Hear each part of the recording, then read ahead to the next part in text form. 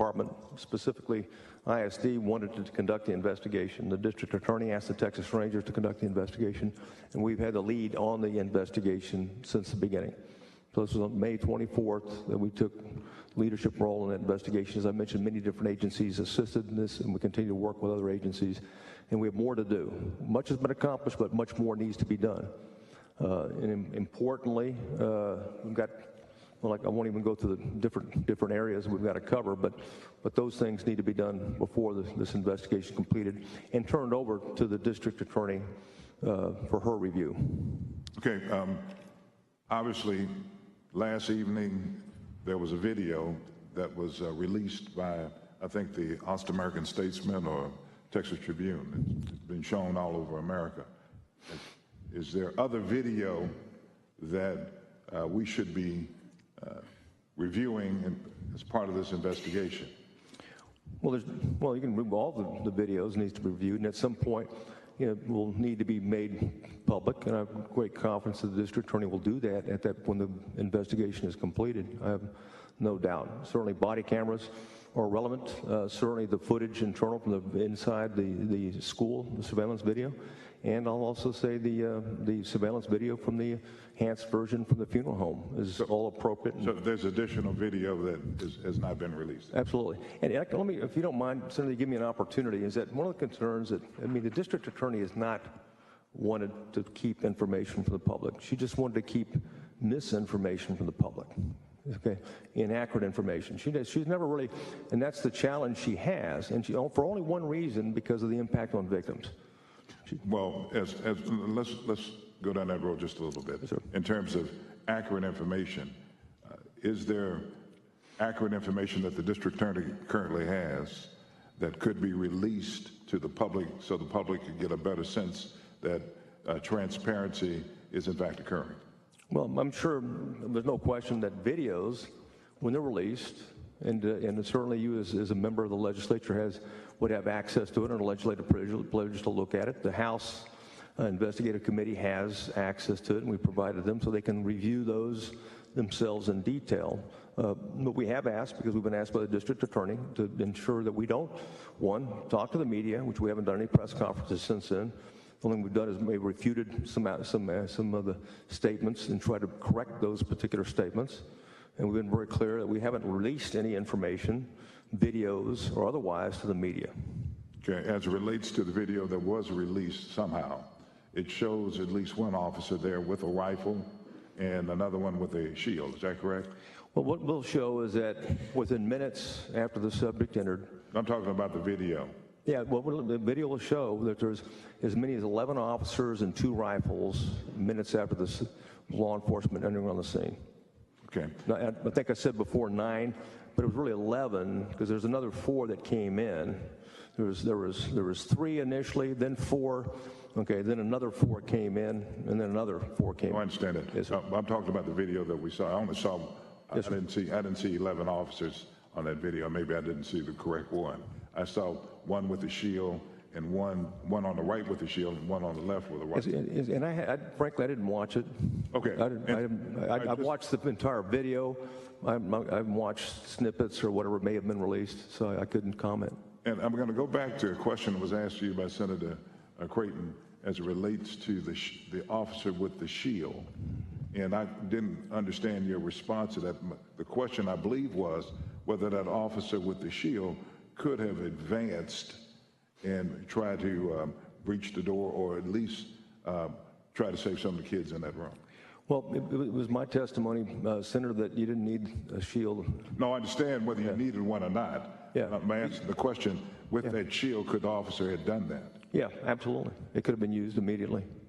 Okay. And which is the point, is that when they're never, one was, there was 1, then later came 2, then 3 and 4, and eventually there was 4 shields available to be used.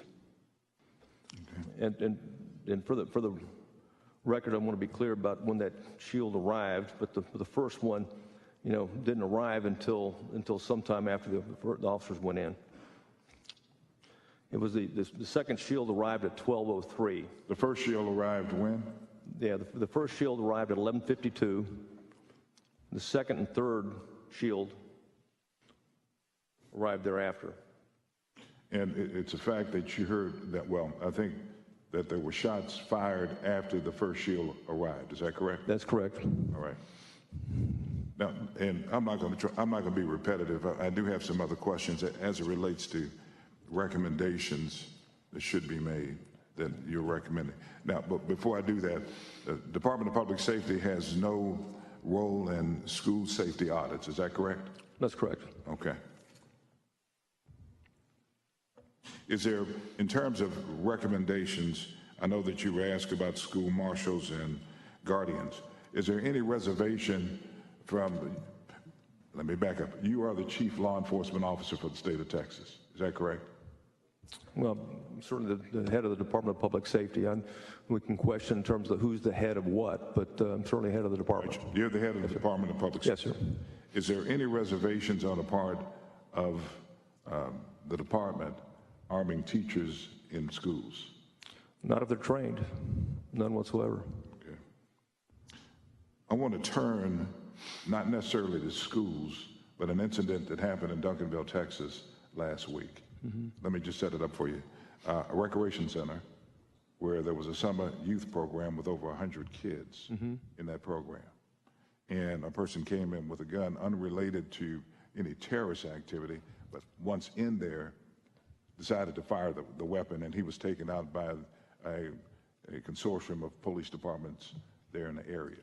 Yes, sir. Is there any concern by you, as the head of the Department of Public Safety, about similar types of settings where kids are in summer camp, as an example, or you have a large number of kids in their safety?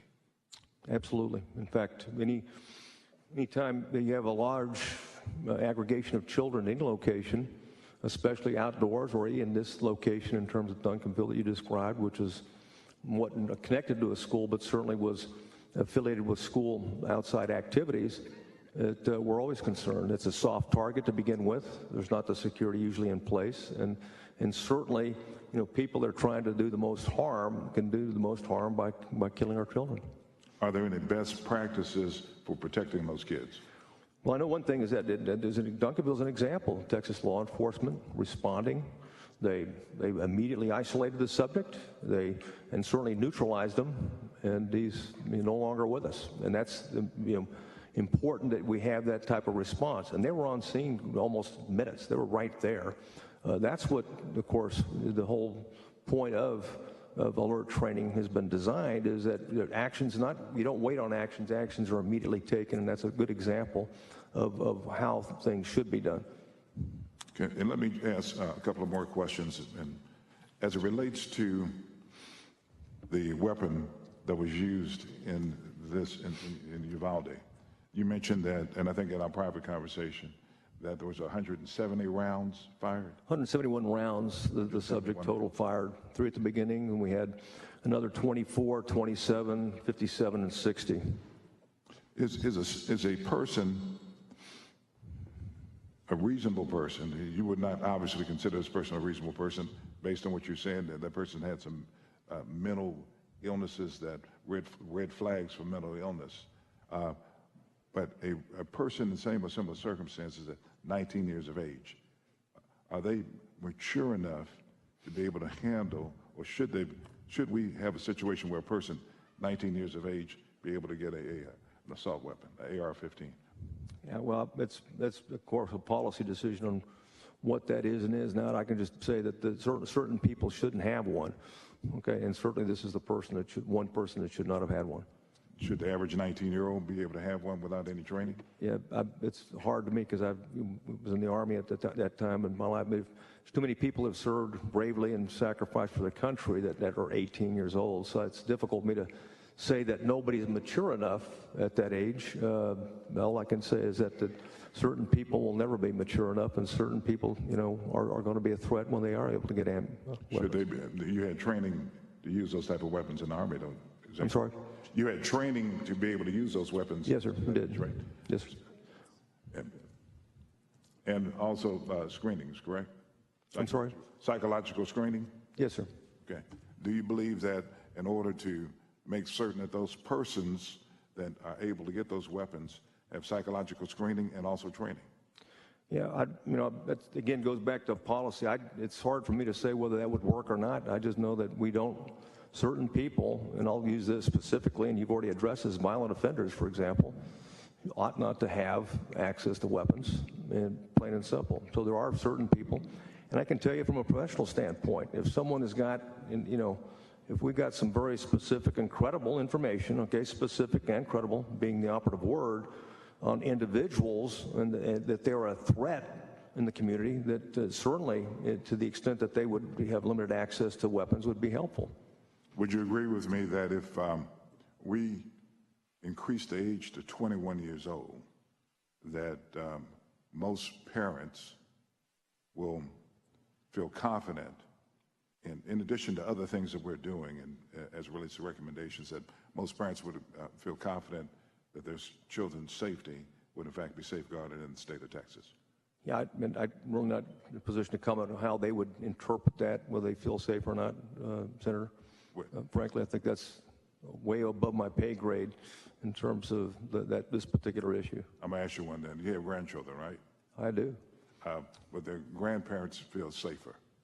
Well, the grandparents will feel safe if they're safe people with guns, not with unsafe people, if that's a quick cop-out. But at the end of the day, is that some people with guns are good people with guns at whatever age, okay, or as long as they're responsible, okay, is not necessarily a bad thing. And unfortunately, in a day like today, when there's not enough officers to be everywhere all at once, we may need someone at the White Settlement inside a church. We may need somebody outside another church in Sullivan Springs, or a teacher inside of a school. They may be the only thing standing away from a mass murderer and the lives of the children. You would agree with me that when we begin to look at these mass shooters, that the age range is between, I think, 16 to 21 or 16 to 19, somewhere from there. Is that correct? I would have to go back and look at some of the data that the FBI and the Secret Service have on the history. I've seen it before. We have a report on that information, but I couldn't tell you the exact average age. I think the average age is around 19. Okay. If that's the case, then do you think that we need to take a second look at whether or not those persons are mature enough in order to operate such high-caliber weapons? I think it's less to do about maturity and more to do with about mental capacity. I mean, there are certain people that are, they may be immature, but they're not evil.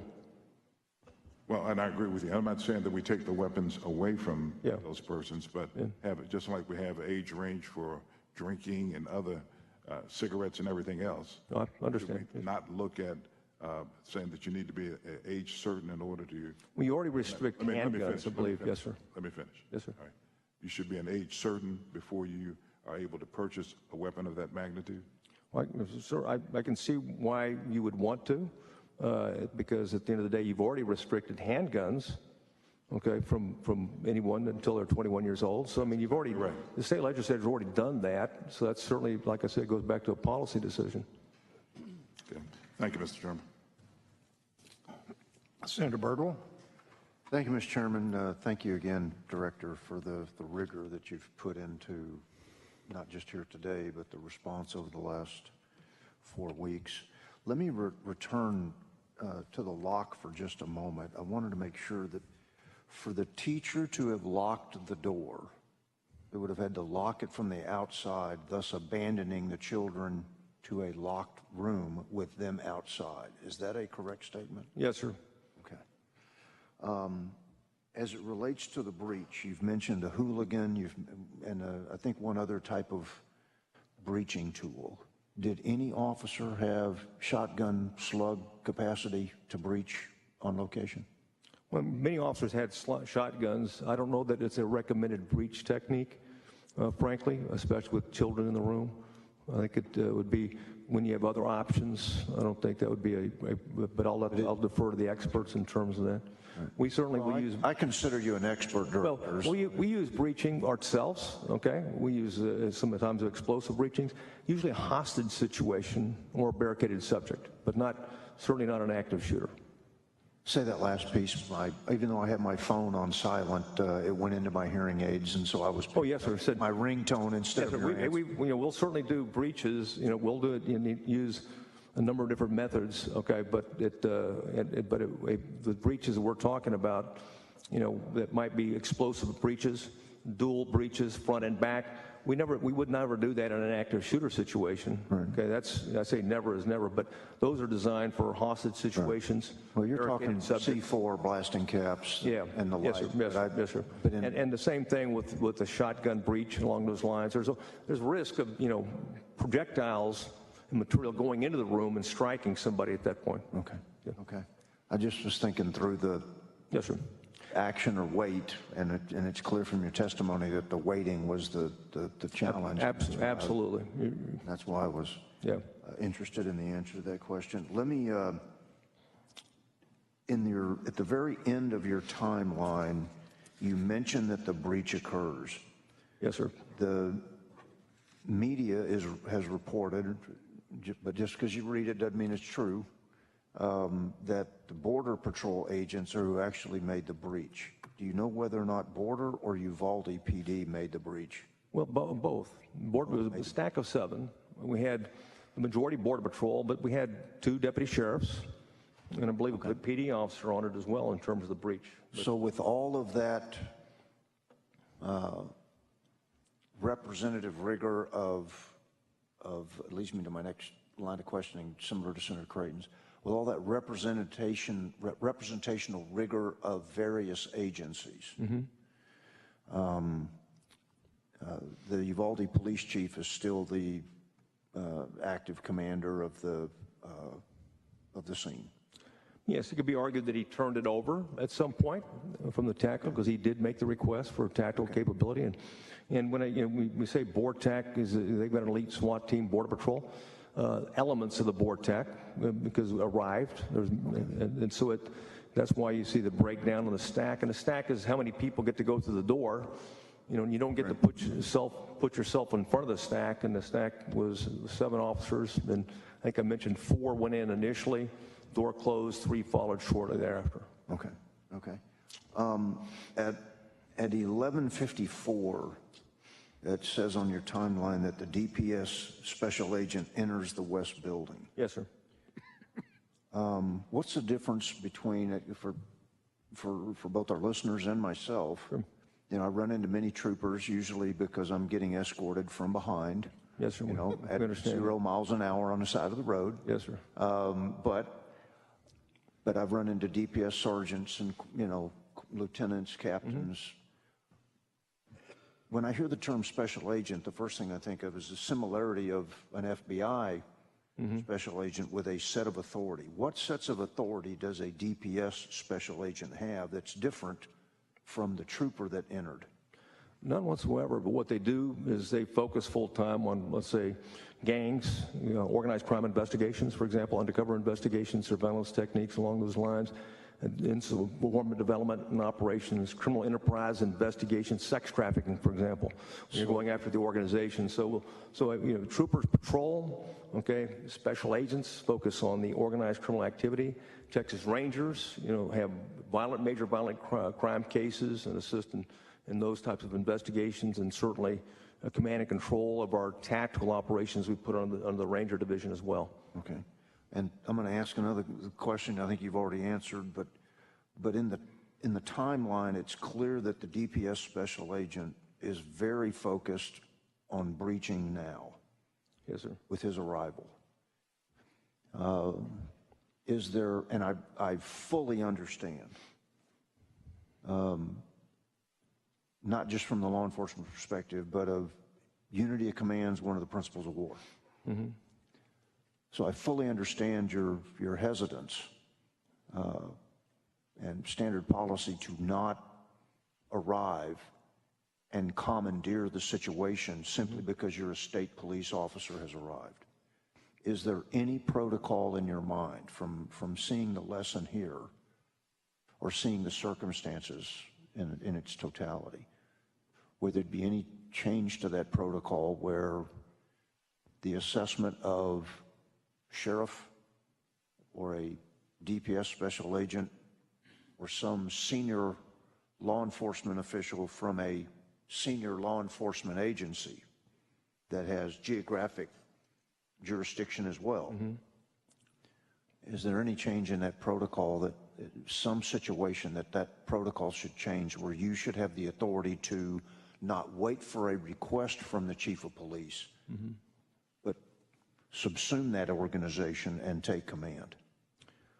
Well, first, we wanted to make sure we put that his body camera statements in this as a matter of transparency. And we had people in the building, too, a chance to go in.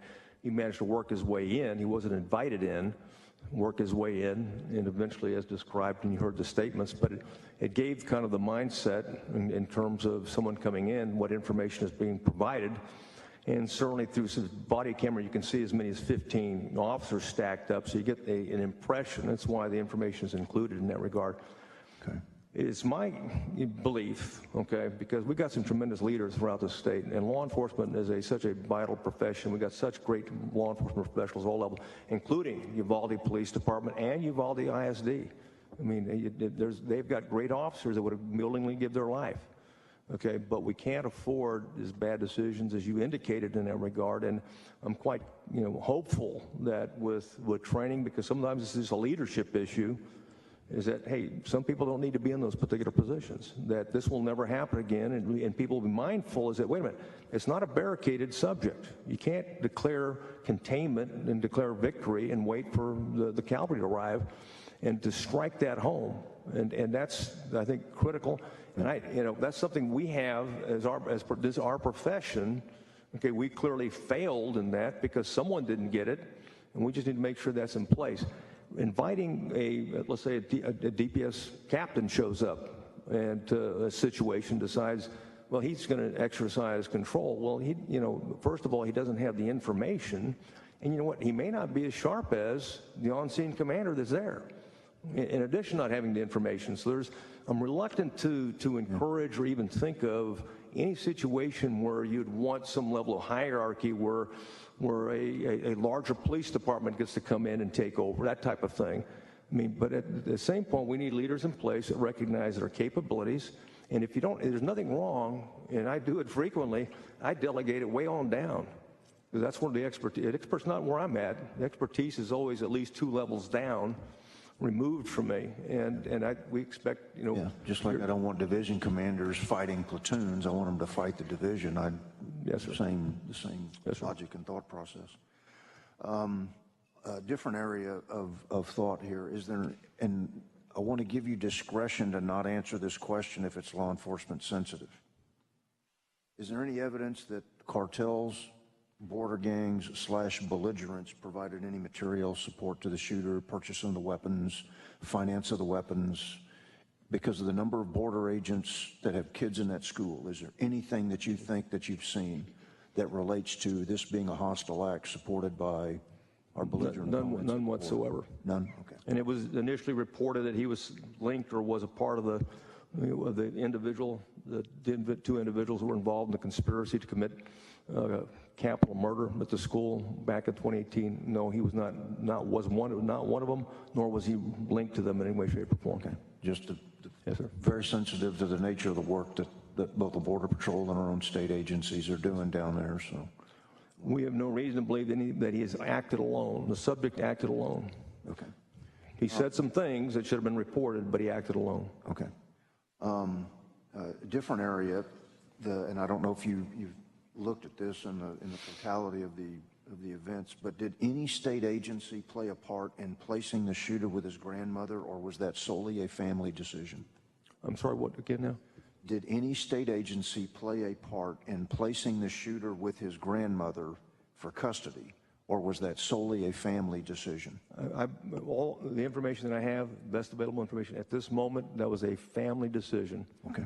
He was estranged from his father, and effectively, when he moved in with his grandparents in February, was estranged from his mother. Okay. All right. Thank you, Director. Thank you, Mr. Chairman. Senator Campbell? Thank you, Mr. Chairman. Thank you, Director McCraw. Did the grandmother call the police after she was shot, or did the grandmother ever call the police? Someone did. She ran across the street, okay, after she was shot, and went to a neighbor's house, and a neighbor was able to contact. The grandmother was unable to speak at that time. Okay. We know no one checked the doorknob, right? And especially, I think that's an assumption that could be made that the shooter got in without a key, right? Did the shooter try different doors? Why did the shooter choose that room? Well, he went to the west door, Right. and of course, that's clearly it was his direction where he was going. He could have gone to the south door. He chose the west door, and we don't know what reasons for that. And he walked deliberately. Now, there were not kids. They were at that particular time. The kids were at lunch in some of the rooms on the left as he proceeded down the east-west hallway, and he turned right. And he went into 11 and 112 was his focus. Didn't fire down the hallway. All his focus was focused on those two rooms. Was he just in room 111, or did he go into both rooms? He went to both rooms. There's Are they separated? They're separated, but there's a connecting door. So he went into inside. And it's often left unlocked, the connecting door, and there's no bolts that you can bolt it from either side to prevent entry. So it would be easy for him, and he did access 112 from 111, and vice versa. Okay, goodness. Are classrooms fitted with an alarm and an individual? Like in the emergency room, we have a button we can push if there's a situation where we need to call. No, there's no, and that's one of the things we found in the vulnerability assessment. There was no, we'll call it a panic type of button that can alert the entire campus at the same time. Right. So we don't have that in the school. That's correct. Well, at least at this school, we did not.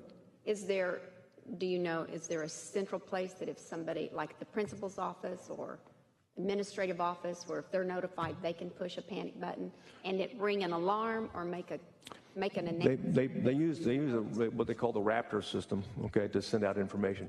And very careful about alarms. As we ran in Santa Fe, a fire alarm, kids get them out of the classroom, right? They're getting out of the building. Mm-hmm. They could put them and teachers in harm's way, moving towards the shooter, which is the case, which happens. So they use a system that did notify, but it was one of the recommendations, as I mentioned earlier, that we had is a centralized alert system that would notify everybody at the same time. So do they use a code system? In hospitals, we use a code system. Code blue, code black, code orange. No, ma'am. There's no. They could just say overhead so the teachers would know that it was an active shooter situation, but the children don't know to run out in the hall. No, but although they didn't have a duress system throughout the campus that was linked to a mass alert system, they didn't have it. Of course, I did indicate earlier the teachers took it upon themselves and the administrators to exercise their protocols, and they were really, even before the shooter got in school, they went ahead and implemented their active shooter protocol. And certainly they did in the West Building, and unfortunately in the West Building, as I described earlier, the West and South doors were open, but even if the South door was locked or West door was locked, he could have still entered in literally seconds just by breaching that door, in terms of breaching that door, so it wouldn't have been much. Okay. How, and you may not know, or why did the chief say, we've lost 2 kids? Where did he get that number? What made him think? I don't know. We were unable to re-interview him. Okay. It is deeply concerning, I'll say, to hear a statement that if he starts shooting again, we're going to lose more kids, which is probably a true statement, obviously. But then for him to say, but we have to put those to the side right now. Was he? Well, that's alarming, but obviously, and it was picked up by a body camera. And that said, one of the reasons we wanted to re-interview the chief is simply because allow him to put that in context, why he said that, what he meant at that particular point. It's just really important for in any trauma situation, any kind of an emergency such as this, it's most important to get the victim, somebody shot, somebody injured, as quickly as possible to an emergency room, because that first hour is called the golden hour, for which mortality, morbidity goes down if they can get to the hospital. And it seems like it was not, I'm not sure that that was of concern, or the delay most certainly missed that, the opportunities to save any children that possibly could have been saved. And I think it was always an active shooter situation, but not always treated as an active shooter situation. I think that's well said. It never changed. It was always an active shooter situation. The situation was always dire. The timeline was always critical. And, every second mattered. Yes, thank you. Thank you. Thank you, Mr. Chairman. Senator Perry? Thank you, Mr. Chairman. Appreciate your time and being here, and I'm going to try to be as succinct as I can and go through a few things. First of all, looking at the bar lock, Panic. it was the same door I had in my high school when I graduated 43 years ago. Yes, sir. Hadn't changed. But if my thoughts are correct, there's a little bitty hole to the very far end of that, and it's a hex key. Yes, sir. And that you literally can turn that to where it will not lock as it's closed, or you can turn it and it will lock automatically. Yes, sir. So someone consciously had made a decision that it was okay to have that as a non-locking door that day, correct? Yes, sir. Do we know who that person is? No, sir, we don't know that. Do we know if it was standard operating procedure for the school district to basically allow that to happen and nobody oversight? I don't think the school district, but we have had reports. Again, these are interviews that those doors were often, the south and west doors were often left open. So my point here is there's a conscious decision somewhere along the food chain, people responsible, and we don't know who they are.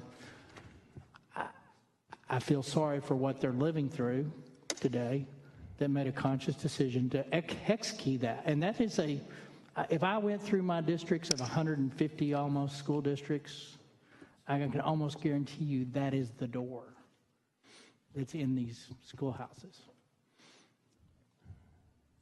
Secondly, and I know you're not Texas School District Safety Administrator plan, but are you familiar with any of and we left a lot of discretion to the districts, and I think we're seeing that wasn't the best choice, but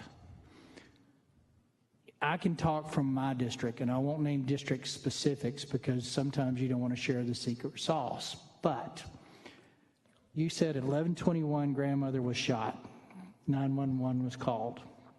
Yes, sir. If 0.29 miles, if that event occurred in my districts, at least my ones that I'm familiar with, 911 would have been basically on a school lockdown mission at that point, that people have positions to say there's been a domestic violence, there's been an issue, there's a disturbance in the neighborhoods close enough to the district's campuses, it would have been shut down. Do you know, and if it's not your bailiwick, tell me that's TEA, but do you know if there was a safety plan in place that would have said lockdown in the event of X being close proximity to the school?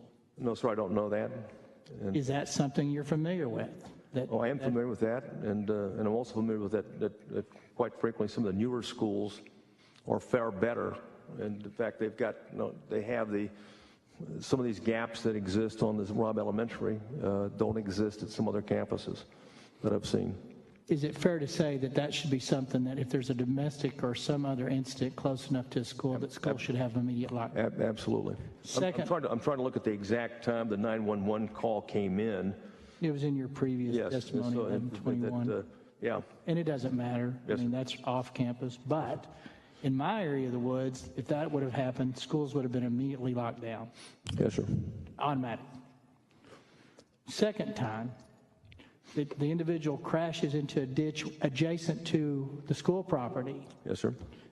And the school to this date, was there any indication that there was a lockdown, that hey, we got problems and we need to lock this down? We had a teacher calling from the inside saying we got issues. Yep. Who's responsible, if you know? Was it to make sure the campus was locked down? I'm not sure was responsible for doing it. I know that that teacher, her actions resulted in the campus being locked down. But really not. We left the door open. Yeah, exactly. But somebody on the campus did take the initiative at the point of at least the wreck on the ditch of locking down the campus. Yes, sir. It just didn't get done.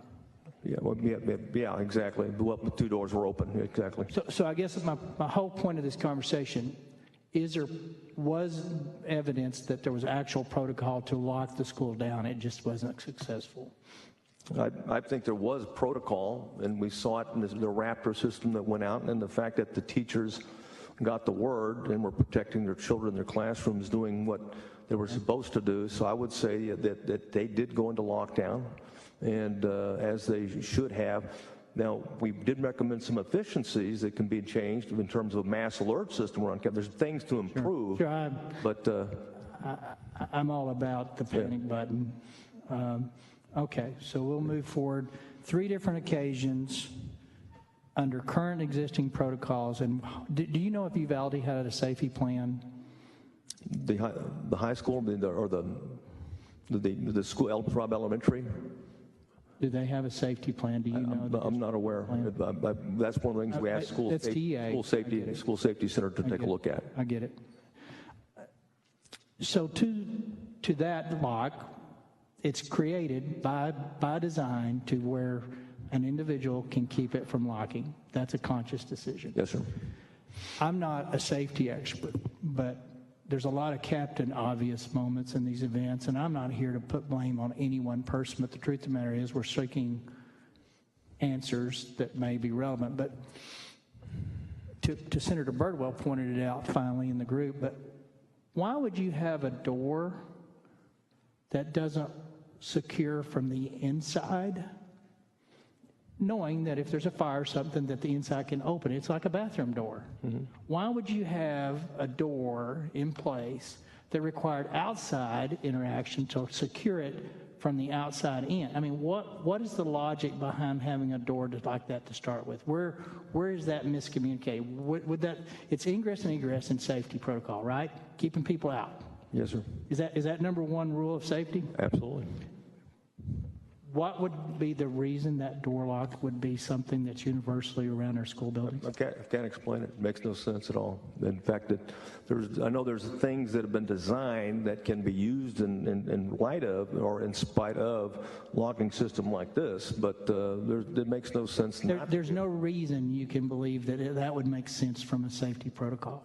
Yeah, I can't imagine that this is safe. And another thing, Senator, is that there's no way for the teacher to know whether it's locked or not. Well, I agree with that. That's another problem. That goes back to technology exists today. With the panic button, it's immediately magnetically controlled. I mean, there's lots of options, down to a $5 doorstop on some level in some places. Yes, sir. Because you're just looking for resistance. Because Exactly. that person's looking for the easiest access, correct? Yes, sir. They're not spending time wondering whether the door, and they're moving, right? They're on a mission. Yes, sir. I'm glad you said that, because I couldn't in my mind believe, and honestly, that's probably universal in our school buildings too. We're locking we're locking the good guys into the area where the bad guys are. I don't understand how that would examine. So, camp identification. You said it kind of indirectly, and again, since you're not the safety school managers, it's more TA, but. From a first responder, if I have multiple campuses on site, would it not be beneficial to have campus A, B, and then corresponding room numbers inside, along with that map that you said was inaccurate on the get-go, that y'all are trained on in that area? Yeah, certainly standardization would be beneficial, and knowledge of the campus. All right. I talked to my superintendents, several of them, and universally, their response to school safety was, in some respects, pretty thorough. but still left a lot to be desired on classroom lockdown. And some of them went to vestibules and B-pins and stuff. But let me ask you the question this way. If you're limited on resources, and most school districts will say they are, that's debatable, but most will say they are when it comes to prioritization of safety. If you're looking at personnel versus hardening of the assets, keeping people out, acknowledging that there is a limitation to people, both in physical, logistically being there, and number two, we've seen where people are have human failures in making the right decision when stressed. Giving a budget from a local school district, if you had to pick a path, would you pick hardening and egress access issues over a resource officer that scope is very limited on what they get done? Well, even though I'm in the law enforcement profession, I lean that way. If we have a resource officer on scene that knows the building, knows the schools, knows the layout, knows the students, knows the teachers, and he's there, just like in Santa Fe, immediately on site when that happened. And that's, and allows the law enforcement to do exactly what we've been charged to do, and that's to isolate and neutralize this. That's reactive. That's right. That's reactive. Yes, sir. Big difference in reactive and keeping the individual out of the classroom to begin with. Yes, sir. So if I'm looking at the numbers as a dollar goes, and I say I can spend $80,000 for a resource officer, or I could put $80,000 into locking down, replacing locks, taking the human element out of it, are you still going to go with the personnel choice? I hate to say this, I'd go with 160,000. I'd have both. Well, no, I don't disagree. Yeah, because But that's not the world I'm told I live in. Hey, the longer we can wait, because you do have local law enforcement 911 calls respond, the longer you can keep them out of the building, the more likely they have a chance to engage them before he can hurt somebody. So I don't disagree with having the proper doors and infrastructure in place and really even the perimeter, okay, to make it difficult to get them into when kids are in school. I agree. I think that most of the 1,200 districts need to do a rethink, because it goes back to my opening comments. We got resource officers. They're not on every campus, and some of them are one for 8 campus buildings. And I spent a lot of money to get that, all well-intended and well-deserved, those individuals involved in that role. But if I could have kept that classroom locked from the inside, we wouldn't have 21 people in that classroom today. Hey, 3 minutes would have made a difference. We kept them out for 3 minutes. Those officers would have been in the hallway, and he could have never got to 111, 112. They'd have been dead. But there was a decision made to leave that bar X-nut and to have doors that couldn't protect from the inside. Moving on to a different conversation, but in the same genre of things we're told to do in this committee. A lot of conversation, and again, everybody wants solutions and everybody's looking for blame and what can we do to prevent this. So, under a background check, this is my understanding, correct me if I'm wrong, I have no ownership or pride of ownership in this conversation. I am told, and you said this individual does not have a record that you can tell, but assuming that individual had a juvie record, that even if it's a juvenile record, that information is given over to you guys, which y'all forward every bit of that up to FBI, that then can make a decision whether to include that into the National Crime Database, which is the backbone of a federal background check when it comes to gun ownership. Is that true or not? I believe that's true, that we can, and it would go into the NICS system, and it would be something we require before someone can purchase a gun. So, to be clear, you know about this juvie record. You are required, and you do, I think, diligently send that to the federal authorities. And it is the federal authorities that decide whether or not that information is inclusive in a federal background database. That's my understanding, yes, sir. So, I want to remind members This is the second, and if you really want to call it three. So the Midland shooter bought a gun and was not given a background check. Now that guy that was a FPL, federal license dealer, didn't do it, and he's in jail today. I'm not sure, but I think it was the Sutherland shooter that had a military background check that would have not, had it been done, had it been sent to the database, it would have been there for all eyes to see on a local background check. Domestic violence. And so that's two. And third, this not specific to this, but if a juvenile has a record, even though it's, quote, sealed, it is still accessible if the feds do their job and put it into the National Background Data Check. Yes, sir. So not only did we fail to lock a campus down, on 3 different occasions, at least from my districts, what their protocols say. Not only our response was horrendous, that some of the solutions out there are reflective of a lack of understanding, but more importantly, the check the box. Because these people that get these juvie records from DPS in Texas to these federal levels, there's somebody looking at that going, it doesn't warrant. There's some system that allows them to choose to include it or not, and it doesn't get included. So we're just pushing paper around and telling everybody everything's good. But we have laws and systems in place today. So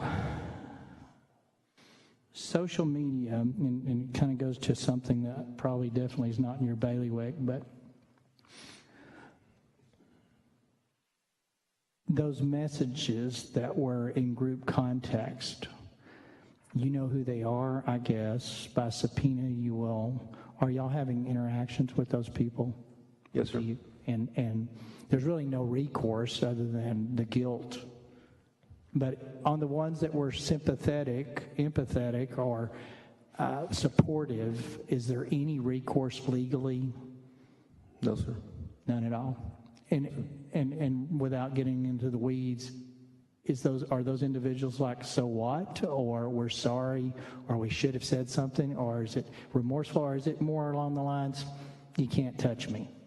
A combination of many of those, but anywhere from it already blocked him and to someone that thought something was wrong, just didn't report it, to some that, as I indicated before, by their own text messages were empathetic or sympathetic. So, and this is a hard question if you choose not to answer it, but it's just a system. What is the recourse ultimately to officers that are found to be neglectful in their response? I mean, what is Tcole's response as far as removing officers so that they don't show up at some other campus 3 months out? I'm not aware of anything at this particular point in time that puts them in a position to be able to do that. And individual agencies certainly have the authority to be able to hold the officers accountable for their actions. So today, in state statute, obviously we've heard about the commander-in-chief and the lack of response. There's nothing in the system that would not prohibit him from showing up in XISD 6 months out, a year out, and becoming an officer. Not that I'm aware of, unless he's terminated for cause, and there's something in his that would change his FI rating, so law enforcement officers would know whether it's a general discharge, an honorable discharge, or dishonorable discharge. That could certainly affect employment. And I believe Tcole, well, I'm sure, can answer the questions as it relates to in terms of some of the tools that they have right now or don't have. So you mentioned it a couple of times, notoriety. Let me ask it this way from the social media, and it plays into human nature, men specifically, about wanting to leave their mark, wanting to be significant, wanting to have purpose, wanting to be something, and that can be good or bad, correct? Yes, sir. Do you think the social media aspect or the platform, and it's just been up in the last 30 years, right? Because we had these individuals. We knew who they were when we were going to high school and schools. These are all existed. I'm 60. We had these individuals that weren't treated right or felt like they were mistreated and had issues, but they didn't have a platform. Mm-hmm. Do you think that the idea that this guy knew that the minute he pulled that trigger, that he just got notoriety on a worldwide basis that will live, unfortunately, into perpetuity? Absolutely. You think that plays into the psyche? Yeah, well, some of the statements he made would suggest exactly that. All right. Thank you, sir. Appreciate your efforts. Thanks, sir. Okay, Senator Betancourt. Thank you, Mr. Chairman. With your permission, I'd like Director McGraw to demonstrate the usage of the lock mechanism. If you could, Director. Yes, sir. Hear me? Yes. Okay. I'll move away from it, so it may not carry all the way down here. But as you'll see, this is a door. It's not just a facsimile. It's in fact one of the doors we took out of the West Building. An interior door, as described before. This is the key. And right now, you may not be able to see it from that side, but this right now you can tell that it's unlocked because when you move this, the throw goes back into it. When you twist it around, one loop, you can still move it. It seems like it's the same thing. You're opening it, but you can't because it didn't move the throw. It stays. It remains in that location. And as you can see, there's no way to lock this device. You can, even though it's inside, you can open it and go out. Okay, even though it's locked, but you can't go back in because this is disengaged. And one thing I didn't mention, and you'll find it in probably many schools, is there's a device that what teachers will do a magnetic device, they just place on the side of it here. That way students can go to the restroom and come back in. Yeah. Now, obviously, that was not engaged. I mean, they had taken that out and of course, thought they had locked the door. But as I testified before, this door was, it was open. Okay, it was unsecured. Whether it was locked or not, it was unsecured because the throw did not fit correctly into the strike plate. And Director, can that door be locked from the inside? It cannot be locked from the inside. It cannot be. All right. So I submit to you that you believe this door is commonplace at Robb Elementary? This is ridiculous, and it's unexcusable. If you're looking at it from a security standpoint, there's many things used. You said a doorstop will work. Okay. There's other techniques that are developed and been. You'll see propagated around, whether YouTube videos or they made it around the country. But there's other things that can be done. They even teach in the CRAZE curriculum. That's a part of Alert. So, Director, when the school went into lockdown and the training that occurred, in reality, it's a myth. There is no school lockdown at Robb Elementary because the doors can't be locked from the inside. The external doors are open. There is no barrier to a shooter walking into a classroom. In this particular case, because of the strike plate being broken. So we're training people in a situation where they simply don't have the equipment to protect themselves. I would absolutely agree in this case. It starts with the exterior door. You didn't have it was unlocked, but you didn't need to be unlocked for him to access. Even here, whether it's room 11 or 112, even with this webbing here, you can see it. You can shoot it out. You can, and all you have to do is put your hand in there and open the door. So and you certainly could shoot out that on multiple locations. So what we have is a situation that is the school gets an alert and goes into lockdown, but there really is no lockdown at all. Effectively, no. Now, that's a pretty stunning. Or no, I may better correct that. It's not an effective lockdown. That's certainly not an effective lockdown. Yep. And unfortunately, people were trained on that one. I just want to ask some things about to confirm this. Channel 2 KPRC Houston said that the last active shooter training was in March. They have documentation to that. Can you confirm that? I can't say March, but I do know that they had active shooter training. Right, so we've already seen, there's a ABC interview of the teacher, Mr. Reyes, who's miraculously survived. He said that he had already reported the strike plate problem. Yes, sir. So obviously, at least the school principal or someone in charge of the facility knew that this door was completely disabled from any ability to lock. We can confirm he had reported it, yes, sir. Right. And in addition, so all the reports that have been out, whether it's the San Antonio Express News, I can go on for a list, New York Post, et cetera, we now have confirmed that these doors, and the door in particular in classroom 111, could have not have possibly been locked. So that the shooter egressed and he did it more than once. He walked in the hall. That's what I understand. Yes, sir. So, clearly, this door was of zero obstacle to the shooter, and so now we have a culture where we think we've trained an entire school for lockdown, and because the external doors are wired open with the hex nut, as Senator Perry said, and because these doors cannot be locked from the inside, we set up a condition of failure in an active shooter environment. I would say so, yes, sir.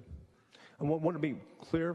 The door was either locked or unlocked, but it was unsecured. Right. So I want to use that term to be very careful and precise on that, because either way, when we got there, it was unlocked, but either way, it was unsecured. Right, because the only way to secure everything would have been do an individual inspection of every door, and you've already said that you took an outside key to lock the exterior doors. Yes, sir. And that would have been the same thing that would happen on the internal doors, would they not? Yes, sir. And then the last piece of this, which is there is simply, between classrooms 111 and 112, no effective lock mechanisms there at all, right? Correct. Mr. Chairman, members, what's really stunning is I don't know how many other schools out of the 8,000 campuses in Texas train with an active shooter type of program, but they don't have the equipment to do what we want them to do, which is protect the children of Texas.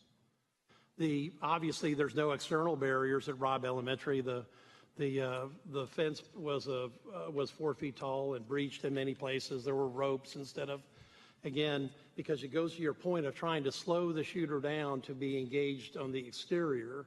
Yes, sir. As opposed to the interior. Yes, sir. But if they're not slowed down, and if the external door can be opened with a touch of a hand, and the internal doors are not locked, there's no stopping a shooter from walking in a classroom who obviously had personal experience with classrooms 111 and 112. Yes, sir. Now, speaking of that, let's go over some things about the shooter. Obviously you've conducted many interviews in Uvalde. Can I ask how many roughly?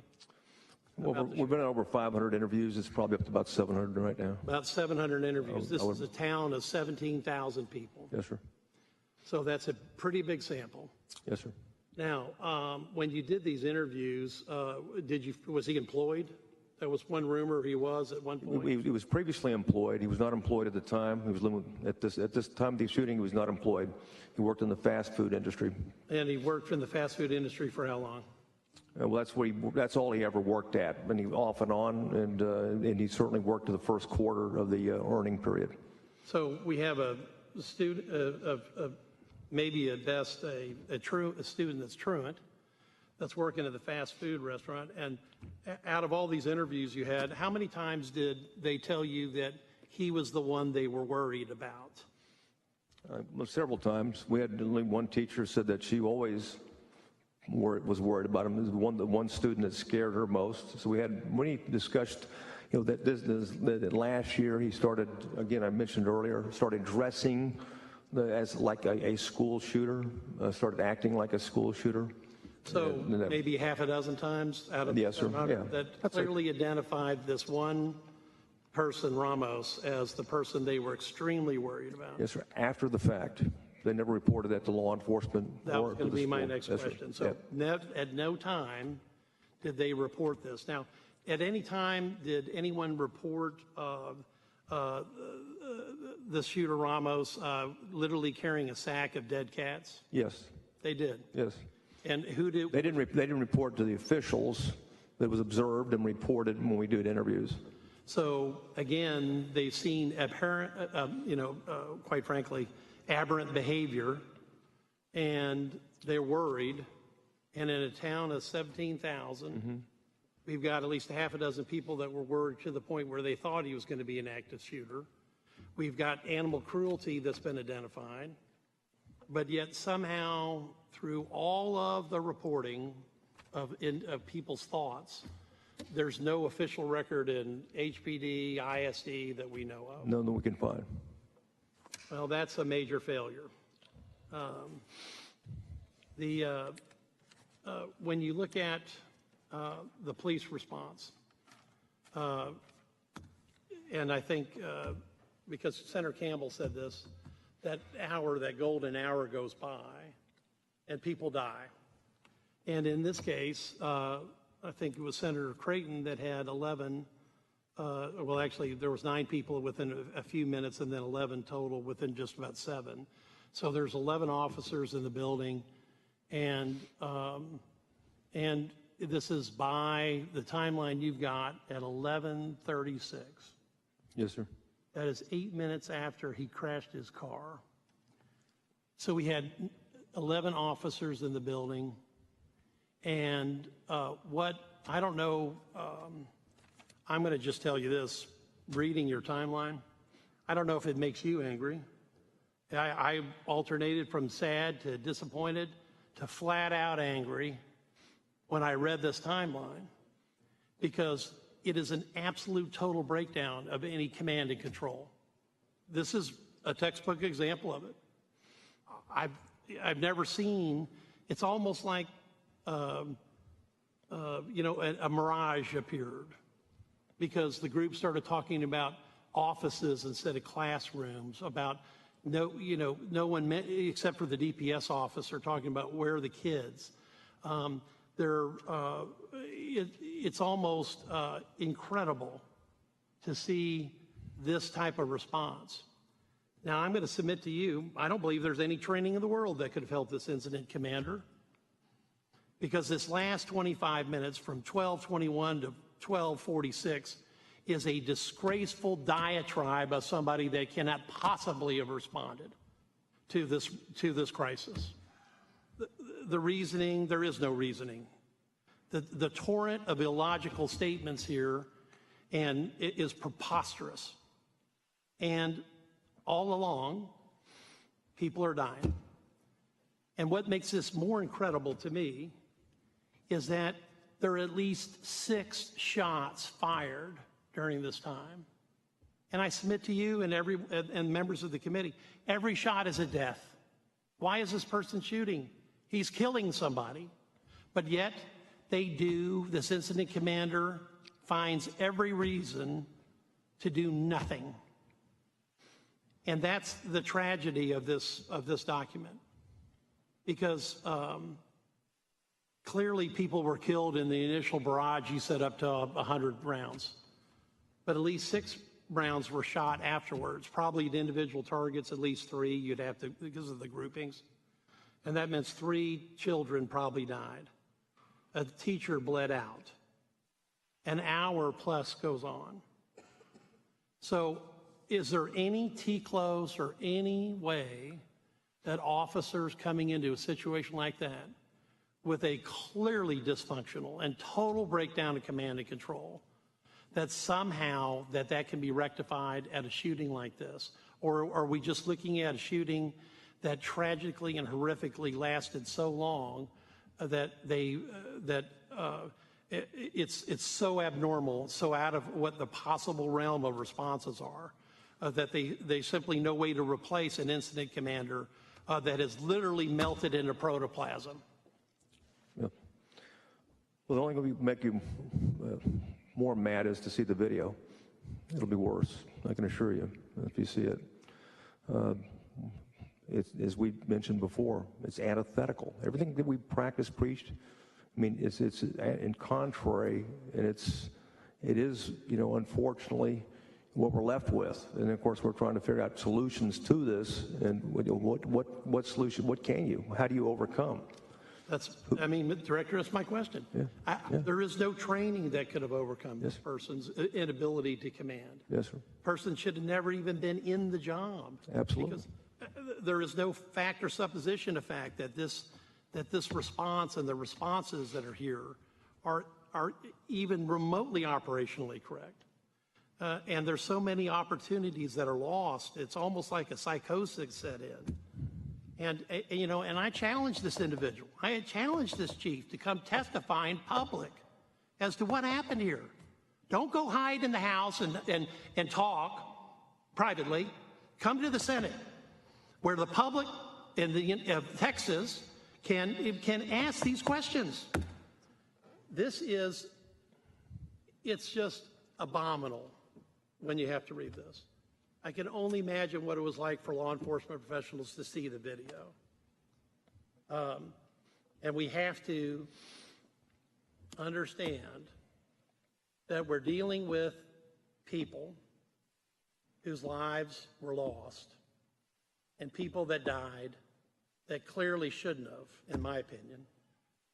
And more importantly, we have to design systems that don't have our teachers and our students, their families, all believing that we're doing lockdown drills and it's a good thing, that they're ready for this. We have to have incident commanders that are ready for this. And if they're not, they should have never had the job. This man should have removed himself from the situation immediately, because just by looking at his response, he's incapable of it. And the fact that we're having this discussion without him, Mr. Chairman, members, I think is a sad testament to that. But the bottom line is, we're going to get to the bottom of these facts. You're demonstrating what happened at the door clearly shows that there was no door that was going to prevent, there's no access to that room that was being denied. And I just want to express the outrage of reading this for the first time. Because at the end of the day, we could have done better, but we will do better. And every recommendation this committee makes is based upon getting the facts. Because until now, we didn't have the facts. Until now, we were told a whole variety of things. But now, we're going to have to take known facts to make good known law. Because I submit, there are no badder facts than these that are on this table. Thank you, Mr. Chairman.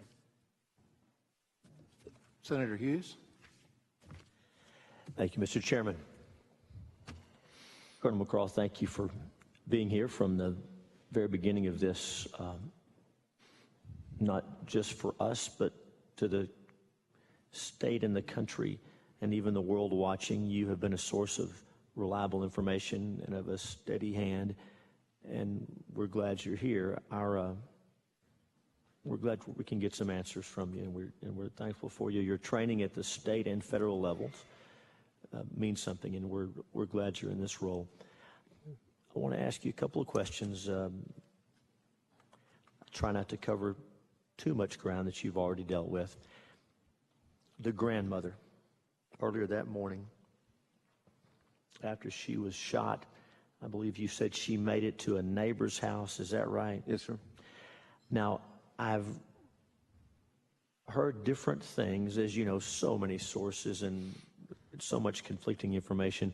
When the grandmother made it to the neighbor's house, there was a phone call for help. Was it a 911 call, or was it a call to a specific law enforcement agency, if you know? A 911 call was made. At some point after that happened, a 911 call was made. At some point after the grandmother was shot? Yes. So she made it to a neighbor's house, and they did call 911? Yes, and then she was later transported, airlifted to San Antonio. So if there were reports that the neighbor may have called a particular agency and that's not accurate, there was a 911 call as far as we know? Yes. In fact, I think it's in the timeline. You'll see when the 911 call comes in. Thank you for that. Thank you for that. I want to ask you also, you mentioned how the local officers, and in particular the school district officers on the scene, they know the layout, they know the buildings. Let's talk about that. Do we have a system in place where when officers arrive, they are given a floor plan, a blueprint? Tell us about that. This sounds like something we should be doing on a systemic level. How did that work here? How does that work? An officer arrives, and how do I know what's a classroom, what's an office? How does that work, and how did that work here? It just depends on the agency. Here they had an independent school district, you would assume, but they had many more campuses. They had 6 officers, chief, and many campuses, and I think at least 10 different campuses that they would cover. So the familiarity would be based upon, officers visiting the school, understanding the layout, having the plans in place, and of course, as I understand it, there was some practicing, and active shooter practicing done as well in training of those particular officers. I can say, and there'll be, I think chiefs of police will follow in that regard, what we found very effective is when we practice together, and we train together, when we communicate together, and to the extent that we can do active shooter training with our local partners is always better.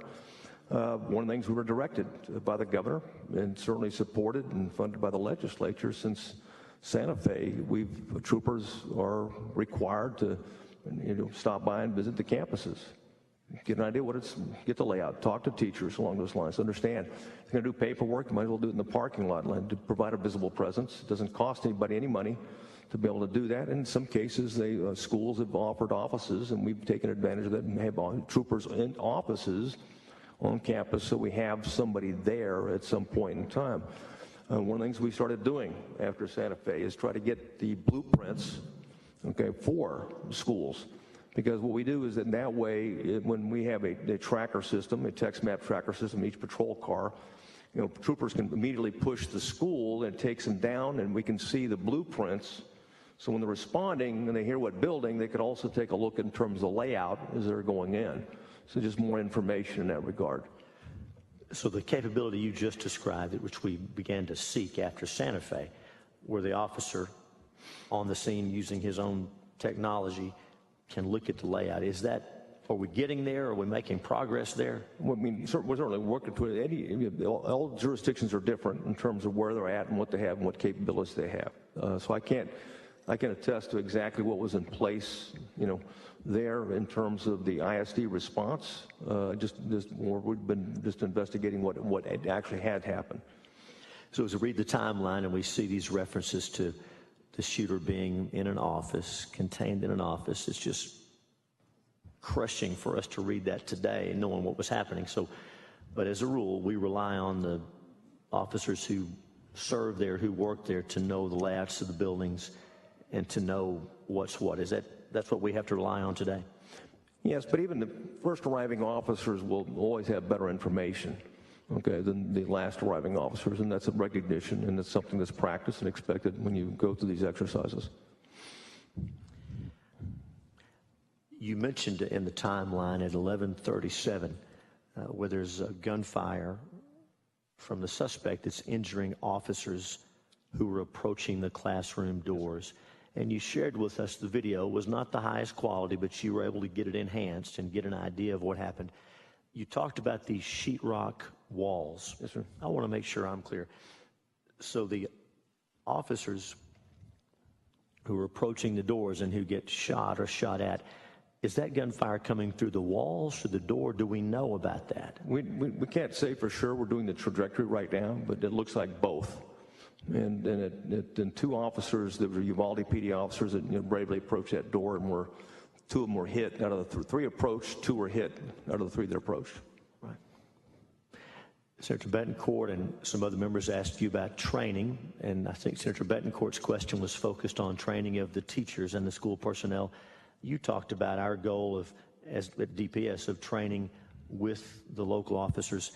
There have been reports about active shooter training that was done here. I believe I read where the Uvalde ISD chief talked about their training. Do we know what the officers at Uvalde ISD, were they receiving this alert training that we understand everyone gets, or do we know what kind of training they were getting, what kind of training they were performing? Well, Tcole can speak to the specific training of those officers, number one, and of course, alert will know whether they went to their version. Now, there's 2 different versions. There's a Tcole version then there's a more intense version that the alert program puts on. And I think they'll document and certify who's attended their particular program and curriculum. I want to ask you about what was going on outside the building while the events in the timeline were just taking place. And we've read media reports, we've heard from folks about people arriving, parents arriving. There was a reference to crowd control, I think. Give us an idea what was happening outside as these minutes ticked by and parents and community members began to arrive on the scene.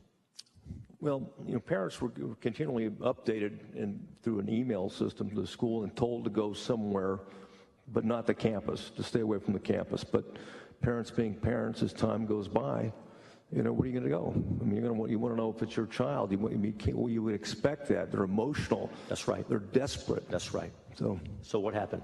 Well, some parents, I can speak from the department in terms of we had to restrain at least 2 parents. One was trying to break through, and another one was trying to break through to students in a bus along those lines. Of course, you can't tell if they're parents or who they are at that point, and they were restrained, and understandably so. And I'm not saying that it's a bad call at all to have a perimeter and keep people out. I mean, especially if it's a barricaded situation. And you don't know. So it's understandable why the call was to keep parents out. It's also understandable why parents wanted to go in. And I'm not aware of any parents being arrested. Certainly we didn't arrest parents. Even one parent we put handcuffs on, we took him off. And I don't even have his name. We just, calmed down. Everything was fine and went on. But it was certainly understandable why he wanted to break through the perimeter and run into the area. Sir. In just a couple of minutes, I'm going to ask you some questions about Classroom 111 and Classroom 112. But before we get to that, I want to talk about the rest of the building. You've commented on this a little bit, and we, again, heard reports in the media about officers from different agencies going in to evacuate, maybe get their children, other children. Give us an idea of what was happening in the rest of the West building as far as clearing, evacuating, and getting those students to safety. Well, as I indicated, buildings 132, rooms 132 and 131, that core 3rd grade, they were at lunch, so they weren't there at the time. They were gone at that time. So as you can see, 116, 106, 105, 101, these rooms had to be evacuated and were evacuated by officers through the backside. They took out the windows and evacuate them safely and orderly through that particular location. So that's one of the very good things that would have happened. Like I said before, you can only have so many officers in the hallway. And you can take a look at the chart, and you see that east and west hallway is where it was easily officers amassed. What you didn't see in the video is sometimes there's the impression that there's a lot of people right around 111 and 112. And that didn't happen. They were far away from 111 and 112 until the final breach, except for the 3 officers that went in quickly. Okay, the shots are fired. Then from there on out, we're basically moving into the east and west hallway and down to the south side of the entrance and declaring it a containment. So that was going on during the events on the timeline, which we rightly focus on classrooms 111 and 112. And what you'll see is in the video, we got many officers, different agencies. They show up, they stick their head in, they spend a couple of minutes, and they leave because they understand that there's enough officers on the scene that are taking care of business. Colonel, thank you. I want to ask you one more question about the building and the classrooms broadly. And you've talked so much about the doors today. Thank you for being patient. Thank you for trying to explain this to us. Many times, folks back home who are watching productions like this, they're frustrated because we're not asking the right questions. So I just want to make sure this is clear. Let's speak for a moment about all the classroom doors in the West building, right? So not 111 and 12, but all the classroom doors in the West building, you've told us, have this doorknob, this locking mechanism. Is that right? That's correct. And is it your impression that the classroom doors were kept locked all the time? Is the default position locked? It's supposed to be the default position is locked. That's why I mentioned the magnets are loose sometime when students are going back and forth. So ideally, we're not talking about a situation where the alarm goes off, the call goes out, and the teacher is taking the key and going outside the door and locking it. Ideally, it's already locked. Is that fair to say? Absolutely. Okay. So that's for all those classroom doors. Now let's talk about 111, 112. You talked about the strike plate. I bet everybody knows what that is, but just in case, let's think about that. So when you open your door, whether at home or here, anywhere else, along the door jamb, if you will, where the door closes, there's a piece of metal and there's a hole in there that the door connects with. Is that right? Yes, sir. A strike plate. And so to make sure I'm clear, for this particular door at classroom 111, 112, when the door closed, the lock was not going into that strike plate. Correct. It wasn't seating correctly. Wasn't seating, but wasn't latching sometimes. Exactly. Yes, sir. And we've had doors like this at home, at work. It closes, and the doorknob can be locked, but you can just push it open because it wasn't sealing, wasn't seating. That's correct. Okay, and so that was the situation here. Yes, sir. And to make sure we're clear, there's testimony that the teacher in that classroom had reported to the administration, this door is not closing properly, it is not properly. This door, let me back up. The teacher had reported, this door is not closing properly. This door is not securing when we close it. Yeah, at least on one occasion. I know we have records of how many times it was reported. Thank you. Colonel, you talked about those ballistic shields, and you've made it so clear, and I'm glad you've stressed that based on your training, officers, we don't wait for shields. We don't wait for anything. You go in and stop the threat. Thank you for stressing that. I don't care if you have flip-flops and wearing Bermuda shorts. It doesn't matter. You go in. Amen. That said, do you believe we should be equipping all of our officers, every vehicle, with these ballistic shields to have another tool to use to protect the people of Texas and our children? I think so. I think that's what we're going to do with resources you provided and allowed, if approved, okay, I don't want to get way out there, if approved by the Legislative Budget Board and the leadership. And you've seen the Lieutenant Governor almost immediately come out in favor of that, and of course I suspect that would be a unanimous matter here in the legislature. And you also mentioned breaching tools. Yes, sir. Is that something else you'd like to see us provide for officers? Yes, sir. I'd like to see a go bag for every trooper that has, the shield that I discussed. It doesn't have to be, as I talked about before, it doesn't have to be a SWAT version, and certainly a breaching tools, and not just issued but trained on them. Colonel, thank you. And just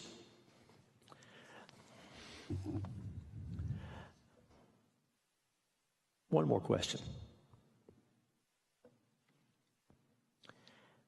And this has been addressed by a couple of senators, but I want to make sure I have it in one place. So 11:33, suspect begins shooting into classroom 111, 112 from the hallway. And then in the next few minutes, more than 100 rounds are fired, if I read that correctly. Is that right? That's correct, yes, sir. And so we know, again, this is just so painful to read, to go through what happened. And then that was 11:33. Over 100 rounds, and then over the next hour, there are some more shots fired that are documented. Yes, sir. And then at 12:50, an hour and almost an hour and 14 plus minutes, the classroom is liberated and the officers go in. Yes, sir. Colonel, this is hard. You know about the injuries. You know what you found when you went in. Senator Campbell talked about that golden hour. Is there any way to determine how different this outcome might have been had we been able to go in right away? I can tell you the district attorney is committed to doing so, and she's enlisted, I said, a medical expert. I don't know if I'm allowed to mention his name, but Dr. Escott here in Travis County is well regarded to do that particular meticulous analysis to answer that question. Thank you, Colonel. Thank you, Mr. Chairman. Mr. Chairman? Yes. Just a point of clarification to Colonel or Director McCraw. On the timeline, you might have mentioned that the first 911 call, which happened after the grandmother was shot in the face, as we understand it, that is not on our timeline. Is that 11:21?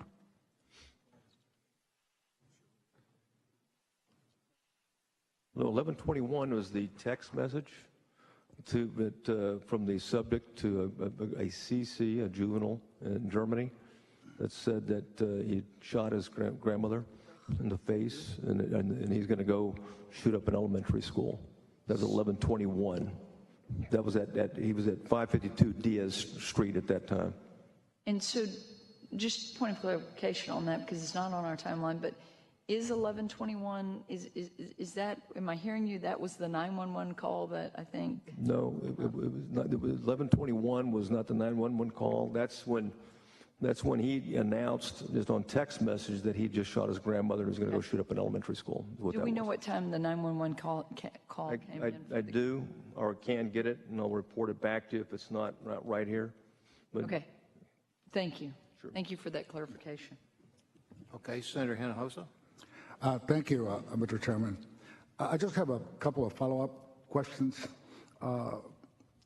Director McCraw, it seems like when I first read the timeline, there seems to be a complete failure of command and leadership at the site of the incident. Yes, sir. Do you agree with that? Absolutely. It seems like nobody knew who was in charge. And the question is, why didn't DPS take command and in charge of the situation? Well, first of all, the one that has command of the situation is the on-scene commander, the ranking official of the agency that has jurisdiction. That's by practice and doctrine. That local agency that had jurisdiction and that declared that they had command was the chief of police.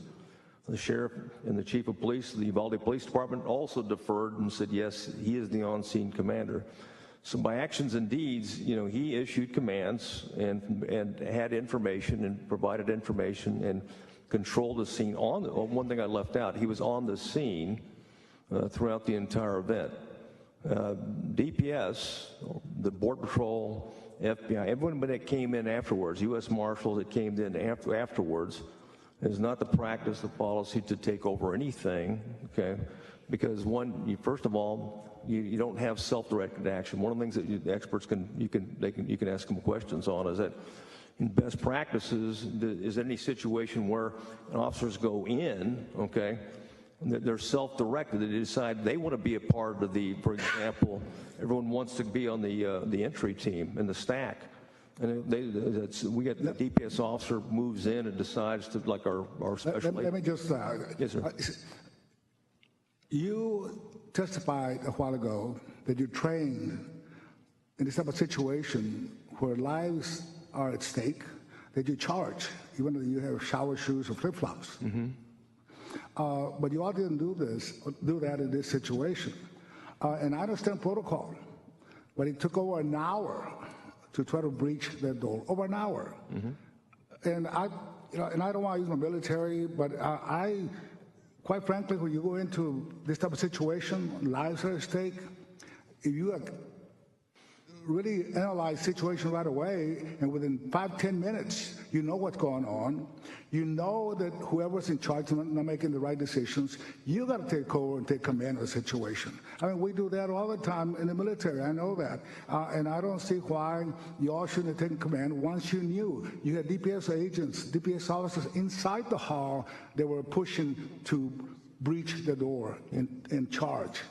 I mean, to me, when lives are at stake, you have to be, and I don't care what the protocol is, if you have people there, officers who are well-trained and understand what the situation is, they need to take over a situation where you only have school district police officers who do not have the same type of training and experience. I mean, there's two different type of situations, or at least type of training we're talking about. I just, when I saw the timeline, I knew it was a complete failure.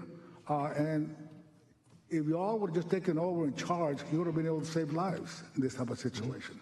And I asked, I think I even texted you, whether or not DPS had authority by law to go in and assess a situation like this and take immediate action.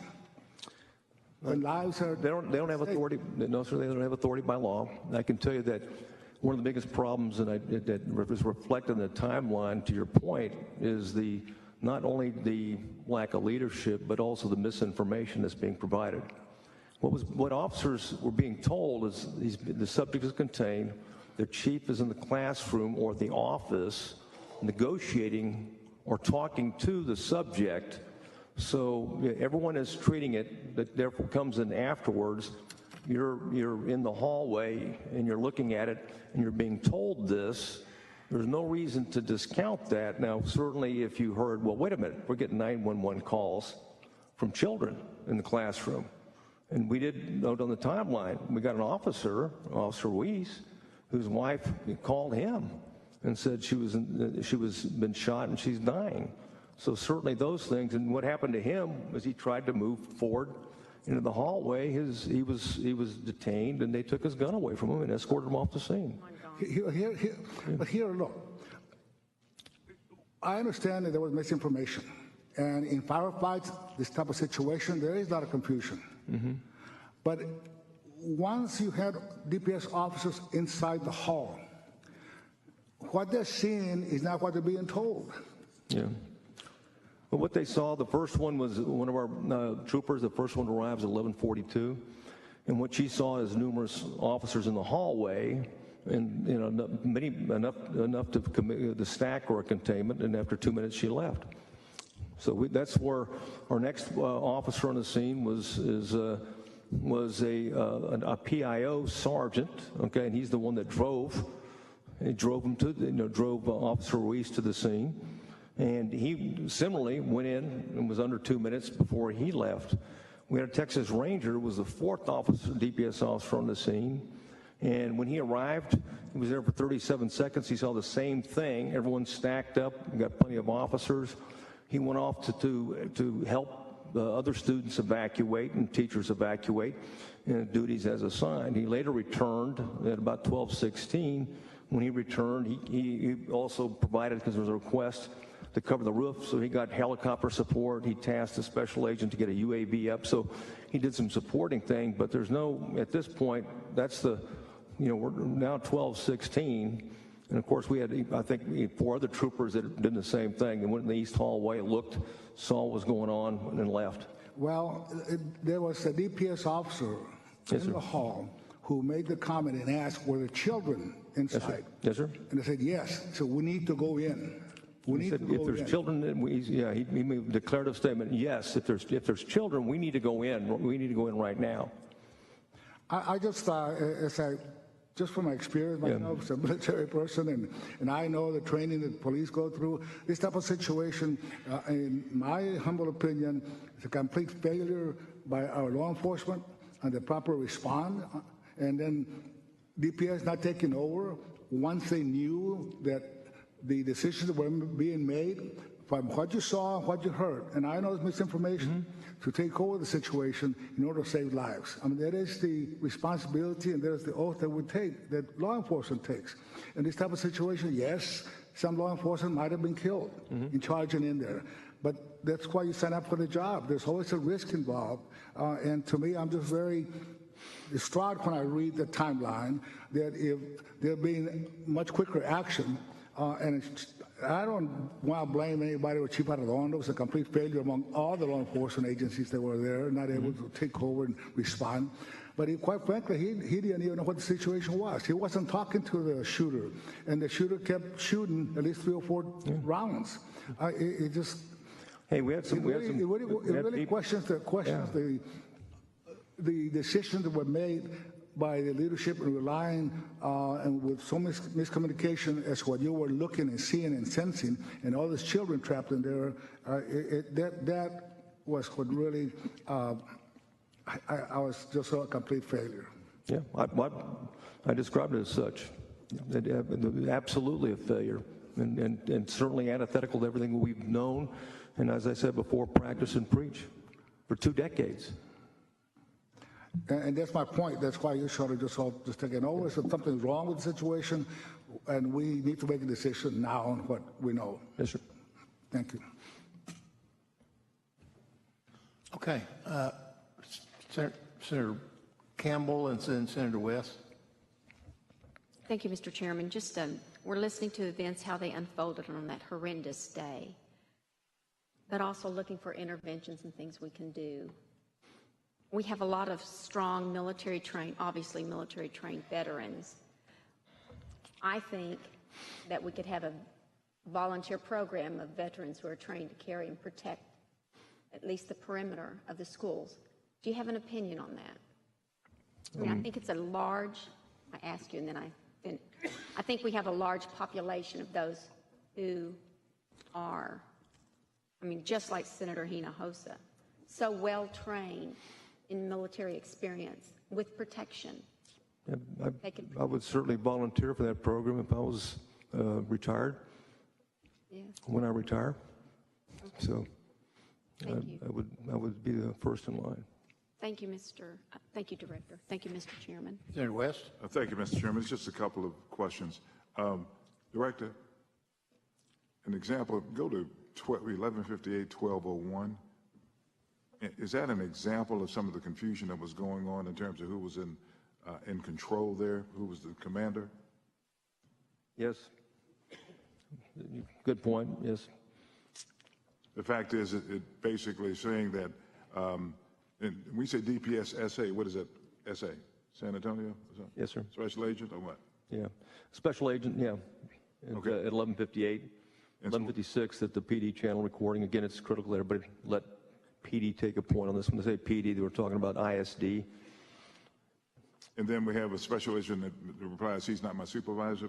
What are you getting at 12.0113?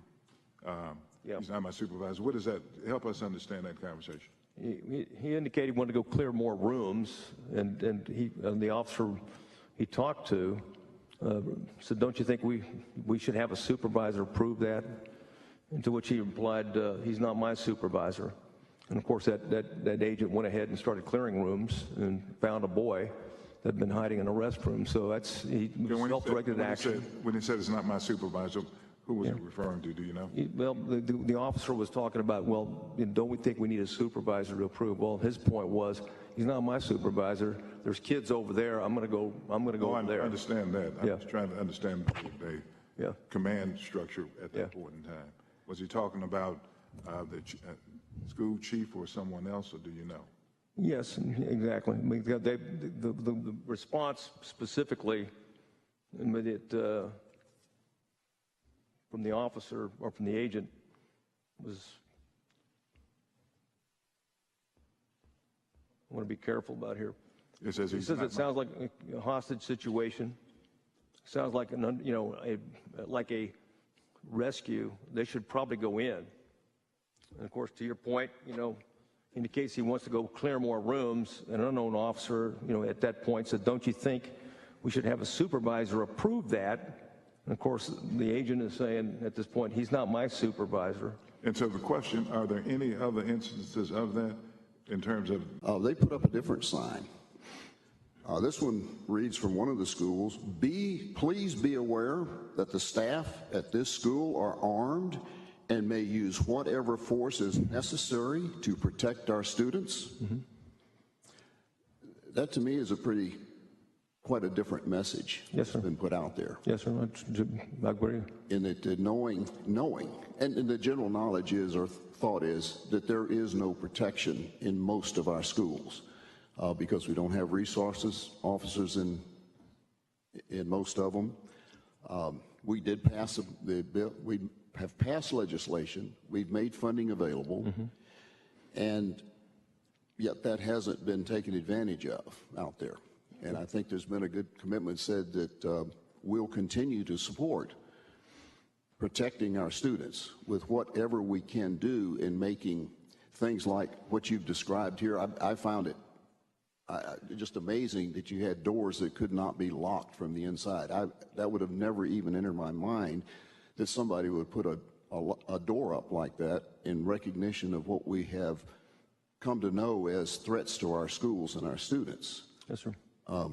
In there. And then the other things that you just can't fix because you've described stuff that was not consistent with training of what should take place. Absolutely. These are things that cannot be fixed with legislation, where we've made stuff available, and I think as we go forward, would you agree that we need to put more emphasis on let's harden our schools, let's make it a priority to put these things in place, a priority to have true lockdowns? I mean, when I hear described it, we go through lockdown drills that are just monkey motion because it's not really a lockdown, and they weren't even locked down at this school. And so before we start talking about new things we need to do in legislation, we need to figure out how we make sure that we're taking full advantage of those things that are in legislation that people and schools should be doing, and funding is being made available to do it. Would you agree? Well, yes, sir. I agree all the above, frankly. I think more is better. And enforcing what we have is also important. No, agreed. And my point, Mr. Chairman, was we've got a good foundation that's just not being followed, and that we may need to see what we need to do to maybe put more teeth in the implementation of what we have in legislation and have provided funding, and where we're short on funding. If what the comptroller recently has pointed out that we're going to have some extra money, I think this ought to have a high priority. Thank you, Mr. Chairman. And I could also say candidly is that the state legislatures and leadership has always been on the front of this. There's a reason why we have an alert system, we have school safety. There's a lot of things in Texas that clearly are and put us in better shape than other locations. So I don't disagree with that. Senator Menendez. Thank you, Mr. Chairman. I'll be brief. I know you and the committee and the Colonel McGraw have been at work almost 5 hours, and I want to thank you for your work. Colonel, I want to thank you for the timeline. And as I was reviewing the timeline, I noticed, I was looking at the quick response. The teacher calls 911, reports a man with a gun at 11:29:20. By 11:31:43, there was a patrol car accelerating into the parking lot. Yes, sir. Unfortunately, driving by the shooter. Yes, sir. A few seconds later, multiple shots fired by the suspect outside the school. And maybe a minute later, the suspect enters the school through the west door. Yes, sir. At 11:30. Yes, we're at about 11:33 at that point where the suspects entered the school. About 24 seconds later, he starts shooting into the classroom. Yes, sir. It appears by your timeline that less than a minute, almost a minute and a half later, 11:35:55, 3 Uvalde police officers entered the school with 2 rifles. Is that correct? Yes, sir. To the west door. So the police response was quick. Yes, sir. The testimony you've shown us today has shown us that there was a failure of the ability to have all the outside doors locked, a failure to lock the classroom. We saw a lot of failures, a failure of, in my opinion, of responsibility to sell almost 400 rounds to an 18-year-old and 2 AR-15s and not ask a question, not even ask a question. But we did have a quick response from law enforcement showing up on the scene, correct? Yes, sir. And those officers did exactly what they were supposed to do. So they're on the scene, and then, according to your timeline, more than 100 rounds were fired, correct? Yes, sir. You mentioned you testified earlier. That was based on audio enhanced version, listening to the tapes. We can count how many. So they've been counted. Yes, sir. It's audible. You testified earlier that this shooter, the criminal, purchased high-capacity magazines online before he was 18. Was that correct? Yes, sir. I think the first was on November 30th, 2021. It was his first purchase of rifle accessories. Do we know the capacity of the magazines that he purchased? 30-round magazines. 30-round magazines? Yes, sir. All the ones that he purchased were 30-round magazines. They're all 30-round magazines. Yes. So at that point, he could discharge up to 30 rounds as quickly as he can pull the finger, correct? Yes, sir. My understanding that is that could be anywhere from 45 to 60 rounds a minute. Would that be correct? Yes, sir. You've told us that 171. Well, not a minute because that you've got to change magazines, so it would take some of the time. So Correct. But the point is that at 11:40, when the chief called the police department, the 911 call that he made, Yep. the quotes that caught my attention were interesting. It says here, this man has an AR-15. He shot a whole bunch of times. I need a lot of firepower. He goes on to say, he's got an AR-15. He shot a lot. And in his last communication that I will quote, says, we do not have enough firepower right now. It's all pistol, and he has an AR-15. I need some more firepower in here because all we have is pistols, and this guy's got a rifle. Is that inaccurate? Yes, yes, sir. It's quote. So Colonel, law enforcement was on the scene. Unfortunately, he'd already fired 100 rounds or more, based on what you all have counted. So the only difference here, I guess the question for you is, based on the 100 rounds that he shot in the short amount of time period, could he have done as much damage, I think we all know the logic answer, with a bat or a knife or a revolver? Could he have killed as many people? No. No, he couldn't. No. Thank you. Thank you, Director. Thank you, Mr. Chairman.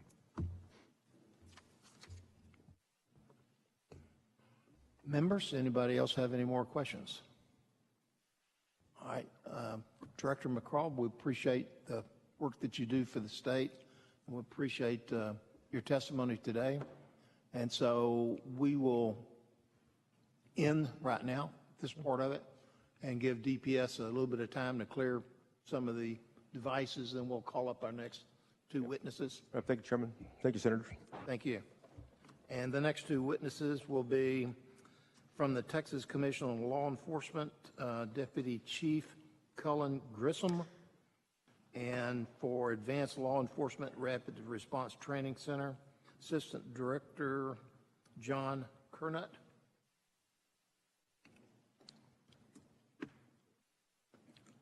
After their testimony, then Commissioner Morath will go to TEA, and then followed by Texas School Safety Center, Dr. Kathy Prather.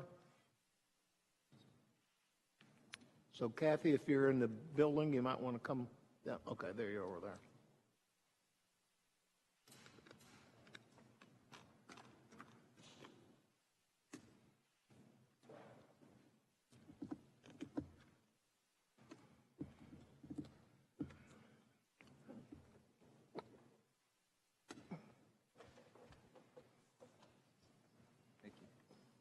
Sure.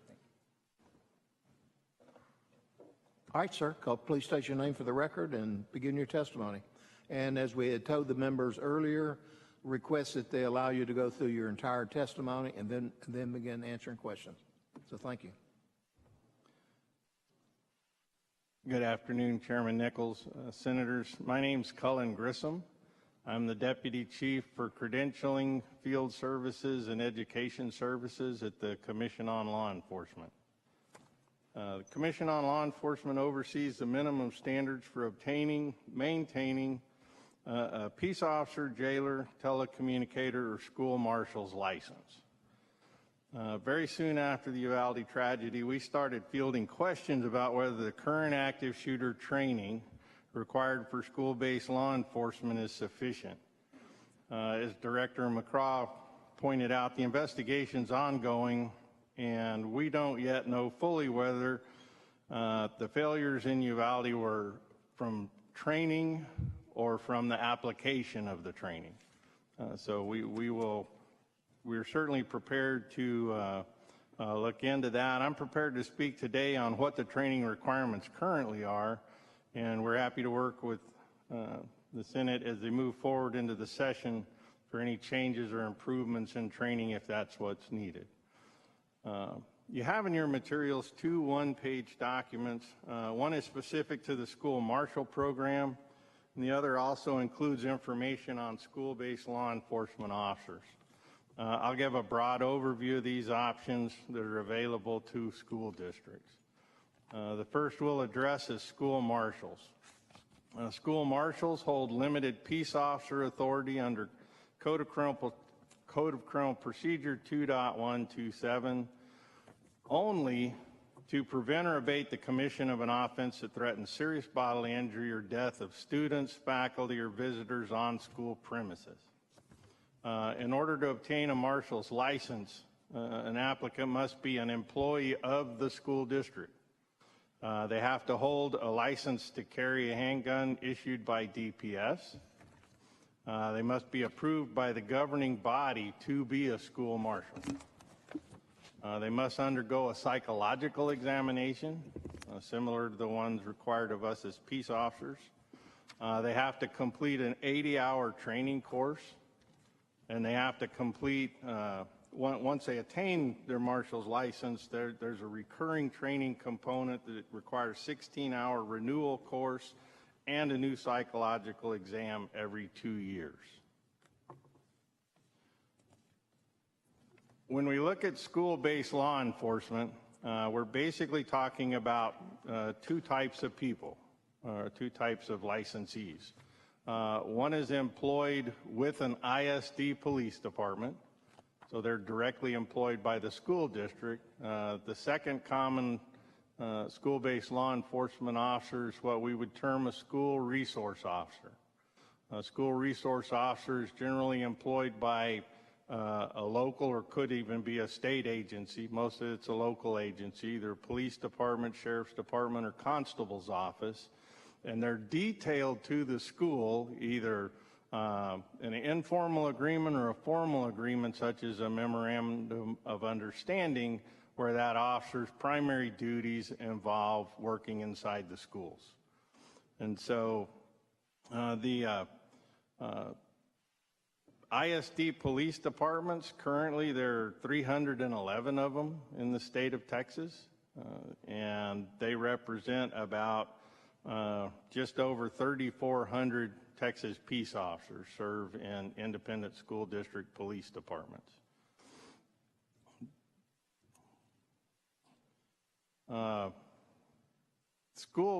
School-based law enforcement has a separate and distinct training requirement than other Texas peace officers within 180 days of either being hired at an ISD police department or being detailed there by another agency as a school resource officer.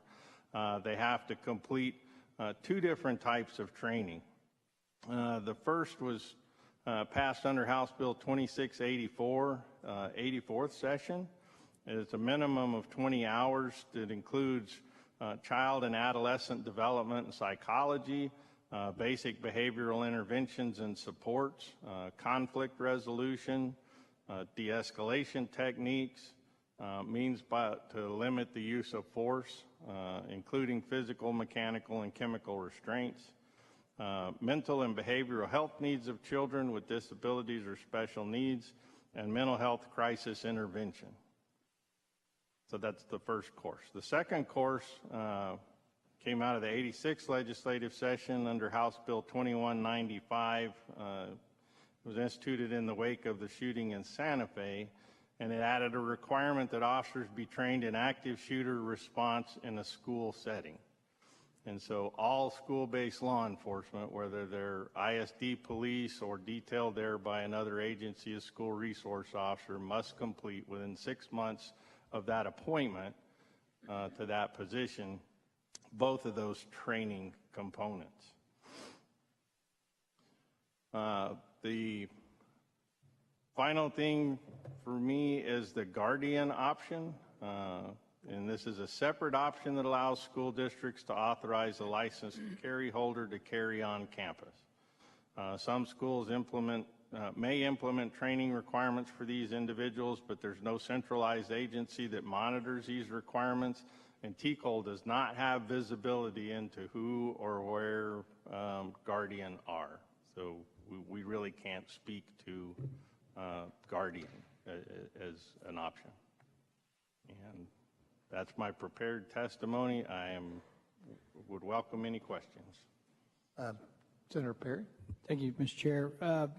Specifically, do you have or can you speak to the employment history of the chief there at Uvalde on the ISD campus? In other words, I'm interested, does he have previous law enforcement background, or do you know?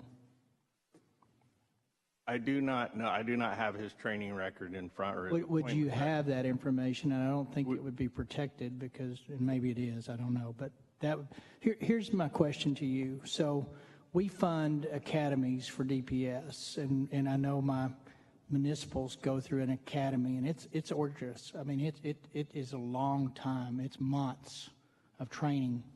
So if I understand you right, an ISD police officer, be it resource, employment, or direct, is going to go through a 20-hour course in active shooter training. Do they have to have previous law enforcement background to get there? An ISD police officer has to complete the same basic training that any peace officer in the state of Texas has. So I just want to he has, in the chief's specific case, he had previously served both the Uvalde Police Department and the Webb County Sheriff's Department. Okay. Prior to that, or after that, he served at United ISD Police. You answered my question. I was listening to the requirements to be an ISD. That's in addition to the normal training process. Yes, sir. They're fully licensed as peace officers. Okay. Be it resource or ISD direct. A resource officer or ISD direct, same qualification. Yes. They all operate off the same basic peace officer license that troopers and game wardens and myself. And if I were to meet that category of qualifications and go apply at an ISD office, how much involvement is Tcole in that application process? And is there a background check for that individual as far as any past problems, or is there a background check as far as possibly a board conflict? I mean, I hate to say it, but some of my school boards hire relatives to fulfill contracts regardless of competency. Do y'all look into those aspects? Tcole is not specifically involved in the background check. That would be a locally done. What we would look at is their capacity for appointment. Have they had license action? Is there something that bars any law enforcement agency from appointing them as a peace officer? And I don't have the specifics of the employment history, but if there was something derogatory about the chief in a prior employment, it's my understanding that Tcole wouldn't have access to it or may have had access to it, but by the process involved today, it's hard to remove someone that has created or done egregious acts or not fulfilled their duty. Is that correct? In other words, today, if that chief is ultimately removed from Uvalde, I don't know what the disposition is going to be. My basic understanding is that chief could go to work for another ISD 3 months later. Yes, sir. Tcole's blessing. With Tcole's blessing. We have a very narrow span at which we could take license action. What would it take to take license at 21 individuals for lack of demand? Is that enough? We have statutory authority to take someone's license when they're convicted of certain crimes. So this will never be a criminal for sovereign immunity and other reasons. Civil? Does civil weigh into that or no? No, sir. So today, just to be clear, and I support my men and women in blue. I support their right to defend themselves. I support due process. But to be clear, and this is a fair statement, we have been met with opposition after opposition after opposition trying to reform the ability to effectively what we've done in school districts, and that's pass the trash. So today, to be clear, that Chief Arredondo, if disposition is he no longer is chief there, and I think we've heard plenty of reasons why he shouldn't stay there, he can be a chief tomorrow in the system we have today. Without license action on our part, Well, let me get to the heart of it. Are y'all going to be willing to review some of that because it's not right?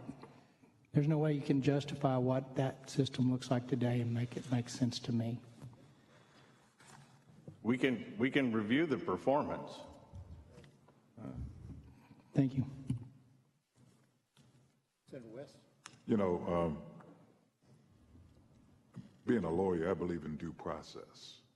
We've heard some very challenging facts about his command status and what he did and what he didn't do.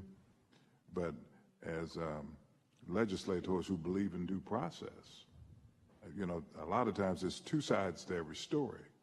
And so I would hate to say that we should be the judge, the jury, and the sentencers here, but allow him, if indeed the school district and others decide that he was irresponsible, as these facts may very well suggest, but there may very well be other facts that need to come out upon the conclusion of the report.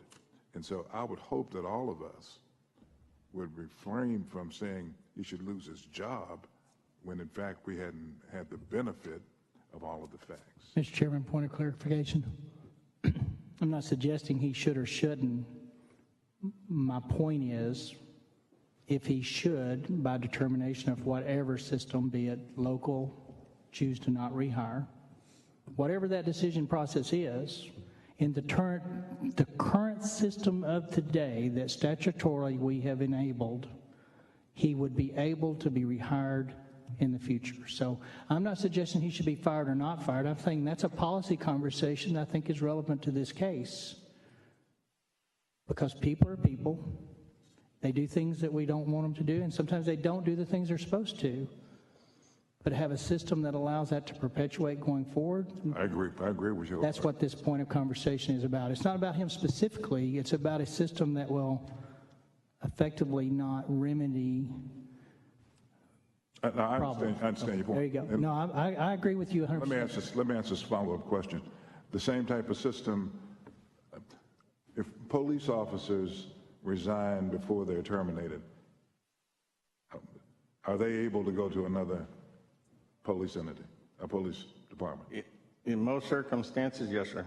And so the point I'm making is this: I agree with you. We need systematic change, okay? Because we pass the trash with police officers also when they resign under a cloud, if you will. They're able to do the same thing. So if we need reform, I look forward to working with you in order to make sure we get that reform, okay?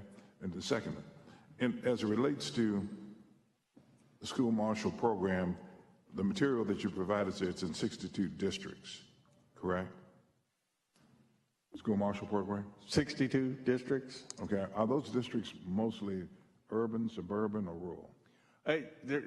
There's a pretty large mix, but I would characterize most of them as suburban to rural. Okay. And have they been effective? Effective being basically doing what they were designed to do. That is to, as I think Senator Perry was talking about, some of the text messages of social media postings about, if you come to our school, we're ready for you. So are they effective in deterring people from coming onto the campuses with guns and other instrumentalities of violence? I guess so, since there hadn't been any incidents. In terms of a deterrent effect, you've got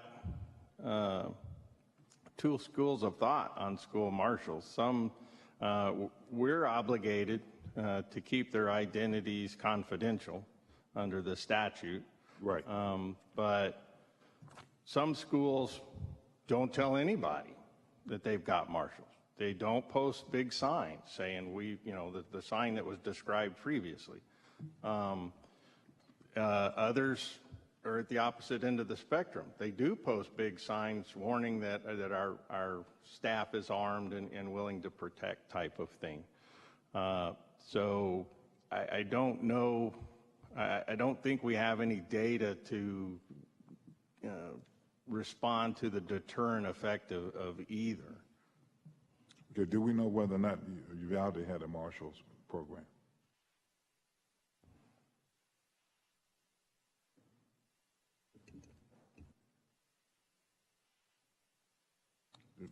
Uvalde have a marshal's program? If I can get an answer real quick.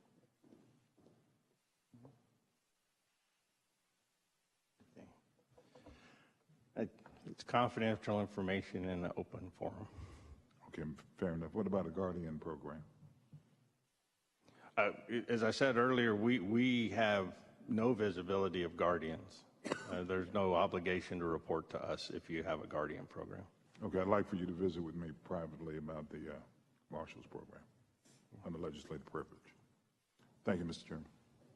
I would think just psychologically, a school that has a sign letting you know there may be shooters who are employed here, like law enforcement and stuff, would be a deterrent, as opposed to these signs saying, my neighbor doesn't have a gun, go rob him. It's got to be a deterrent. But I'm sorry, Senator Kokorsz. Thank you, Mr. Chairman. To follow up with that, I recently was at Iola ISD, and they do have a sign out front that they have armed officials inside. So they are very public about it, and I'm sure there are other school districts.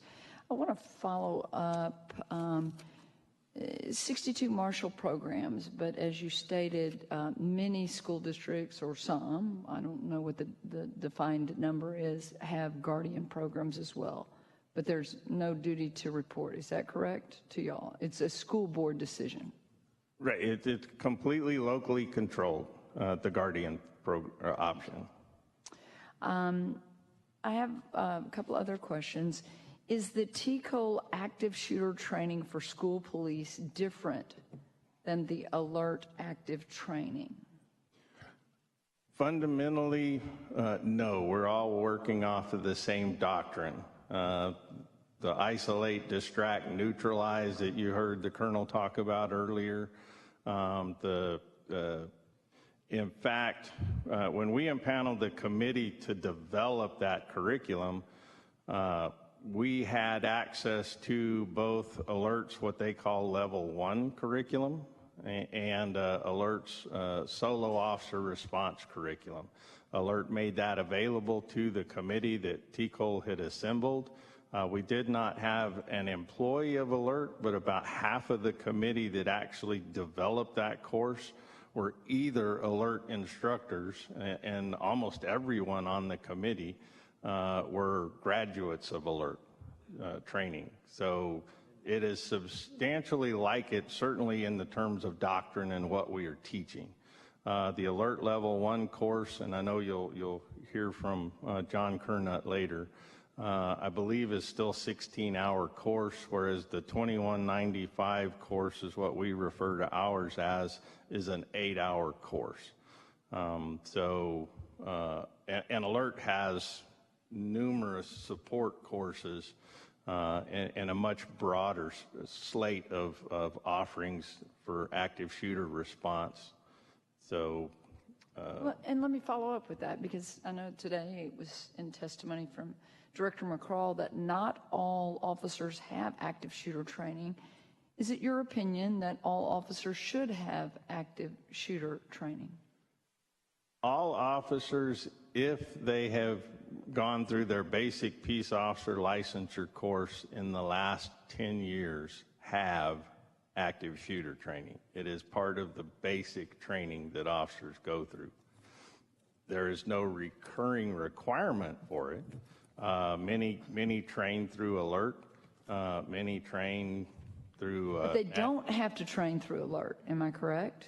They're not obligated to go to attend alert as a specific training provider. So I think that there is some discussion that we could have in preparedness of, you know, technically what is the difference between y'all's active training, which I heard in hours, there's pretty marked difference, and in variety or maybe a slate of different versus active training shooting from Tcole versus alert. And I think that's an area we probably should have some discussion. Let me make sure that's all my questions. Thank you, Mr. Chairman.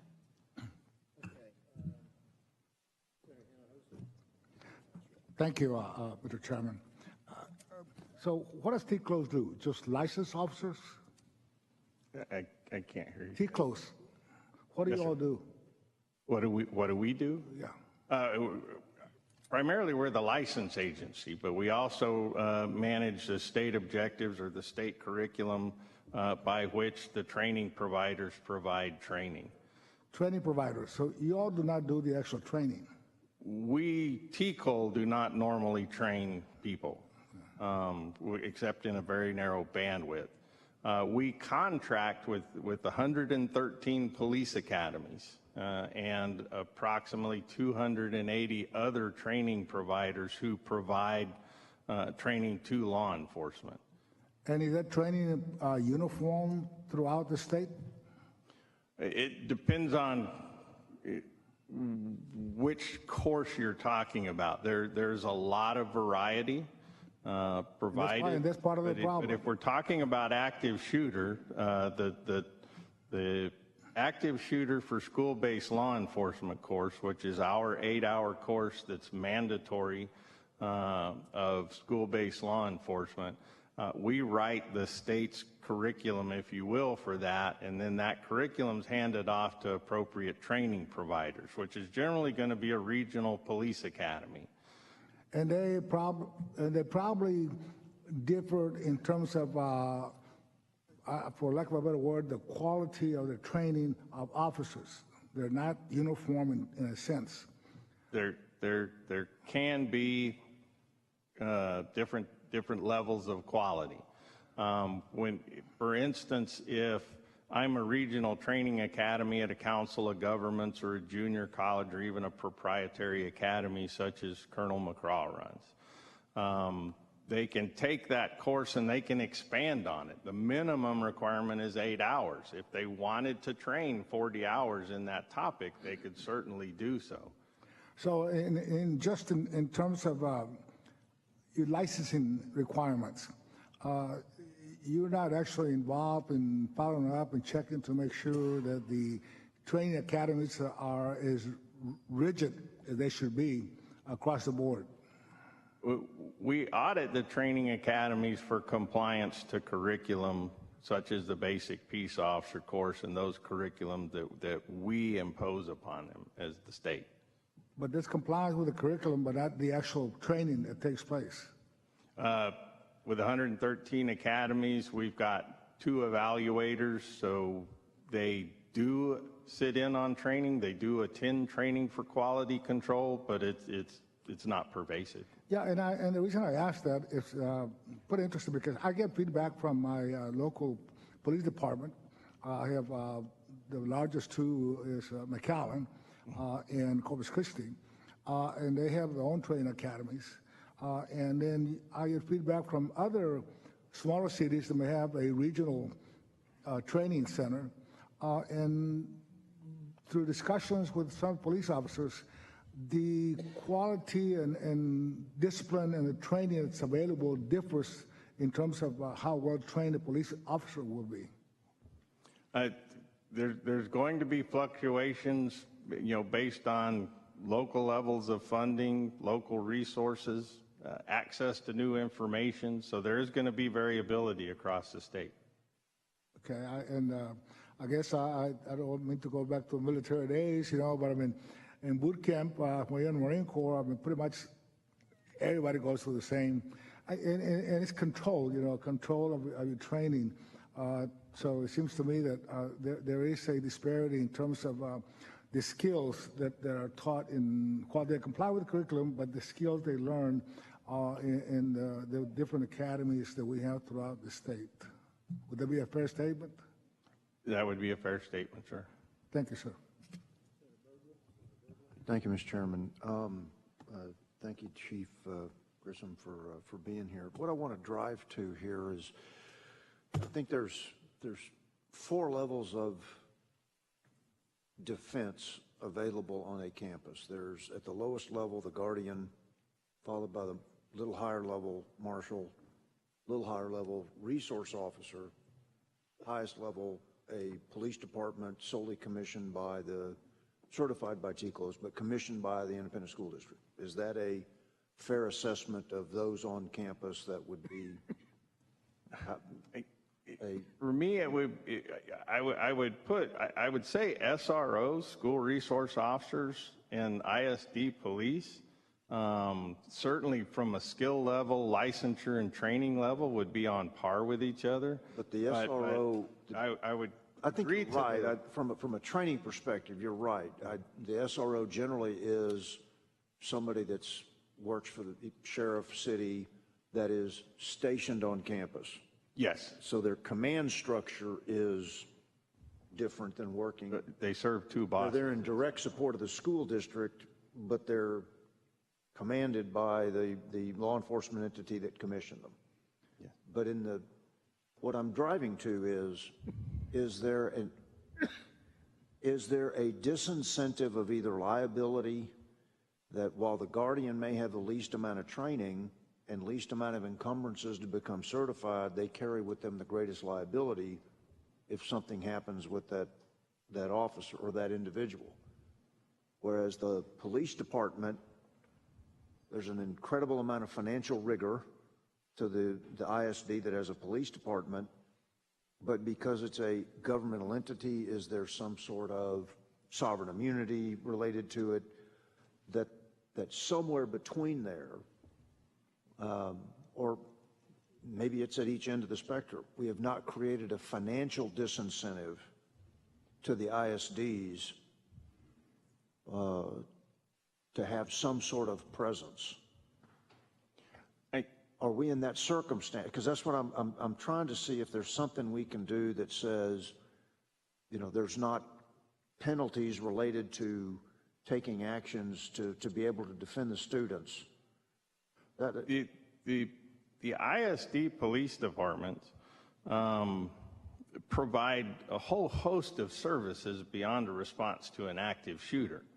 Right, but that's the core of what we're talking about here. I realize they do much more.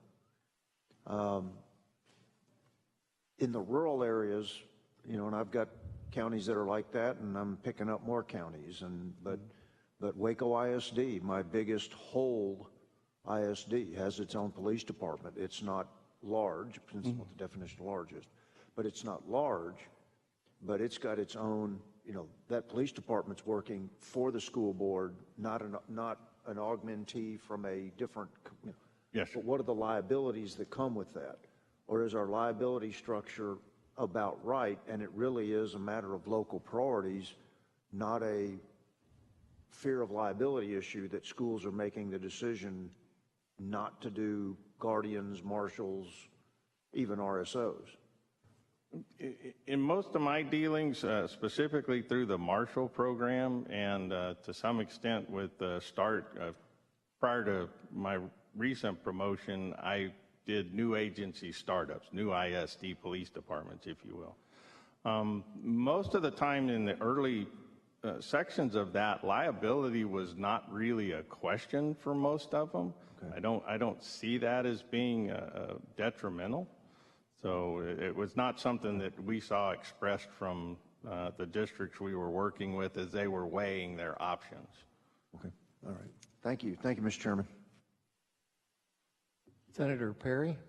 Thank you, Mr. Chairman. This is important in the sense that we got a little mental health conversation tomorrow, and I'm not sure they're going to be back. So do y'all set the curriculum for the academies? Yes, sir.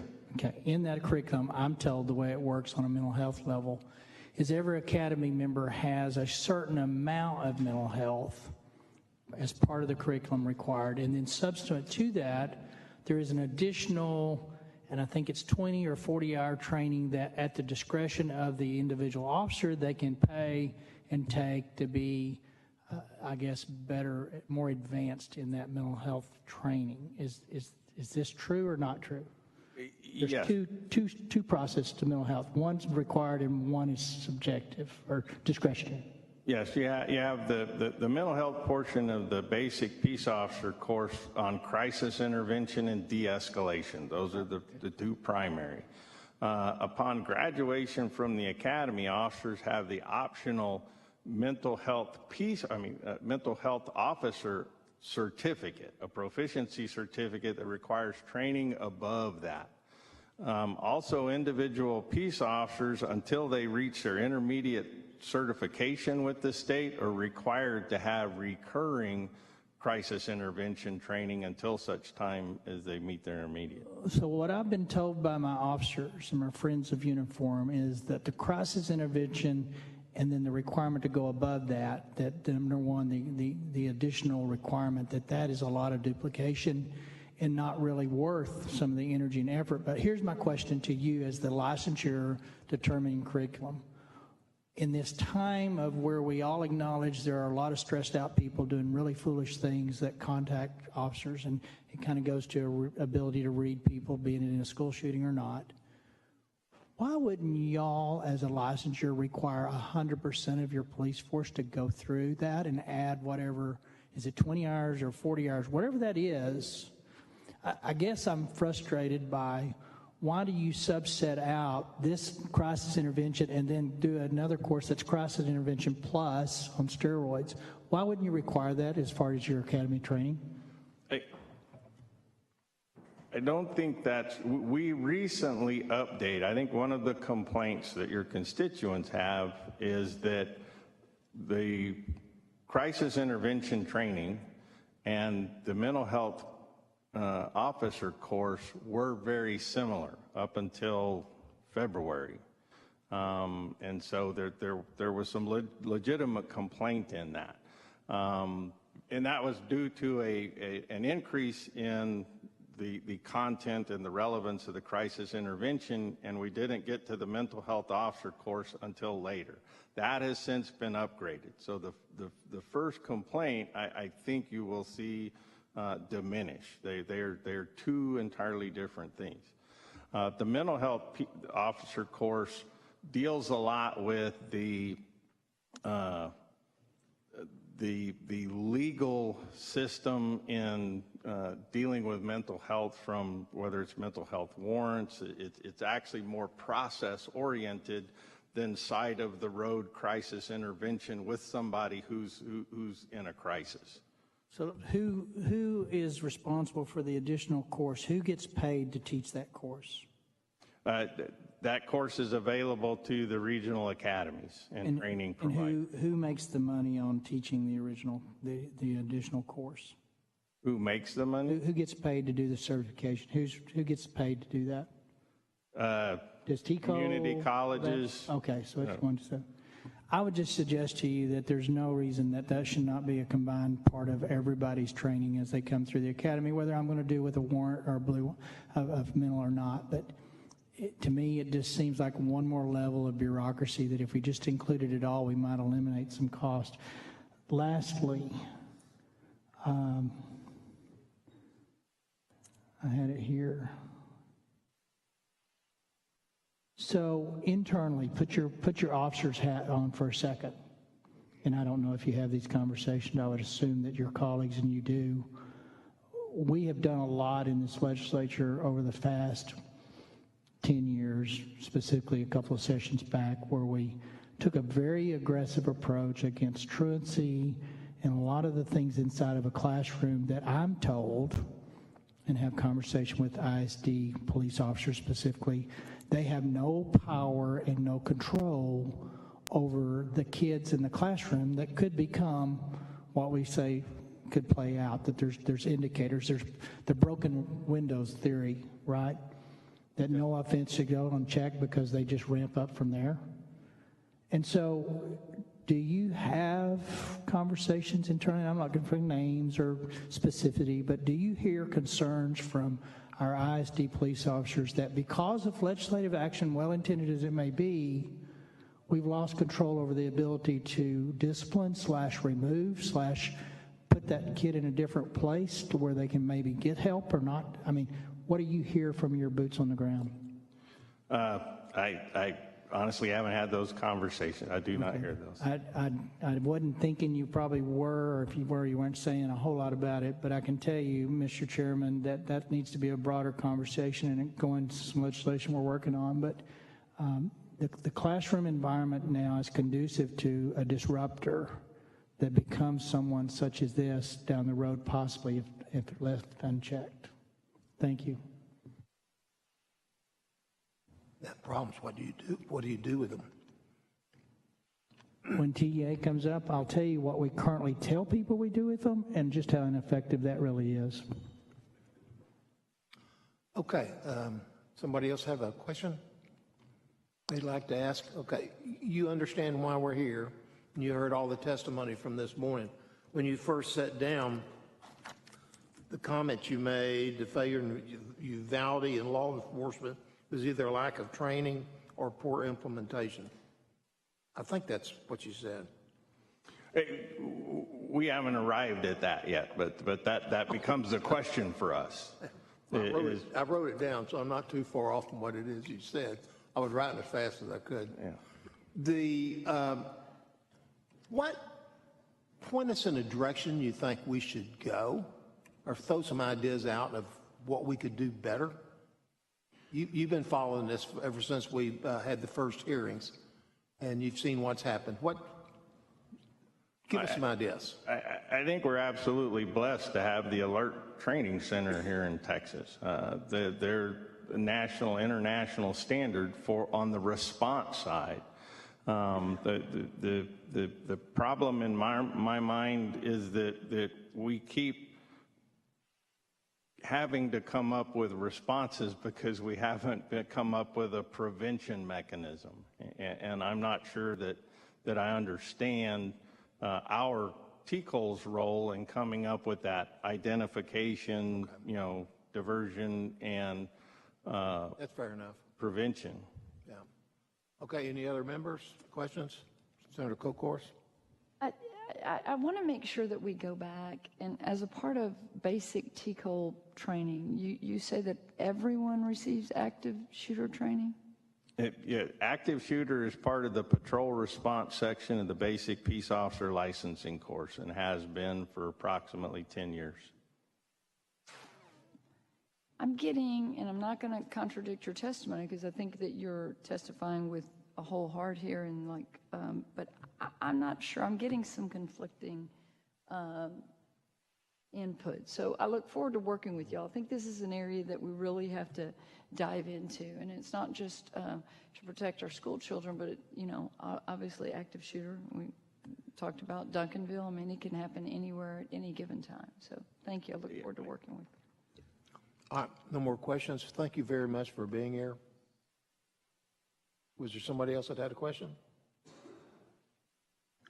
Thank you very much. We appreciate your testimony. Thank you. I'll now call up John Kernut, Assistant Director, Advanced Law Enforcement Rapid Response Training Center. And then after him will be Mike Morath, then Texas School Safety Center, and then after that will be Mike Matranga, M6 Global.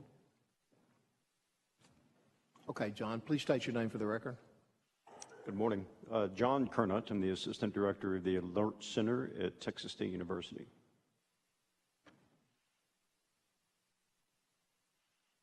You have some testimony for us today? Yes, sir. I wanted to provide an overview of our program, what we do, and then take questions. Okay. The Alert Center exists to provide the best research-based active attack response training in the country. And our goal is basically to save lives, protect communities.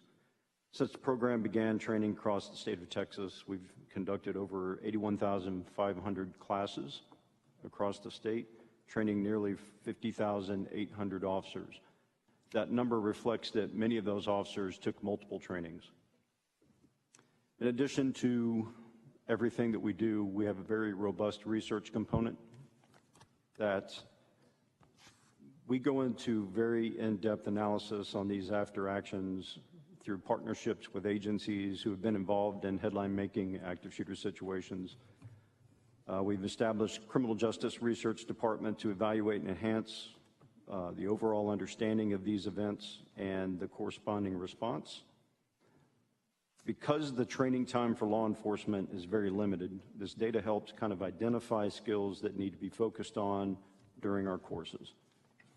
Alert's research department also studies multiple facets of active shooter response, law enforcement best practices.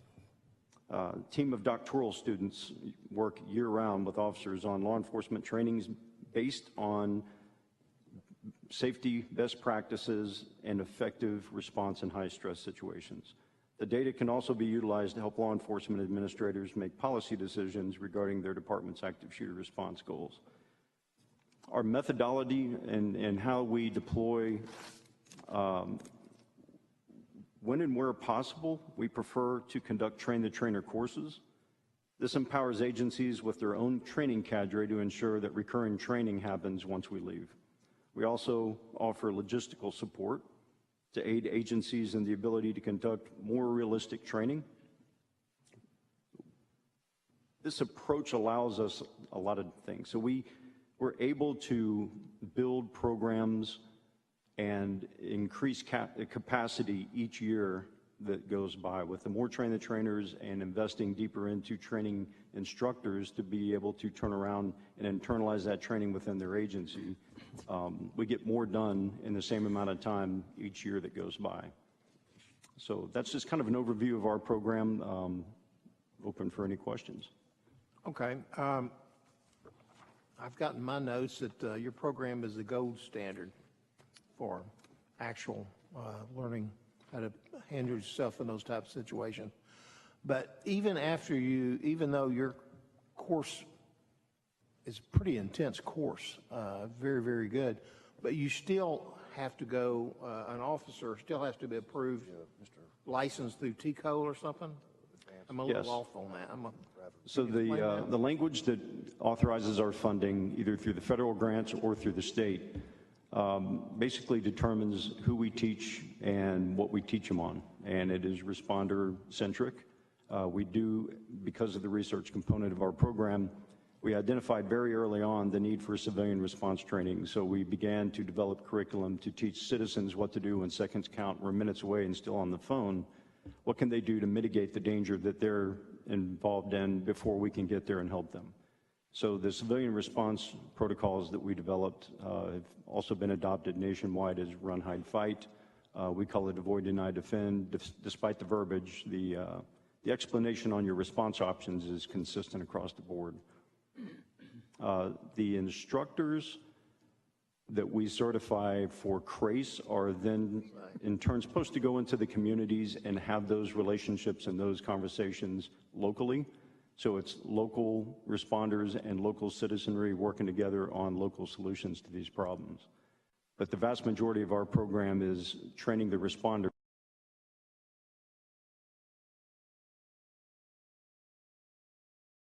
to better respond to these chaotic events. They will have to have gone through a basic peace officer academy, basically. Okay, so does the alert training satisfy active shooter response requirements for Tcole, and if not, why? I'm sorry, say again? Does your alert training satisfy active shooter status response requirements for Tcole? We exceed them. From what I understand, the content, so there's two things that we'll talk about today. There's how much time do you spend, but then how do you spend that time? So as I understand it, it's still a PowerPoint and a lesson plan that provides guidance on explaining some terminology and some concepts and principles associated with active shooter response in the academy. How that is realized depends on the academy cadre's capabilities, knowledge, skills, experience, But training. a law enforcement person still, if they want your extra training, they take that, but that does not encompass everything that a law officer needs to take, and that's why they have to go also. No, ours is very unique to responding to an active attack situation. Okay. Senator Zaffarini? Thank you. Thank you, sir, for being with us today. When you are training law enforcement officers to directly go into the face of danger, to approach an active shooter, for example, how do you simulate real-life situations? It's difficult. We use blanks that are very loud. We use moulage to simulate people that have actually been injured. We use marking cartridges out of actual firearms that are designed to function the same way that our firearms function, but also to actually emit a cartridge that will go downrange and hit, and it hurts when it hits. So there's as much realism as we can infuse into a training environment, and that is done on purpose. We'll have instructors that will lead the students through these iterations of reality-based training. We may be coaching them, we may be yelling, prodding them, trying to get them to move when the natural tendency at this point, because they're still human beings, and what we're effectively trying to do is rewire the hard drive and route past the natural self-preservation instinct that kicks in any human being. Now with this new mission, we're going to have to push into this. We're going to have to go in there. We're going to have to stop it. We have to. So as much realism as we can add is possible and get away with is what we do.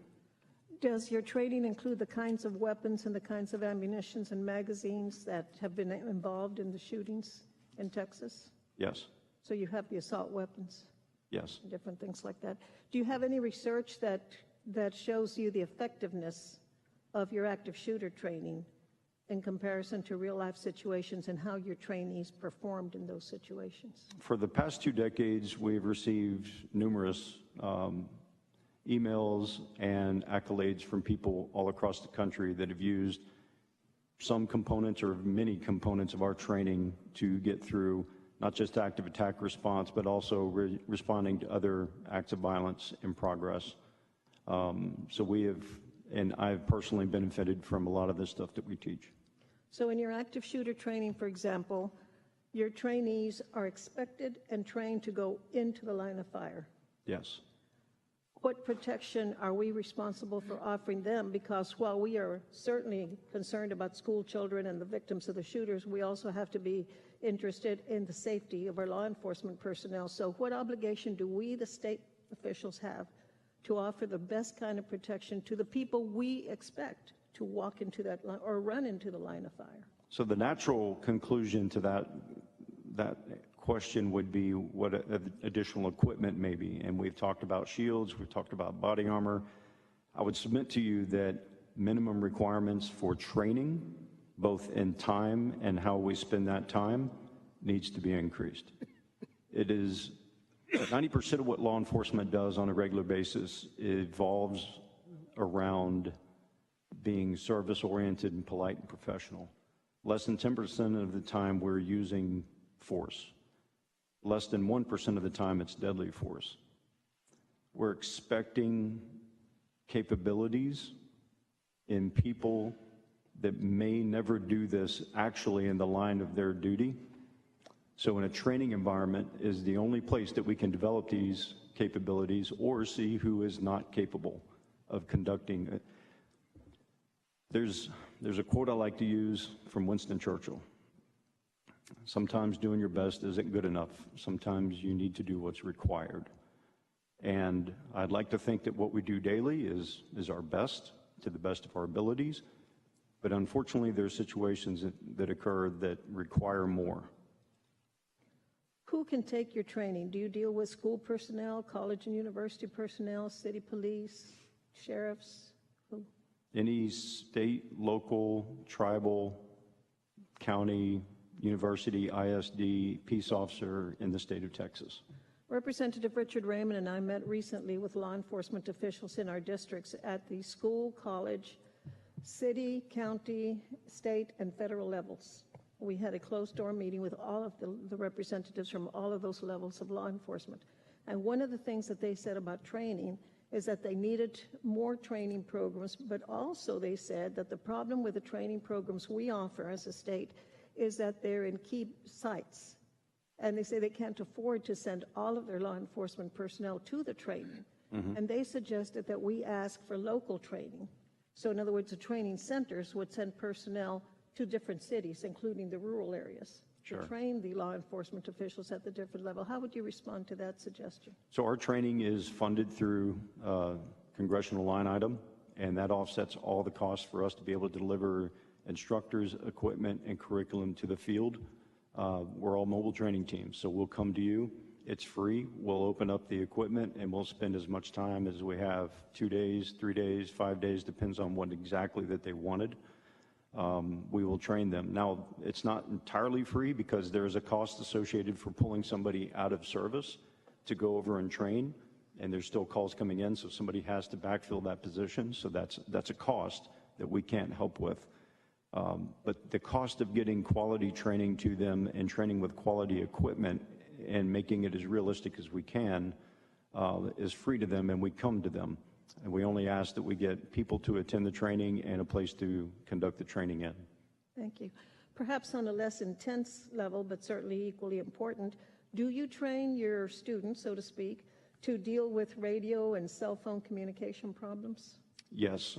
Sometimes they ask if we would add more technology to enhance the experience. And what we have found is if we can work with the baseline, that anything more than that will work better.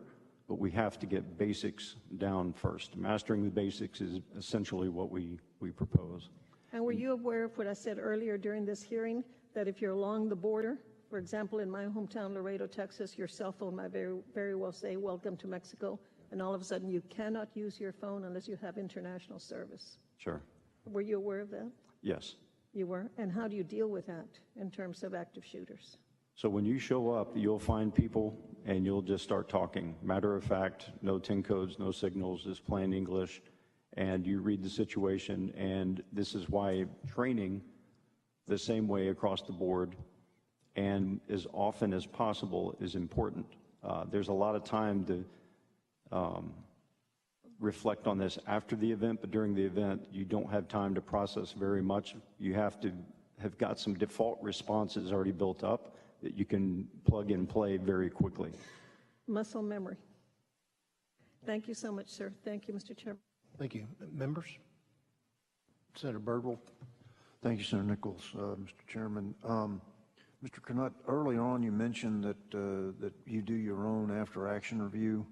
Are you going to be doing your own after this Uvalde event, or are you a subset of a larger DPS after-action review? Either way, I think it would behoove the committee that if today's review was not the final AAR, that we get it at some point. I'm just looking for who I should be asking from that AAR to be received from. Yes, sir. At the request of DPS, we were called in to be kind of an independent third person.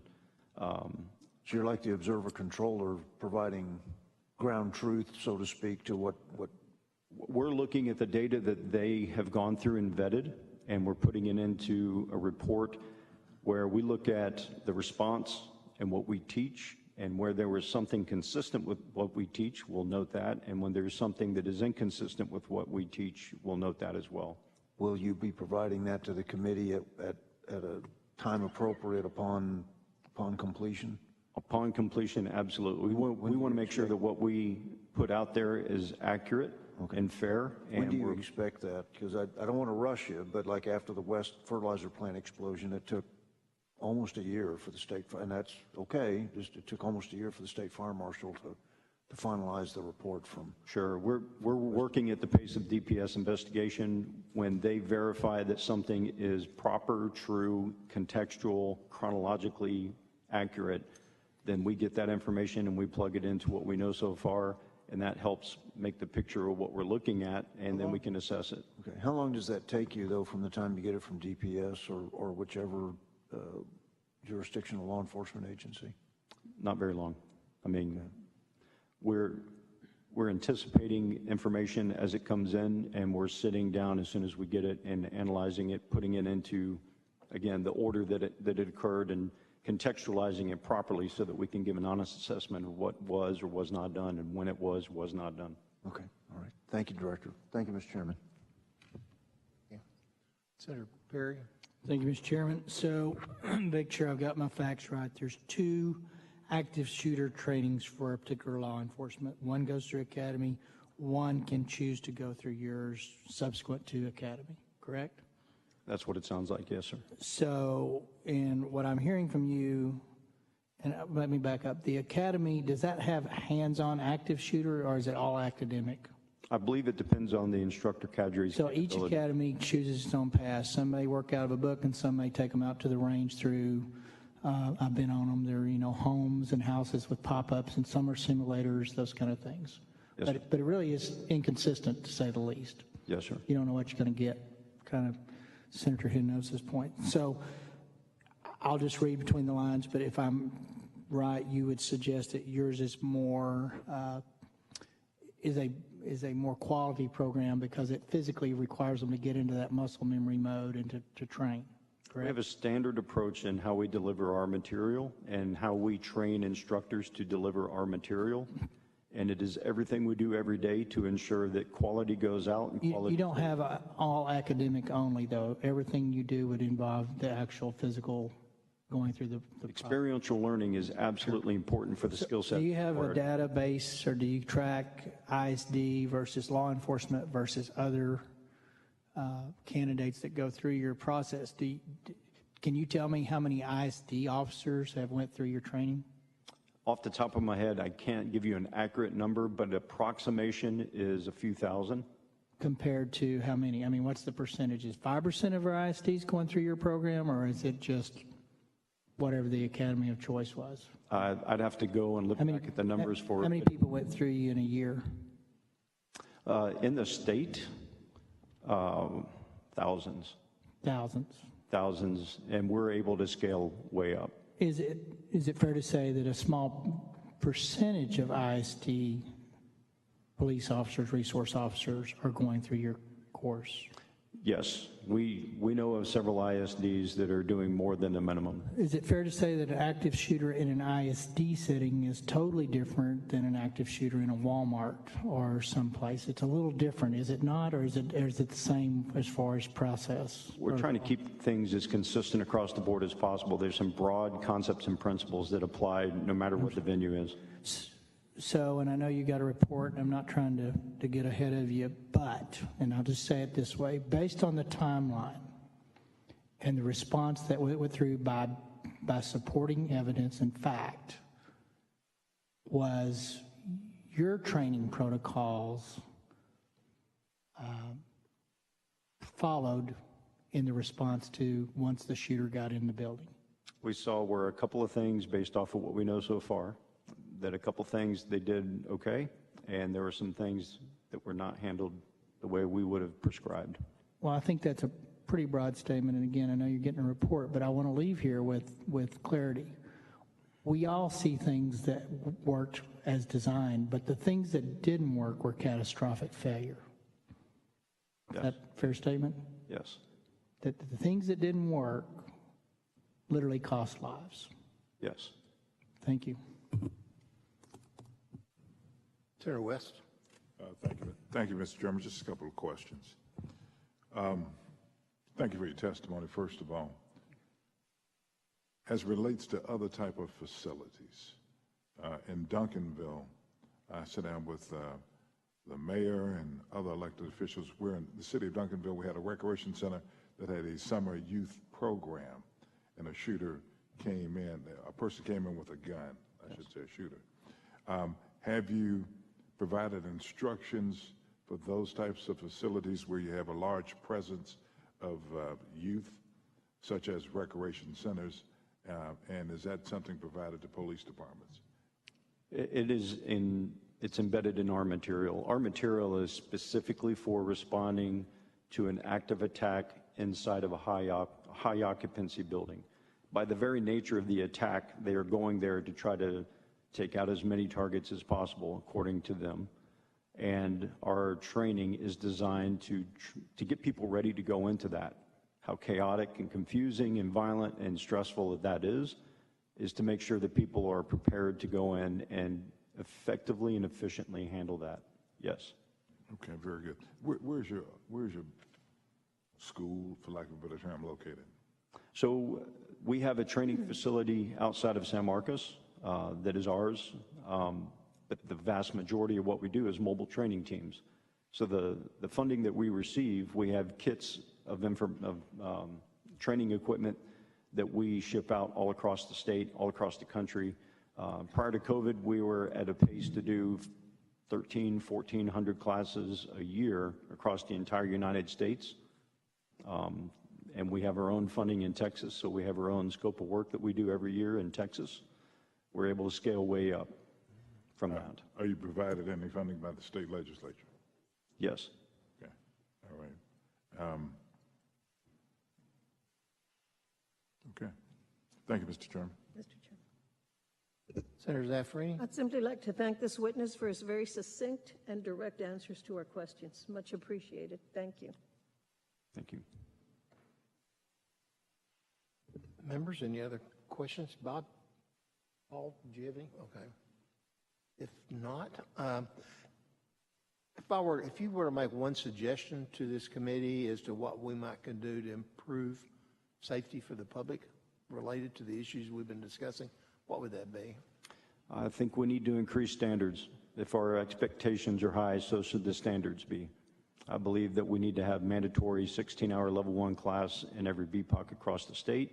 We'll supply the instructors to make sure that there's consistency in delivery. And then I believe there needs to be recurring training for every peace officer in this state. That will then also address not just the people that typically go to our classes, but the chief executives and the executive leadership, so that they understand what modern doctrine is. They understand what their agency's capabilities are or are not, and now they have a list of things they need to go back and work on once we leave. Okay. I asked. Thanks. Thank you no other questions?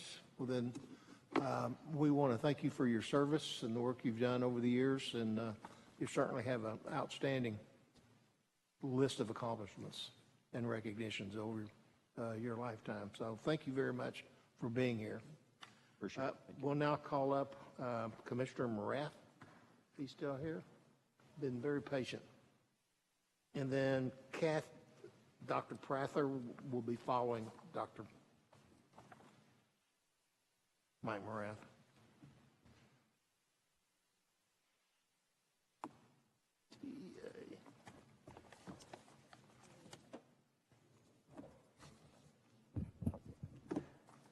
What he was saying? Mr. Chairman, sorry. Please state your name for the record, sir, and then begin your testimony. We'll all wait till you finish to ask questions. Yes, sir. Thank you, Mr. Chairman. Thank you, Senators. My name is Mike Morath, Commissioner of the Texas Education Agency. In front of y'all, you should have a slide deck I'll walk through. Does everybody have this?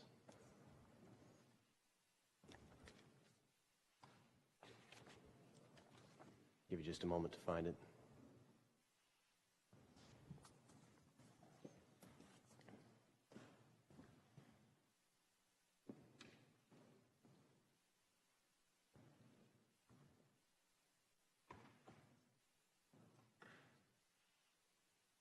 We have a few extra copies. If you're unable to find it, let me know. Do you need an extra one? Hunter, can we get a couple extra copies?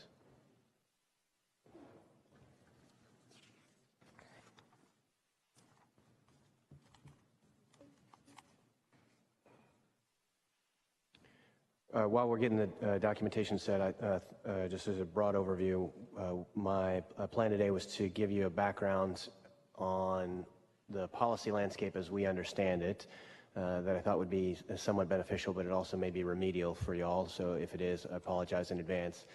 In addition to the policy framework, what our current posture is at TEA in terms of supporting school safety around the state.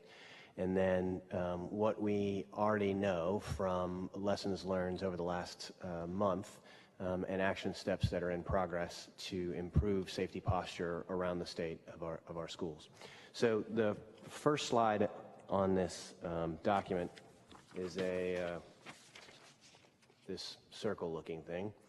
And the reason I thought that this was important to show is there are actually a large number of players involved in school safety in the state of Texas. And so the TEA is, of course, a key part of that, as is the School Safety Center. My colleague, Dr. Martinez-Prather, will be speaking shortly. And those are probably anchors in the school safety ecosystem from a statewide perspective.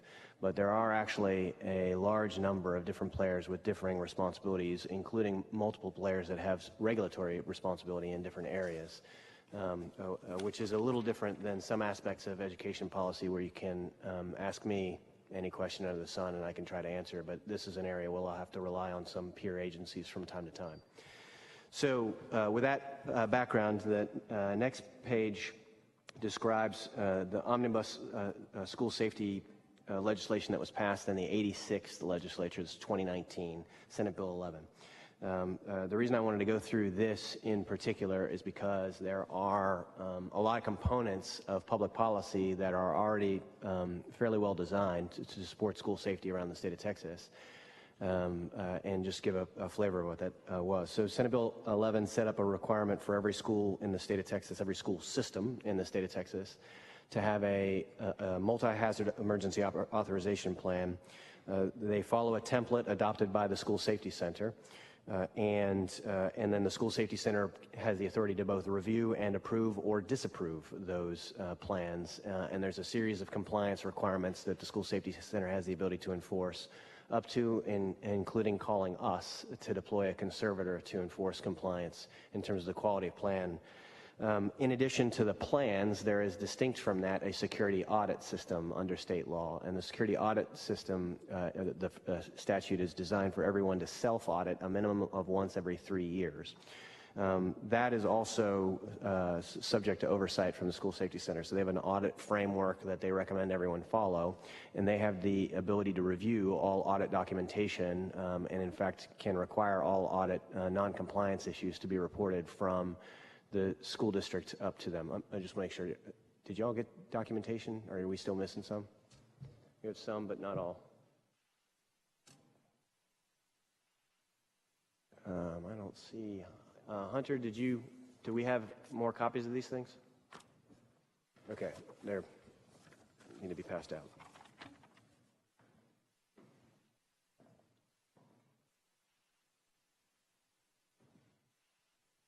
Apologies, Senators. So again, the first page is sort of this ecosystem diagram, and then the second page, which is actually page 3, is where I'm walking through the major policy elements of Senate Bill 11, which happen to be the major policy elements of the school safety ecosystem in the state. So again, the second key component is this security audit framework. Once every 3 years, school districts conduct self-audits, and then the School Safety Center has the ability to ensure that those audit issues are addressed and surfaced. They can force hearings on the way that those audits are conducted. School Safety Center also controls the list of service providers that provide school safety work, including people who are authorized to conduct audits. Third key component of Senate Bill 11 is facility standards. I heard several questions about this, and I want to talk more about facility standards. So TEA has authority to adopt facility standards that apply to every school system in the state and can apply to literally every school building in the state of Texas, authorized under law, and I'll talk about that a little bit more in a second. In addition, there is a process that school systems are required to go through called the Safe and Supportive Schools Program, of which threat assessment is one part of that process. This is a process whereby an interdisciplinary team of staff members at a school would review everything that's happening. So has Mike said something strange at school?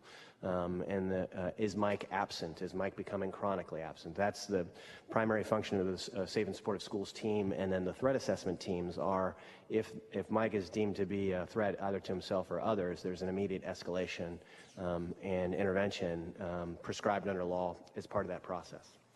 The next page, just continuing Senate Bill 11, it's established a bunch of supports for statewide mental health in schools, including the development of a statewide plan that TEA has deployed, the development of a regional mapping plan to make sure that community assets for mental health are connected to school systems, and then publishing a statewide list of all of the mental health services that are available. We do that in conjunction with the HHSC.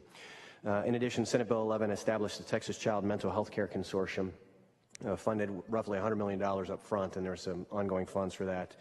You may be familiar with the TCHAT program. That is where this comes from, the Texas Child Mental Health Care Consortium. So that's administered really directly by university systems, so the coordinating board and several Texas health-related institutes of higher education. The Senate Bill 11 required school districts to embed trauma-informed practices both into their operation policies and into their teacher training. And then Senate Bill 11 required the SBOE to go through curriculum changes, specifically in the area of health, to include appropriate content related to mental health and suicide prevention. So Senate Bill 11 did quite a lot to establish the policy framework that we've now been operating under since 2019. It was based upon a large number of lessons learned from Santa Fe and from national experts.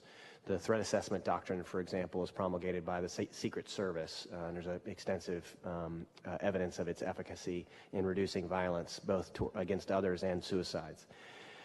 Senate Bill 11 and related bill were passed, Senate Bill 500, the supplemental appropriation, in the 86th legislature. So Senate Bill 11 established the school safety allotment. That is roughly $9.72 per ADA, average daily attendance.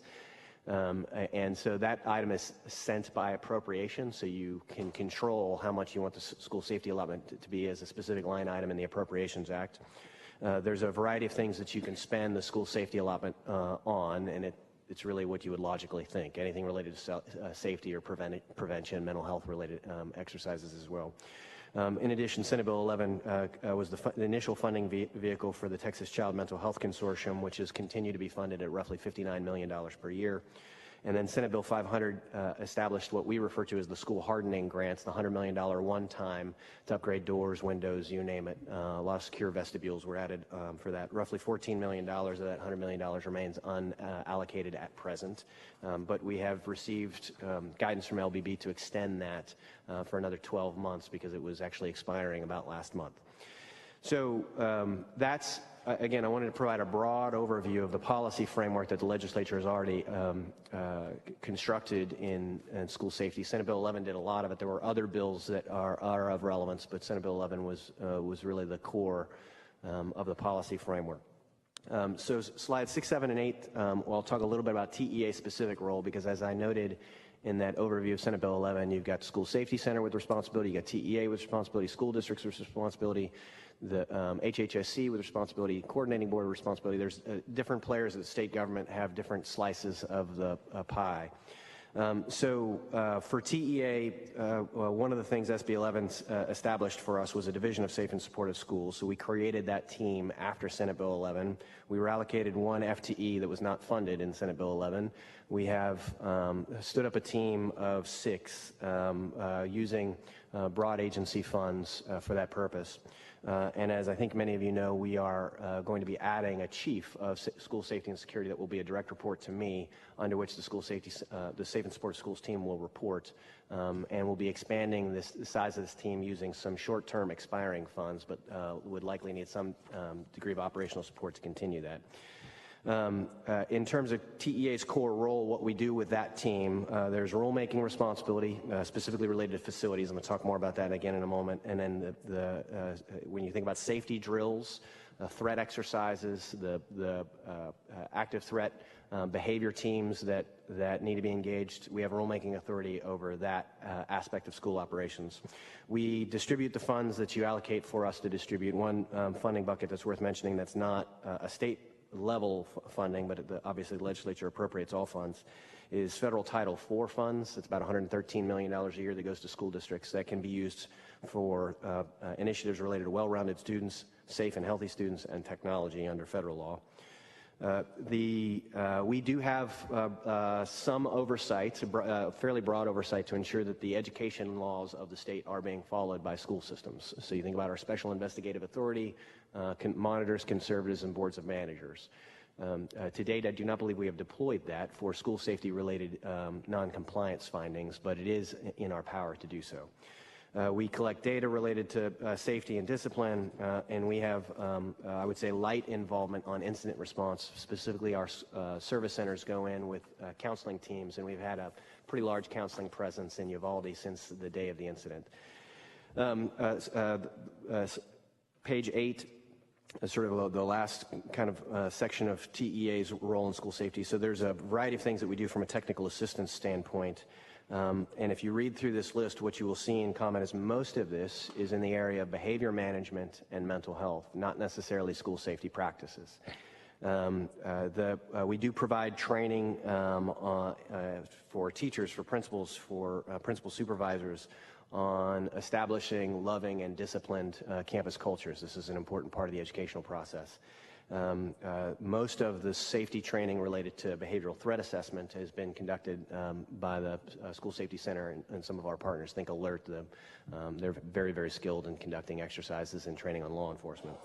There are educator certification requirements, both principal and teacher, superintendent as well, that we oversee. And so there's the principal certification, for example, has been recently revamped, and it includes several components related to maintaining a positive school culture, the discipline environment, relationships where information's openly exchanged, that sort of thing. And then last but not least, in special education, there's a component of special education interventions called behavior intervention plans that we monitor as part of our broad oversight of special education in Texas. So again, so far that's a little bit of the policy landscape for Texas as a whole and a little bit about what TEA's role is in it. What I want to now shift is sort of forward movement.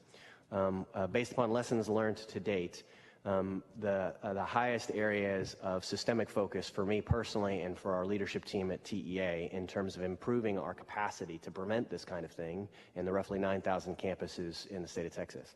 And the way that I will categorize these three areas of focus you'll see on slide 9: incident response, facilities or access control, and the behavioral threat assessment protocol.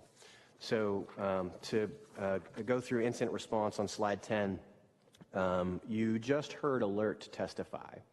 If I learned anything when I lettered in football in high school for writing a software package for my football team, it was that championships are won in the off season. And the preparedness exercises that you go through are pretty critical in terms of ensuring incident response can be conducted effectively. Also, certain planning postures that are somewhat different than preparedness exercises, but that they surface, which is the ability from a staffing posture perspective for force to meet force at a specific point at a specific time is important. So we have 4 things that we're currently in process on to strengthen the technical assistance and regulatory ecosystem of the state. First, expanding technical assistance to school systems in partnership with the School Safety Center and Alert in particular, related to the preparedness exercises that they conduct. If you go through and you conduct an active shooter drill on your own, that is a whole different ballgame than if you go through it and you do it with the expertise of Alert at your side. The second thing is, and so we can expand technical assistance informally in our work with Alert, but we have rulemaking authority over preparedness drills, and what we are attempting to do is examine rules that are in place to see how they can be upgraded so that the level of preparedness drills is more consistently conducted at the level that is required to have effective incident response. Part of that is also evaluating school safety staffing models. You think whether you have SROs or marshals or guardians, having visibility into that staffing ecosystem and ensuring that you can have force meet force in a hallway within a 15 seconds, 20 seconds, that's very different than 240 seconds. So, and last but not least, the School Safety Center, as I mentioned before, oversees a very comprehensive safety audit framework, but we believe that there are immediate actions that can be taken independent of a 3-year review related to safety reviews that can be conducted this summer in the area of incident response preparation. So these are 4 among a variety of things, but 4 key components related to improving incident response. Now let me turn to improving facilities or access control. We do have rules related to minimum facility standards. We went through the rulemaking process, post-Senate Bill 11, updated all those. However, all of those rules were designed to apply to new construction and renovation. So we are in the process of internally drafting something to go to proposed rule, which would be a new minimum facility standard to apply to every single school facility in the state, whether it was leased or owned, whether it was built in 1900 or 2022. Evaluating, especially based upon lessons learned from Santa Fe, from Uvalde, what we know is necessary to control physical access to the inside of buildings. I will tell you, there's a lot of building diversity in the state of Texas. So if you have a thought for, well, this is the way it should work, I assure you there is a building in Texas where that thought won't work. We do, however, there are appropriate minimum standards related to exterior doors. I think our rough back-of-the-napkin estimate is there's about 340,000 exterior doors in schools in the state of Texas. You also have ground level windows that could be large enough for anybody to walk through. There are issues related to perimeter fencing. There's issues related to front door access control. There's alarm systems. There's a variety of things that are under review. So we have begun looking at what is the appropriate minimum facility response. We, in fact, have, as part of the governor's request to us in the immediate response to the shooting, we'll be standing up a data collection related to this to find out the degree to which school districts will need some assistance to get into compliance with these minimum rules. There is, I would say, added complexity under leased facilities. If you're running a school out of a leased storefront in a strip mall, this is, again, a differing a kind of environment. So the hardware itself can be improved, but you have to think about access control as a combination of hardware and human system. So you've got all the best hardware, and there's a rock that is put in front of the door to leave it open at any one time. Now you're talking about a human system. And so we are also looking at both procedural best practices recommendations and rules related to minimum facility posture to ensure a culture of safety and access control at schools. And there's a variety of performance management related behaviors that can ensure that doors can remain closed as intended and locked.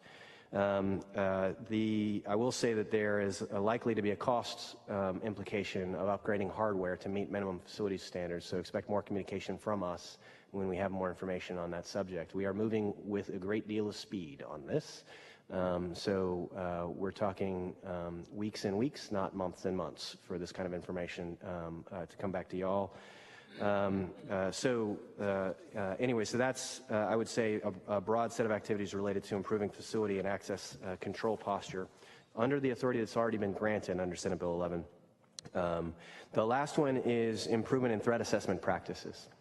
It is worth spending, 90 seconds just talking about what this is. Imagine a team. And the team might include, if you have a law enforcement person on staff, great, include campus principal, a teacher or two, perhaps a department head, counselor. That team comes together once a week to consider the state of students. And they have a whole bunch of inbound information coming to them. They have discipline reports. They have attendance data. They have verbal communication from teachers. They have self-reports from a system like iWatch from students. Somebody says, hey, Mike is in a really bad state. His parents are going through a divorce. This kind of information is intended to come in to this interdisciplinary team. When the threat assessment team is being conducted well, and when a broader safe and supportive schools team is conducted well, you have a large number of loving relationships between adults and students, and between students and each other, and an environment where people are accustomed to, if you see something, say something. When this is in place, then this group of people sort of reflect on that, and then they decide what is the appropriate action to take for student X, student Y, student Z, real time, right then and there. Maybe it's somebody give Mike a hug. Maybe it's somebody give Mike a talking to. Maybe it's Mike needs a regular appointment with our school counselor. Maybe it's Mike needs a referral to an exterior psychiatrist. Maybe it's Mike needs to be institutionalized right now. That is the discipline of threat assessment that is prescribed under state law under Senate Bill 11. What I just described is not easy to do.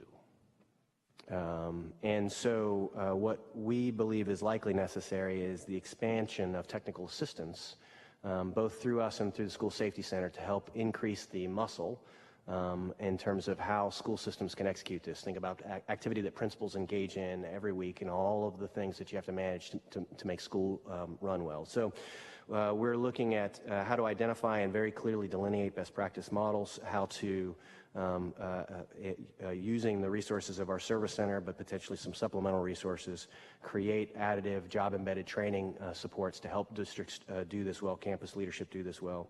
And then also we have rulemaking authority in this area, so what should be appropriate minimum standards from a rulemaking perspective. I would leave you with general broad observation I have, which is you can't regulate your way to excellence. You can regulate minimum compliance, but it's very hard to regulate excellence. So this investment in coaching is something that we think is likely necessary in order to pull this off effectively as the legislature intends. So, members, with that, I'm happy to entertain any questions. Okay, before I recognize anybody for questions, I think everybody's going to have one. I want to recognize we've got Senator Larry Taylor over here, who's the author of Tcole 11. Good to have you here. Good to see you. Whose hand was up first? Senator Kokor's. I want to, the last part that you talked about, the interdisciplinary group, and talking to superintendents and the need for more support. I know there have been a lot of behavioral issues post-COVID. I mentioned in my opening remarks, and they've all stressed that need. And so I think what we're going to talk about tomorrow, Mr. Chairman, is going to be very relevant to what some of your remarks were.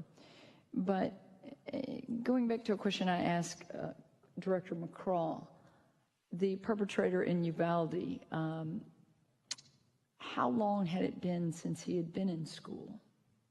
So I don't have the information. I don't have that information today. We have begun a review process of every aspect of the student's educational history, and I would expect that review process to take a couple more weeks to conclude. We do have data that we have on the student that is submitted to us centrally, but school systems locally have much more information about their students than we do. So, for example, looking back at the student's attendance history, we know that the student began becoming a chronically absent student in 6th grade and nearly in 5th grade. We know that as of the end of last year, the student, the only class the student passed last year was web design. All other classes were failed. Incidentally, normally I wouldn't be saying this in public, but there are no FERPA and student privacy rules that apply to the deceased. So so we have some information, but we are conducting essentially a behavioral threat assessment in chronological order. What did we know as of 6th grade, 7th grade, 8th grade, 9th grade, 10th grade, 11th grade, 12th grade, all of the information, sort of lessons learned, in order to improve the ability to train school systems around the state on recognizing and intervening. Yeah, I've done some reading and, obviously research, and chronic absences is an indicator. For sure. Someone really troubled. Director McCraw testified that he was estranged from his parents, living with his grandparents. So we're not sure of oversight. Truancy laws. Where are we with truancy laws in the state of Texas? Yeah, the truancy laws, I will say I'm not necessarily an expert on that aspect of the education code. I can ask my general counsel to step up. But two, I will say that the reports that I get from our superintendents is there is some difficulty under a law at present to enforce truancy actions. And that has, there was some difficulty before COVID began. There has been gargantuan difficulty since COVID happened. And I don't know that it is returned to its prior state yet, but its prior state, this was a common source of complaints that I would hear from school system leaders attempting to enforce truancy-related provisions.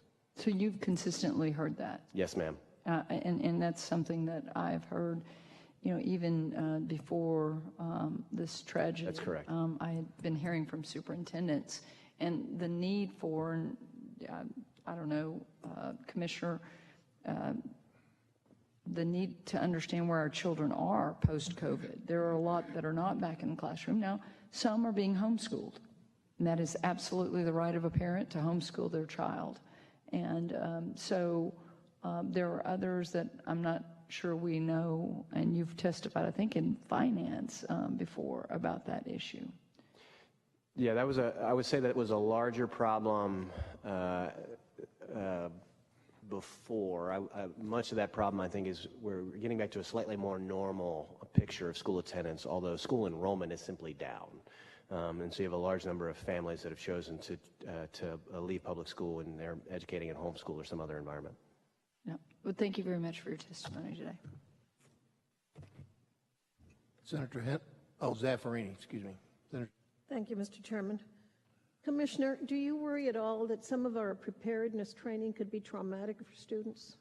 There's a little bit of an echo in the room. I think you asked if I was concerned whether some of this kind of training could be traumatic for students. Preparedness training.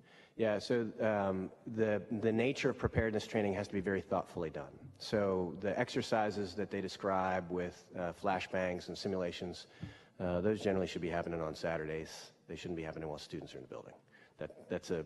You shouldn't do anything like that when students are around. Perhaps the only drills that you do that involve students being physically present in the school are lockdown drills.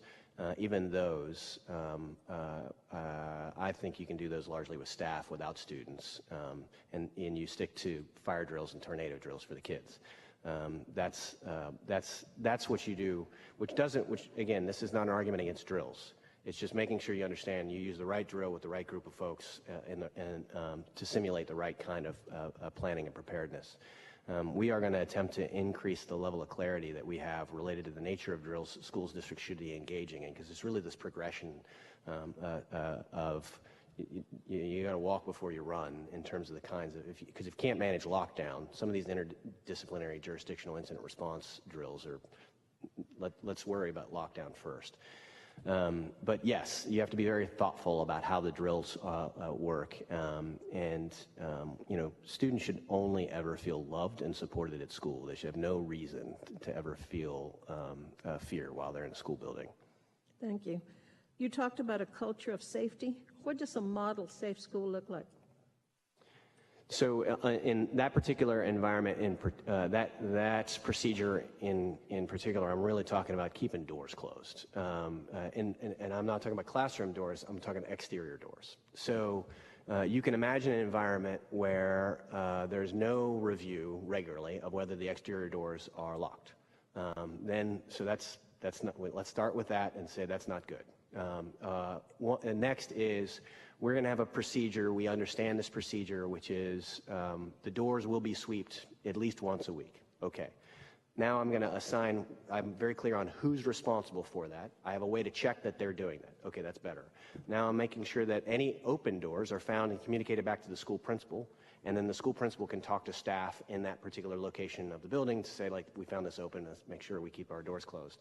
And then last but not least, you could actually build a performance management system around this where you're logging, like, I found 5 open doors on this sweep. I found 10 open doors on this sweep. And what you want is that to sort of aggregate up to district leadership, and district leadership wants that number to be 0. So you have district leadership reinforcing this with continuous management meetings once a month, reviewing that.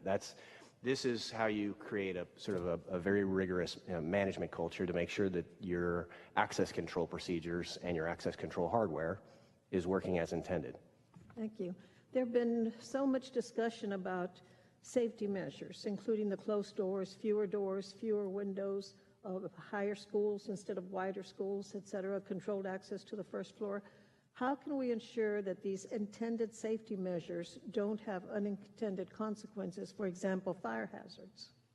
So what you would have is you might have a number of non-operable exterior doors. And what I mean by that is, imagine a door that doesn't actually have an external handle. Nobody can get in, but it's still got a push bar so people can get out.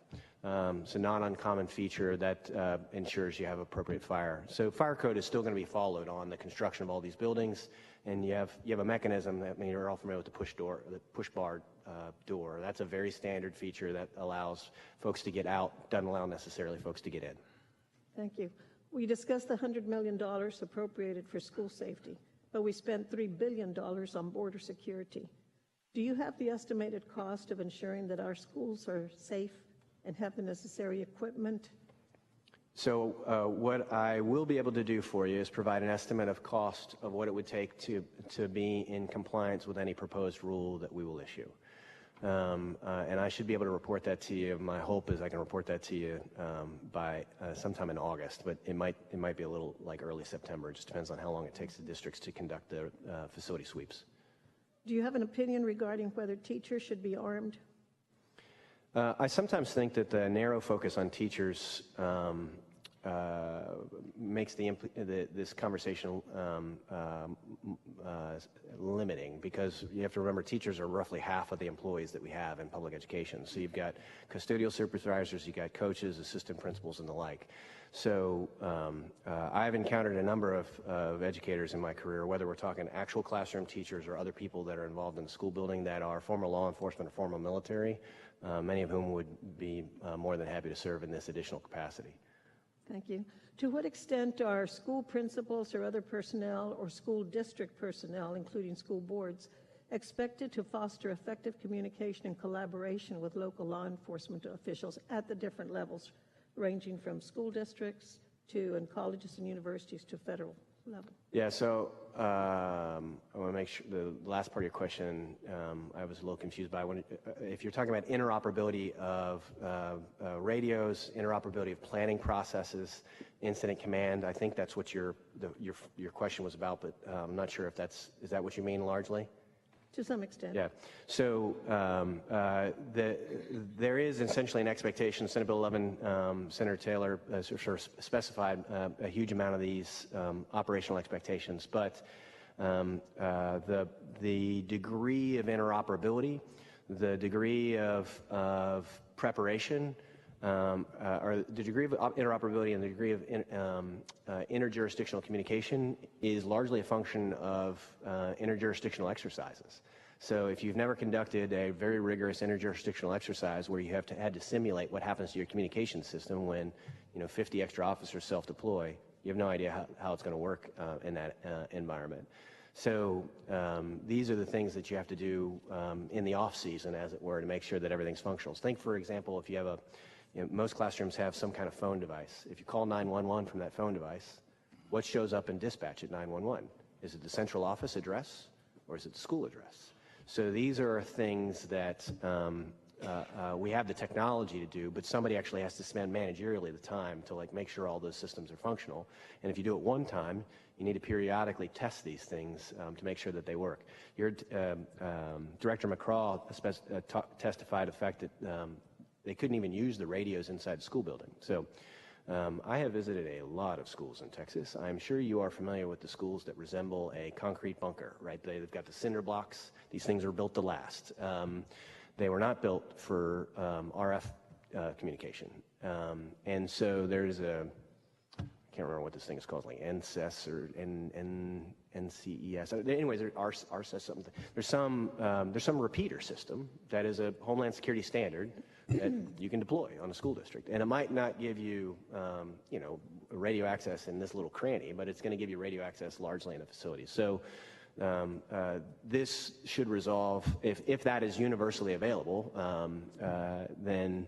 Then you have radios that can work in any school building in the state of Texas. But of course, the only way you know that is you got to turn the radios on and test them, while you're walking through the building. So these are part of your preparedness exercises. Thank you. If you were writing this report for the committee, what legislative recommendations would you include regarding school safety? I do think that I would put them in these same three functional buckets that we're focused on, sort of the incident response improvements that can happen, the facilities and access control improvements that can happen, and behavioral threat assessment training and coaching systems that can be in place. I do think there's likely more lessons learned and to be learned from this that might highlight even additional aspects of legislative policy in terms of information sharing between agencies. Imagine students who transition from K-12 to higher ed, and if someone's been case managing a student in K-12, can they continue to case manage that student in higher ed? We have not finished our review of what we know, and I can assure you I will share everything that we find that we think is a substantive policy improvement. Thank you. Mr. Chairman, I have two questions for Senator Blanco. Would you like me to ask them at this time or come back to them after the committee members have asked questions? You had some questions from Senator Blanco? I have two questions that I'd like to ask on behalf of Senator Blanco. Okay, let's just hold up. Let's get the members of the committee first, and we'll come back. Thank you. So I've got Senator Hinojosa, then West, then Perry. Thank you, Mr. Chairman.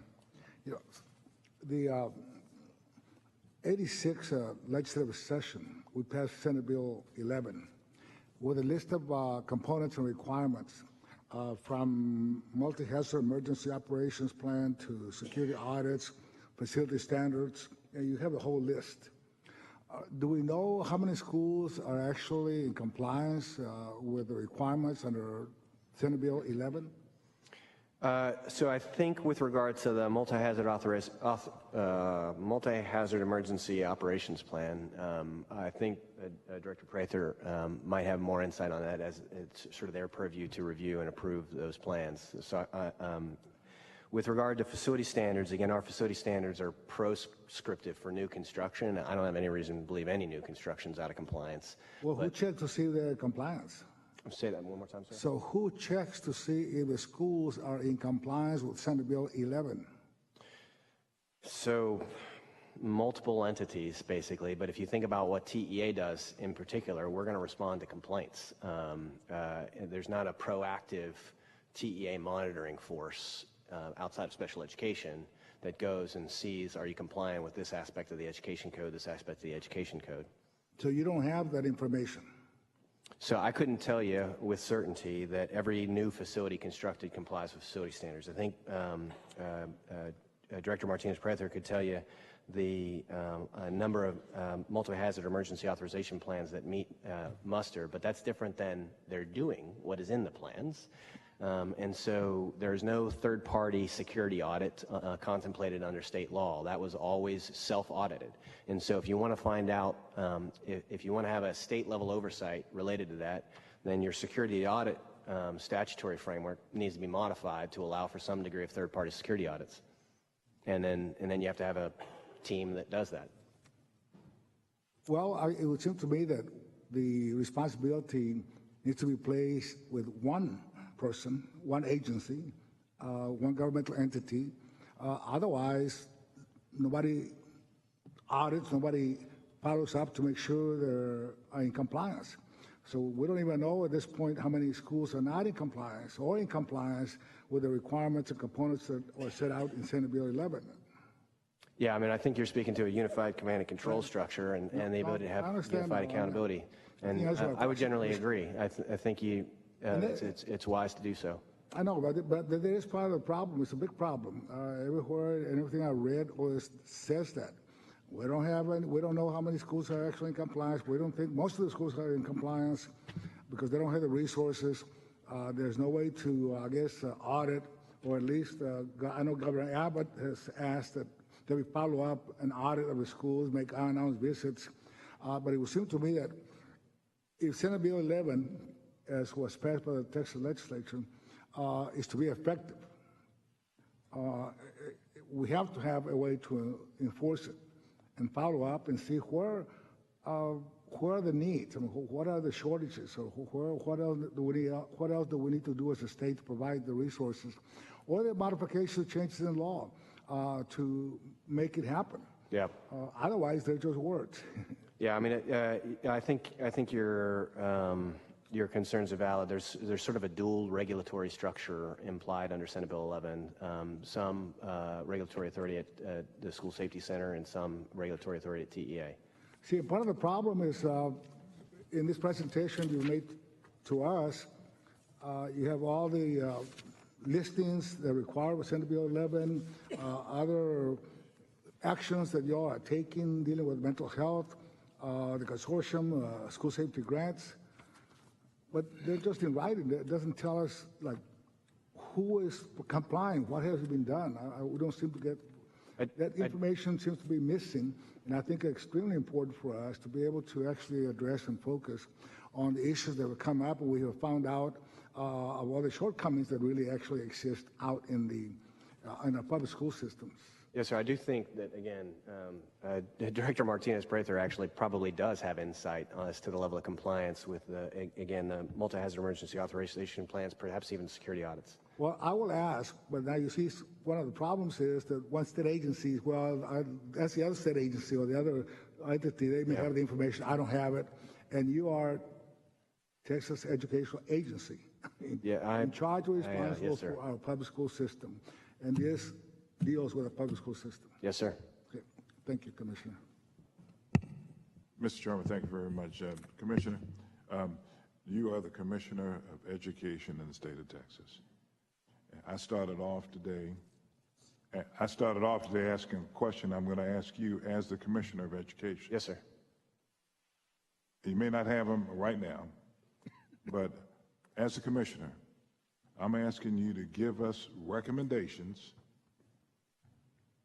that we can consider to, in your mind now as a parent, can reassure parents in the state of Texas that their children will be safe in our public education system. Now, you've given us a bunch of things concerning Senate Bill 11 and things of that nature, which is great. You're telling us that you will, and I understand as it relates to the time frame, it'll be August, maybe first part of September, when the school will have already started. And so the question is, during this interim period, whether we have a special session or not, what can you provide to us to reassure parents that we're not going to have another Santa Fe, we will reduce the chances of having some of these mass shootings that we've had at our schools with our children?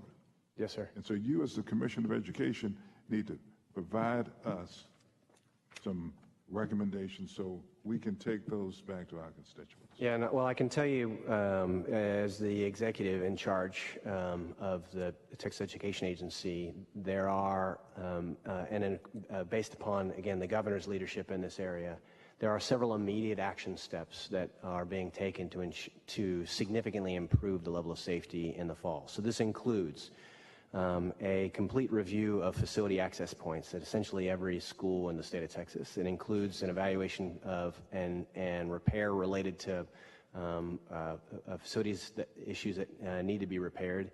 It includes procedures related to ensuring doors are closed. It includes a review, comprehensive review, top to bottom, of safety procedures in each district.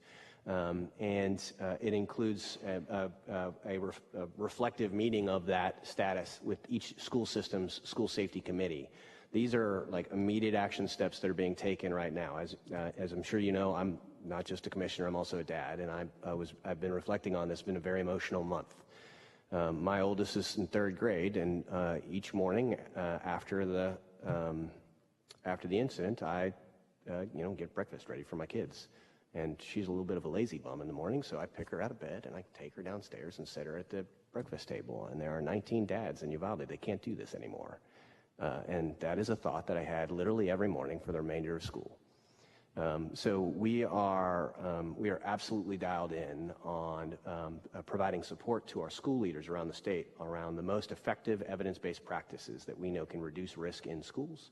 I have spoken to all of the superintendents in the state of Texas about these actions, and they are, with their own facilities teams, their own safety teams, their own security teams, conducting these reviews. What we want to do is we want to make sure that that is done everywhere at all 9,000 campuses for all school systems, and it's done with a level of fidelity that we would expect in preparation for the start of the school year. So is there a date certain where these reviews have to be completed and reported back to the state? The facilities reviews will need to be completed in time for us to, the answer is yes, although I don't have the date for you today. I'm sorry? The answer is yes, there is a date certain, but I don't have the date for you today. Okay, but it's before the beginning of this fall? Yes, sir. Okay, and you'll report that back to Yes, sir. The facilities standards, you noted that there is no review by the agency. Is that more of a resource issue than anything? It's a combination in statutory authority and resource. So this would fall under broadly a security audit kind of activity. Sure. One of the reasons why that's important is you can imagine that most information in the public related to public sector entities is in fact public, the Public Information Act. But security vulnerabilities is not something you necessarily want to be public. And so when Senate Bill 11 was structured, the security audit and all things stemming from it are shielded from PIR. We would want to make sure that any action that we did to review a district's facility condition related to these safety elements, that's different than other aspects of a building. Sure, no, I understand it, but what I want to do is to make certain that we consider that there is a third party or a responsibility for someone to do these facility audits. That's correct. So I would say that we don't have the force posture to conduct third party facility audits. Okay, so should that, and again, we've been reflecting over there, the Texas School Safety Center? Well, so they have, and I think Director Martinez-Prather can speak to this. So they have a extremely talented staff, and they are beginning to conduct intrusion tests, which is actually a required security audit self-test. They're just going to do it as a third party. But they will largely be using labor through our service center ecosystem. And so if we were to conduct facility audits, the question is, where do we find the people to do this? They probably work for us today in our service centers, but they've got other duties, and so we would be sort of deflecting. So these are things that we're looking at, but again, we don't necessarily have the authority to conduct third-party security audits at present. Okay, and let me just make certain, if we decide to do that, would it be the Texas School Safety Center that's doing that under the auspices of the TEA, or how does that work? Yeah, we try to work in very close collaboration with them. So, for example, on the intrusion tests that will be conducted, these are happening hand in hand, jointly planned. Wouldn't you agree with me that if parents knew that, okay, one of the problems down in Uvalde was the issue of the facility, of the doors being left open? That was definitely a problem. We had audits to make certain that every door, all 340,000 doors have been tested in this state and have been secured. Don't you think that would make parents a little bit more confident that we're taking the safety of their children and making it a priority? I do. That's why we're doing it. Okay. And so that's something that should be done before school starts this fall. Agree. And then secondly, of all of I had a chance to visit with all of my superintendents and chiefs of police, everyone else. And one of the things that the superintendents are talking about is, how do we pay for this on an ongoing basis? And I know that we have an allotment of $9.42. Something, 972. 72, something like that. Yeah. Of course, we can adjust that allotment in the future. But have you given any thoughts as it relates to the ongoing costs for school safety in the state of Texas? I have. I think you do need to be sensitive to one-time hardware costs. There will be some sort of ongoing maintenance costs associated with that hardware, and then what personnel costs might be necessary. So all three of those we are reviewing, and any recommendations we have related to each of the three you will hear. Okay. Now, in closing, I'm going back to the first question that I asked you. As a parent, as the education leader of the state, we need recommendations that will reassure our parents that their children are going to be safe in our public schools. Can I count on you to make sure we get those? Absolutely. Thank you. Thank you, Mr. Chairman. Commissioner, I'm sad we're having the conversation today and why you're here. That said, I still admire and respect you wholeheartedly on your efforts in the education process altogether. We're fortunate to have you. That said, there's some hard conversation to be had, and some of them are directly under your purview. Some of them are not. But I'm going to start with, and this is not what I thought I'd talk about, but briefly. Is it fair to say, let me just ask it this way. My fear is we paralyze process by inclusion of so many different opinions and experts to the point that we get inaction. Do you believe this is necessary, and do you believe that we are at risk of one, who's the blame sometimes, but more importantly, a lot of what we're talking about today is common sense. But this concerns me greatly when I see a chart that at best is confusing, but at worst is very ineffective. So as a commissioner, is this required to make my school assets inaccessible from bad people? I think there are likely alternative organizational structures. Is this too complicated, straight up? It might be. Thank you.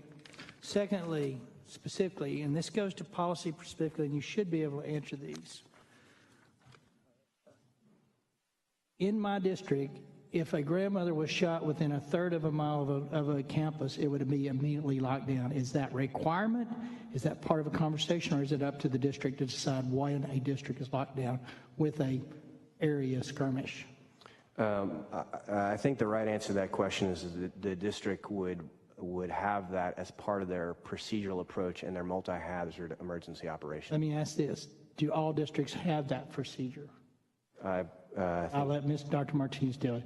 Drive onto the campus, though, undeniable, adjacent to or on top of a campus, and shooting a gun while on campus, I would expect is a required, if not specificity, spelled out. But that is a grounds for lockdown of campus. I would assume nobody would even have to write that down, but yes, that should be. But I think we have to write it down in today's times. Yeah. This agency process throughout other communities, I'm finding we have to be very prescriptive. You made a comment, and I'm going to go back to those three here in a minute with something else. You made a comment that all new construction is secure, safety, access issues, ingress, egress from in and out of that building. You believe all new construction meets standards? So we have a set of rules that took effect for all new construction as of 2021. I believe there's some older rules that took effect for construction that was a little bit older than that. But yeah, all new construction is going to comply with the minimum safety standards that we have in rules. Specifically, would I find locks inside of an interior of a school building that lock from the outside and not from the inside under new construction? If you're talking about the classroom doors? Yes. I don't know the answer to the question. I need to check that portion. I need to know that. That lock that was up here today, there's no excuse. That is probably universally on the old schools, the lock of choice. Yep. To have it where a teacher cannot secure it from the inside is unconscionable. And if a safety manager program, Dr. Martinez and crew, has looked at that and didn't see that as the obvious, even from my perspective as a bean counter, that's an obvious. Outside labeling of buildings and classrooms so that there is a consistent way to get to the shooter from a first responder on a multi-campus location. Is that in our new construction? I say the question one more time. Outside labeling of building and classroom association with campus building, Complex A, 110, Complex B, 120. Is that a requirement inside of new construction for our existing buildings? Because that's a problem when you have a multi-campus location. I think you're asking the locking mechanism between an inter-facility access? No, I'm asking when a first responder shows up on site and you walk in and nobody, and I should probably lead into it. There are districts that don't have contact personnel for when an event happens, and if that's the case, how does a first responder know what campus, where to go, and how to get there? So there is a requirement for new construction that there's a facility plan that's with all the rooms, all the doors are numbered, all the rooms are numbered, and that applies to new construction. We believe that should apply universally to all construction. This is more for Dr. Martinez, but I think you as commissioner need to know this, and you may know this. Starting in 2020, Texas Safety Center conducted an overview of status of 122 K through 12 public schools emergency operating plans, or EOPs. The objective was to see whether there was one, and if it was it sufficient? The audit findings indicated that 986 districts reported having adopted an EOP. However, of the 1,022 districts in the EOP review process, the TSSC determined that 162 districts did not have an EOP, and further, only 67 of the districts statewide had an EOP plan that was deemed sufficient, meaning it met common or best practices necessary to be a viable EOP. The audit findings indicated 973 districts reported having a designated responsible person for making final decisions during a disaster or emergency, as well as other individuals responsible for making those decisions if the designated person is unavailable. Of the 1,022 districts EOP reviewed, 304 did not have a designated person, and 126 did not have a sufficient designation or had an insufficient one. 939 districts reported that the EOP includes a policy responding to an active shooter emergency.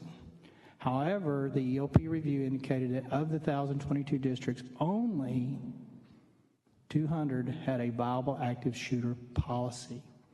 The remaining 822 districts, 626 did not have a policy in place, and 196 districts had an insufficient policy. I say that to say you're somewhat responsible, and I'm not putting the blame on you, but that's unacceptable. And I understand the legislation in 19, but that's unacceptable. But number two, it shows on a district level the lack of seriousness that they're taking this issue. And I know that's going to be offensive. I'm going to get lots of hate mail over it. But if you're that guy that's in the camp, it's not going to happen to me, trust me, you're going to have the outcome Uvalde had. 200 of the districts had a viable active shooter policy. I don't know what we do with that, Mr. Chairman, because we have the rules in place, but if people choose not to play along and get along with the things that experts tell us we need to do, we're never going to win this. I'm going to move on to it's a broader conversation, but it's relevant. I don't disagree the interdisciplinary aspect of nurturing and loving on a kid that's in crises. I think that there's merits in that, and we have to try to achieve that. I'm also going to make a statement that's going to get me hate mail. Not all kids belong in the classroom anymore. Is that a fair statement? We have disciplinary removal processes to continue educating them, but potentially in an alternative environment. I hear those policies, and I see them practically not being successful. I also know that if a kid can't belong in the classroom and the alternative programs that exist are there and they go along maybe, is there not a concern that if he's mad enough to do harm to someone inside of a school room that we remove him, but yet let him leave at 4 o'clock from those alternative programs, we're not paying any attention to him, what he's doing afterwards and where he comes back or not, because he's not required to show back up. Yeah, I think this is broadly an area of policy worth additional legislative. So let me lay out down to a specific. Local districts have DAEP. DAEP is a way to handle trouble or disruptive kids and behaviors on a district level. Let's assume the kid is so bad that they've got to go to the next level of alternatives, which is JJAEP, I'm told. Yes, sir. So what I understand, and this may not be true, and if it's not, I'm staying corrected, but I've gotten this from multiple sources. A kid that has threatened to hurt students, teachers, and alike is probably grounds for removal to the JJAEP. But what I'm told when they get to the JJAEP, this is a student that's the future shooter of Uvalde conversation. Gets to the JJAEP only to find out, one, capacity may be a reason, but what the excuse is being given is that does not meet the terroristic threat inside of TEA's code. Therefore, they're not a candidate for JJAEP, and are returned back to the classroom. True or false? I think you do have some areas of Chapter 37 in the Education Code where you define what is allowable for expulsion, what's allowable for a mandatory referral. And I am not currently convinced that the way that is structured is ideal. So I think the answer is probably true to your question in terms of the way it was phrased, but it is very clear that the degree of tools in the toolbox are in some cases limited statutorily. So here's the question, twofold. One, our truancy law reform that we did a few sessions back, along with a lot of other things, has allowed students to become disciplinary problems that in the past, under the broken windows theory I spoke to earlier, would have been disciplined and possibly more than normally would have been corrected. Fair? Yeah, I mean, the way education needs to work is we deal with small problems, they don't come big problems. Broken windows theory. Broken windows. And we don't do that anymore. It's not that we don't do it anymore, but it is some of the tools that were used previously are no longer available. Do we need to go back and get those tools? Because I'm working on legislation to do as such, so I don't want to waste my time between now and January. Is that something we need to go back to? I think it's worthy of attention. I will tell you, there's a great deal of complexity in there, so I'm happy to support and bring together an interdisciplinary team to support you on the legislative drafting. So I'm going to say it this way. It's one thing to have a system in place that handles the kid that wants to be fixed, but for the non-responsive kid that doesn't want to be fixed, we don't have a solution for those today, do we? We do not have adequate space in referral programs around the state. So if a child truly doesn't belong in 9th grade, has indicated he's willing to do bodily harm at whatever level, whenever, we really don't deal with them. We let them stay in the classroom, or we move them around, and then we move them back in the classroom. I don't know that I would say we don't deal with them. I would say that we can improve for sure in terms of how we can deal with students that... What's your idea if someone is going to JJAP and then they basically can go home at 4 o'clock? Should we be concerned that they that they could show back up at 8 o'clock on the campus if we're not monitoring that? Yeah, you should. That's proactive. Ankle bracelet, I mean, what do we do with that? I think these are the policy solutions that are worthy of very detailed consideration. You think about a student who, if they're 17 years old and they're in the school and they're motivated to stay, the school has a lot of authority, informal authority, to remediate behavioral issues. But if the student decides to check out, that student is still in the community, still very much can come back to the school building at any point in time. And so the question is, what tools do you have to support individuals in that circumstance? Is there surveillance post dropout, underage? I understand adult transitions to a different deal. Not to my knowledge. 18 and under, or under 18, or 18 in school and under. Is there proper surveillance of those individuals that leave that school bitter at the world, mad at everybody that has threatened to go through with something like we saw in Uvalde? So what you're now speaking is no longer an education question, but a law enforcement question. If he's still in public education, is there adequate surveillance, whether he goes to JJAP or not? The process that is prescribed in a law for that review and constant case management of students is essentially the threat assessment process and the Safe and Support Schools protocol. So here, let me tell you what I'm hearing. All kids are redeemable is what I'm hearing from you from a public education standpoint.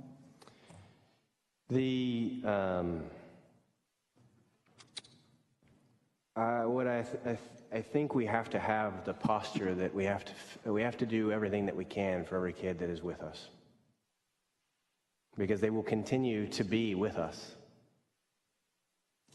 When do you make the decision that, as admirable as that is unrealistic in today's world, it can't, that they are a danger to the students in the school? And if so, do you have a way outside the criminal justice, because no law has been violated, to move them to a place of safety for their own good as well as the school? So you're asking me a question about an area of law that I am not an expert on. What I can tell you is that... No, I'm saying from a TEA perspective, is there anything you can do with the kid that doesn't need to be around other kids? If you're talking about a student still enrolled, you've got DAP and JJAP. Those are your structures. And they need reform.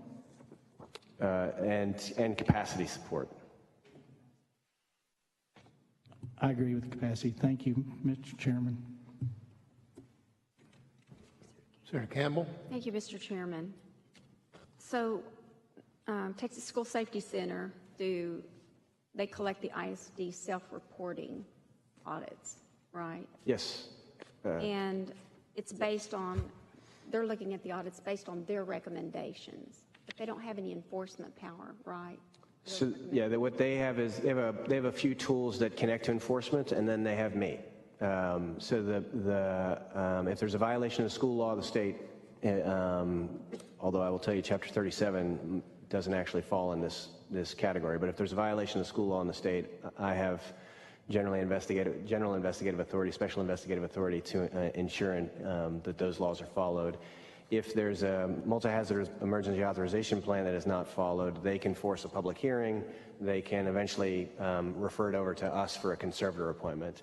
For a safety audit finding, they can force a public hearing. I don't think it's specifically specified under statute that they can refer it over for a conservator appointment, but we do have, broad authority to enforce the education laws of the state. What is that public hearing? Where is that held, if you will? It's like a local school board meeting. I see. Okay. And dollars are what? Now TEA has some mandatory safety measures, right? That's what The $9.72 per kid is passed out as part of the Foundation School Program funding. and the initiative they're supposed to be following for safety. Yeah, there's a list of 20 or so things that you can spend that money on. As long as you're doing And that, if they're found to be deficient, not have that, I mean, what can you do with that? I mean, can you claw back some of that $9.72 per student for those months they didn't provide? I don't think we have authority to do that, but I know we have authority to install a conservator, again, when there's violations, sustained violations of the school laws of the state, likewise a board of managers, or a monitor as a sort of a lower level sanction. Okay. The next is more probably of a comment, ask your opinion. I think we have to wonder, is it any wonder that our children are off track with years ago when they took prayer out of schools, pledges, they don't do the pledges anymore, put porn in the library, CRT, bullying, woke culture, and we have electronics in the classroom. I mean, that's such a different scenario than it was years and years ago before we had electronics. Do you have an opinion on whatever that comment I just made? Yeah, we are a fallen species, and we have a variety of weaknesses. Is there a way to get cell phone? Well, there's probably a way. Is there a will to get cell phones out of the classroom so kids? We have a number of schools that have that as a local policy. They don't allow schools cell school. phones. Yeah, it's generally a school policy. My kids are at a school where there's no technology. Good. Okay. Thank you. Thank you, Mr. Chairman. Members, Senator Betancourt. Commissioner, thanks for your testimony as always. I just want to go over a couple things. You made a very good point about your 3 levels, incident response, access control, and facility access, and then threat assessment. Can we look at threat assessment with the shooter? Okay, just to kind of go through it. We know from testimony of Director McGraw that at least half a dozen people said they had already identified in their minds that he was a likely school shooter. He was clearly seriously truant. His absenteeism is probably off the charts, but you might want to comment on that. When I look back, he was in that classroom 8 years ago. So the question is did we lose him 8 years, 6 years, 4 years ago? But we probably lost him by that point in time. And he was literally dragging a bag of dead cats. His academic record is obviously abysmal. And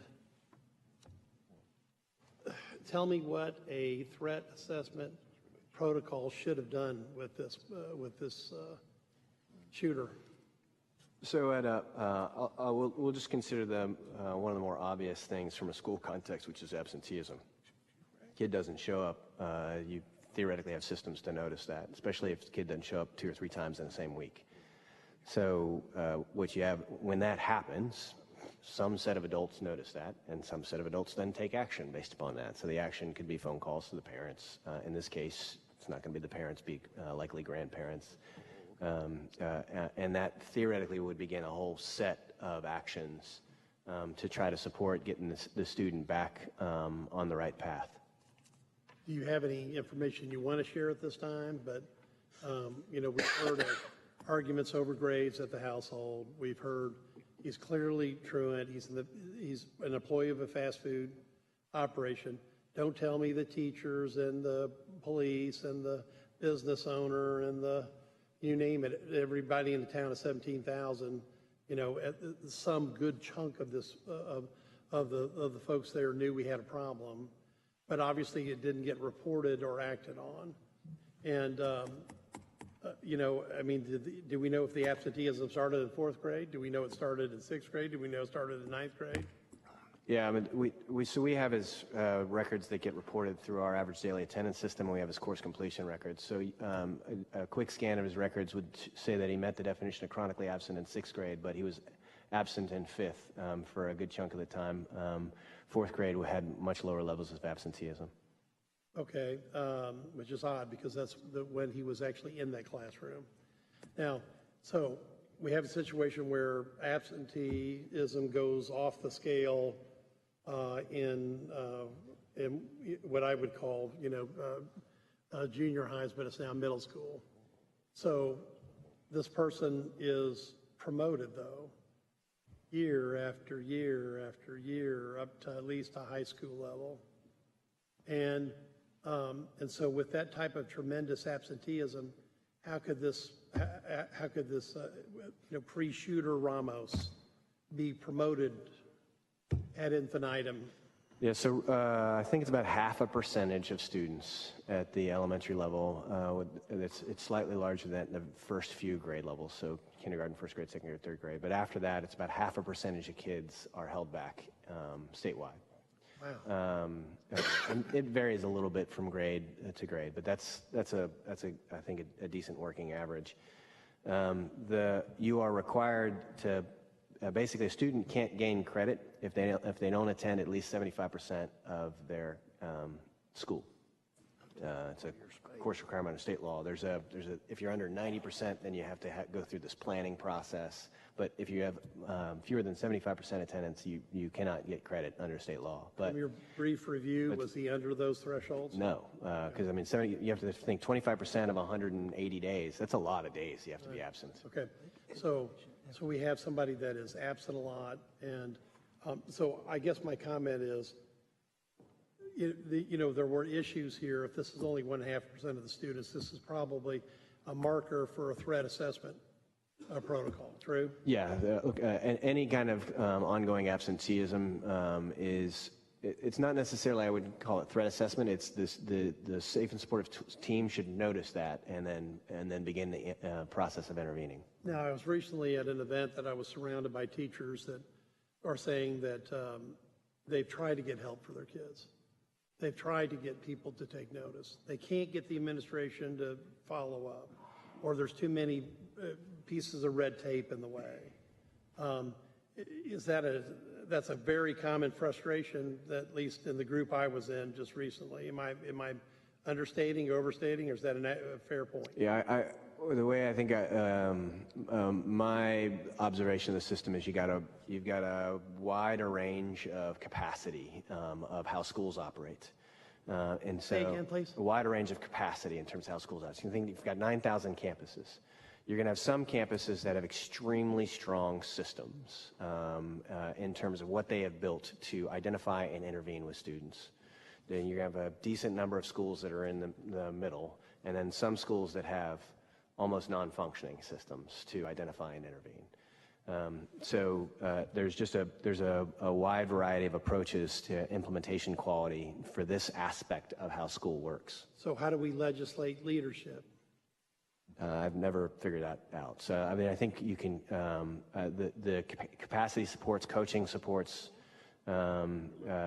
These kinds of investments in our leaders, because I would say that the spirit is willing. We do not employ school leaders that don't want all their kids to be safe. Like everybody wants their kids to be safe, but running school is hard, and so I think again a continued investment in our school leaders can help improve implementation quality in a whole host of environments in Texas.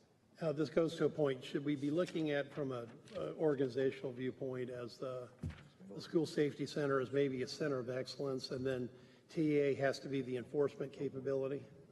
Yeah, I mean, that might make sense. I think I would want to talk to Director Martinez-Prather more to sort of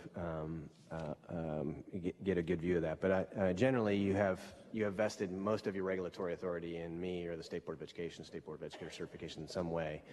And so the question of how to synthesize a regulatory oversight while they continue to provide phenomenal technical assistance is probably worthy for us to just improve our collaboration. Well, I think that's important because somebody has to audit. Somebody has to be on the ground. I mean, we have to have subject matter experts, and we want those best practices propagated throughout the system.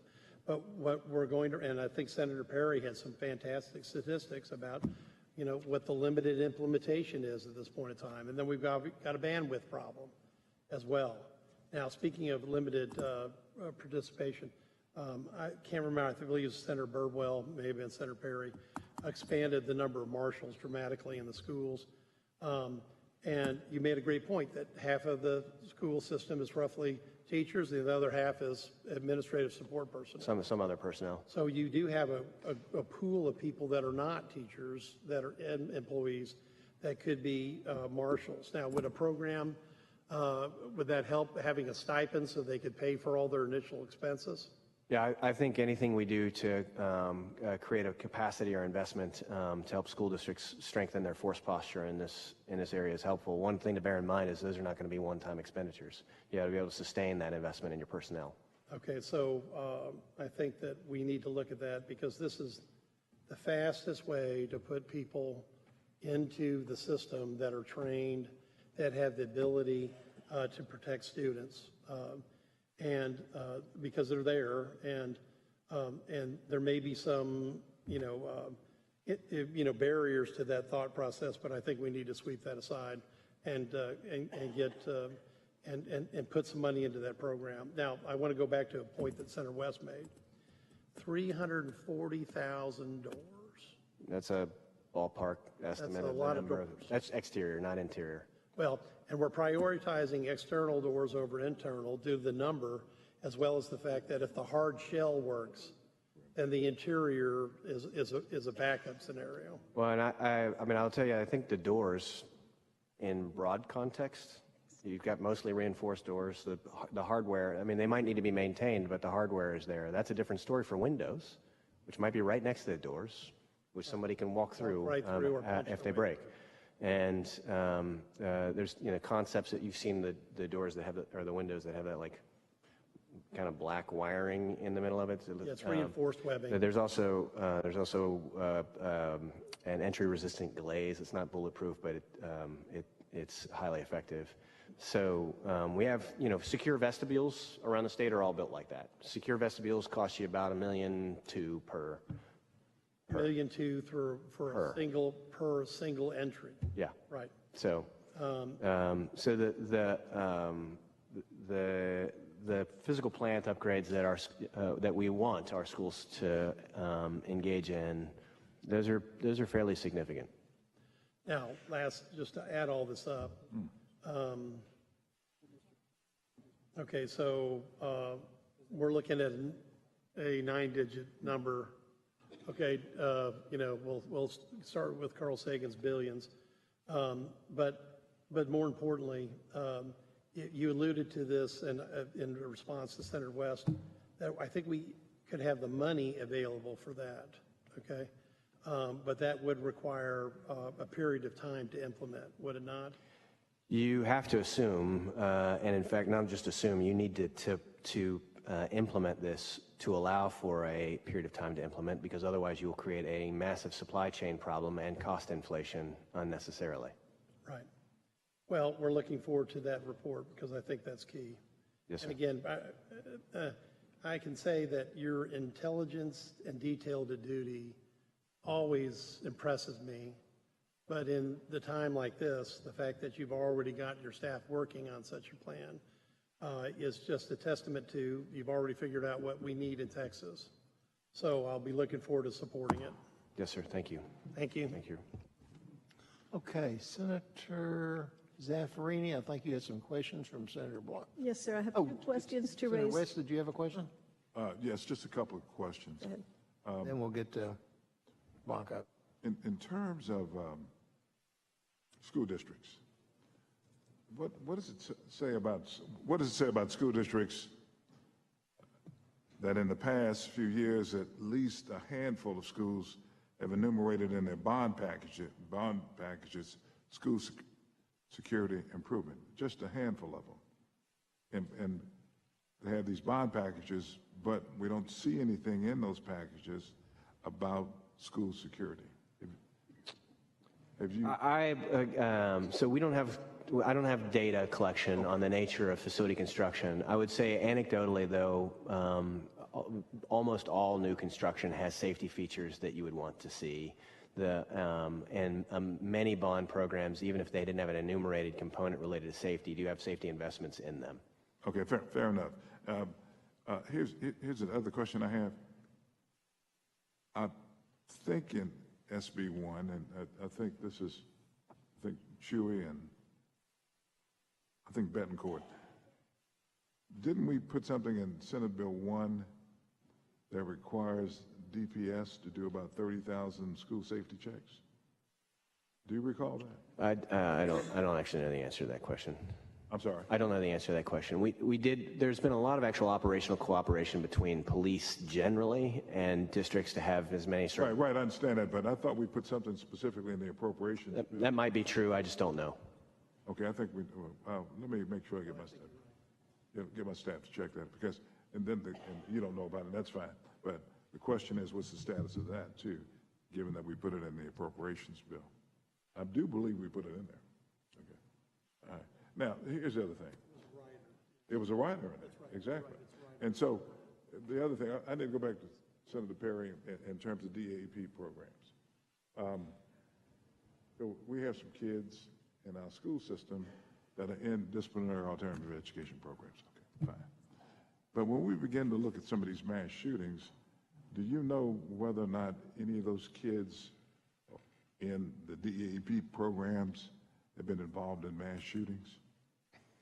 We have not conducted the review of the Ramos situation, and I can't actually remember if the student related to Santa Fe had ever had a DAP issue. Referral, right. There's a lot of work related to profiling candidates that the Secret Service did, and the profile is basically there is no profile. It's been a long time since I read the detailed review of their threat assessments, but it's there are characteristics about people who have become completely socially disconnected, but sometimes they don't even appear to be socially disconnected. They are, and it manifests in different ways. Right, and that's exactly the point. And so any preoccupation on trying to harden the DAP programs, or I think that we need to tread cautiously on that. And so I just want to kind of put that marker down. Thank you, Mr. Chairman. Mr. Chairman. Senator Perry? Point of clarification again. I guess I'm not very clear. What I'm told from my teachers, and I have this conversation regularly, it wasn't about paychecks and other things that they leave the profession for. It's the lack of respect to themselves. It's lack of respect to the authority. It's the physical as well as vulgarity that goes on in our schools now that seem to have no place. They're not even DAP referrals. I'm told students actually can come up and cuss the teacher out in front of others and then have no home. So how does that relate to a shooter? It's an overall environment. It's a culture that we've cultivated by lack of what we used to do, which is deal with that kid at that point immediately. Again, broken windows kind of theory. No offense, not worthy of some consideration. And so when a kid is watching that, whether he is under DAP or not, but he may be socially kind of detached or he may be whatever, it just breeds a culture of they're not getting in trouble for it. I'm not being mistreated, or I'm being mistreated, or I want to be disrespectful. So it goes to the heart of a lot of what we're seeing now. We have lightened the load of what I call soft skills that that schools used to be a reinforcement from home, and now they're the primary source. And kids that don't want to be around other kids watch that in action, and do they all become shooters? Definitely not. But by allowing that culture to exist, by allowing that disrespect to exist, by allowing that disrespect to authority, I have been under a boss all my life. I had my own business, and I still had bosses. 1,200 accounts were my bosses. I respected the authority I'm under, and that has been lost. And our DA program has been watered down, and this is universally a discussion amongst teachers whether they'll feel free. So it may not be the next shooter, but it cannot be ignored as a potential, or let me rephrase that, an influence into the world that we live in today, that there's no respect for life, there's no respect for authority, there's no respect for culture, and there's no respect for the learning environment that 99% of the kids want to be a part of when we allow that to happen. And Mr. Chairman, just briefly. Sure. I agree with you wholeheartedly, and I look forward to working across party lines with the commissioner to put in place specific programs recommended by our educators and also our commissioner, because you're right, there's a disrespect that we've never, ever seen before, and we had better do something about it as opposed to just continuing to talk about it. So I'm with you 100%. Okay. Senator Zaffarani? Thank you. Commissioner, these are two questions I'm asking on behalf of Senator Blanco. First, can you give us an update on the rulemaking and implementation of Senate Bill 168 by Blanco that would require best practices be adopted and be trauma-informed for active shooter drills? I can, but I'm going to have to get back to you. Sorry. All right, if you'll get Yes, back to ma'am. him. 168. 168. Second, I understand the rules for Senate Bill 168 were adopted 2 weeks ago and are effective June 26th. The rules were adopted after the Uvalde shooting. Is there anything we learned from the tragic circumstances in Uvalde that might need to be added to the rules for Senate Bill 168 as it relates to improving trauma-informed training for active threat exercises or for live shooter drills? Likely, yes. And I think this gets back to the question you asked earlier about ways to do these drills that are operationally effective, that don't have any negative effects on the students at the campus. All right, thank you. Thank you, Mr. Chairman.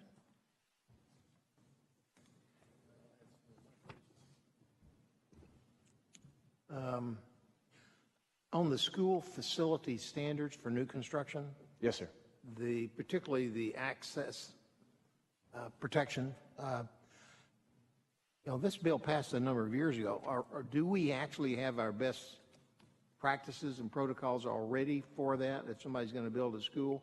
Or did I understand in your early layout that you are still working on that? Oh, yeah, sorry for the confusion. So there is a rule already in effect. It's deployed, and these are both a combination of minimum standards and best practice recommendations that apply to all new construction. So that's been in place for some time. Okay.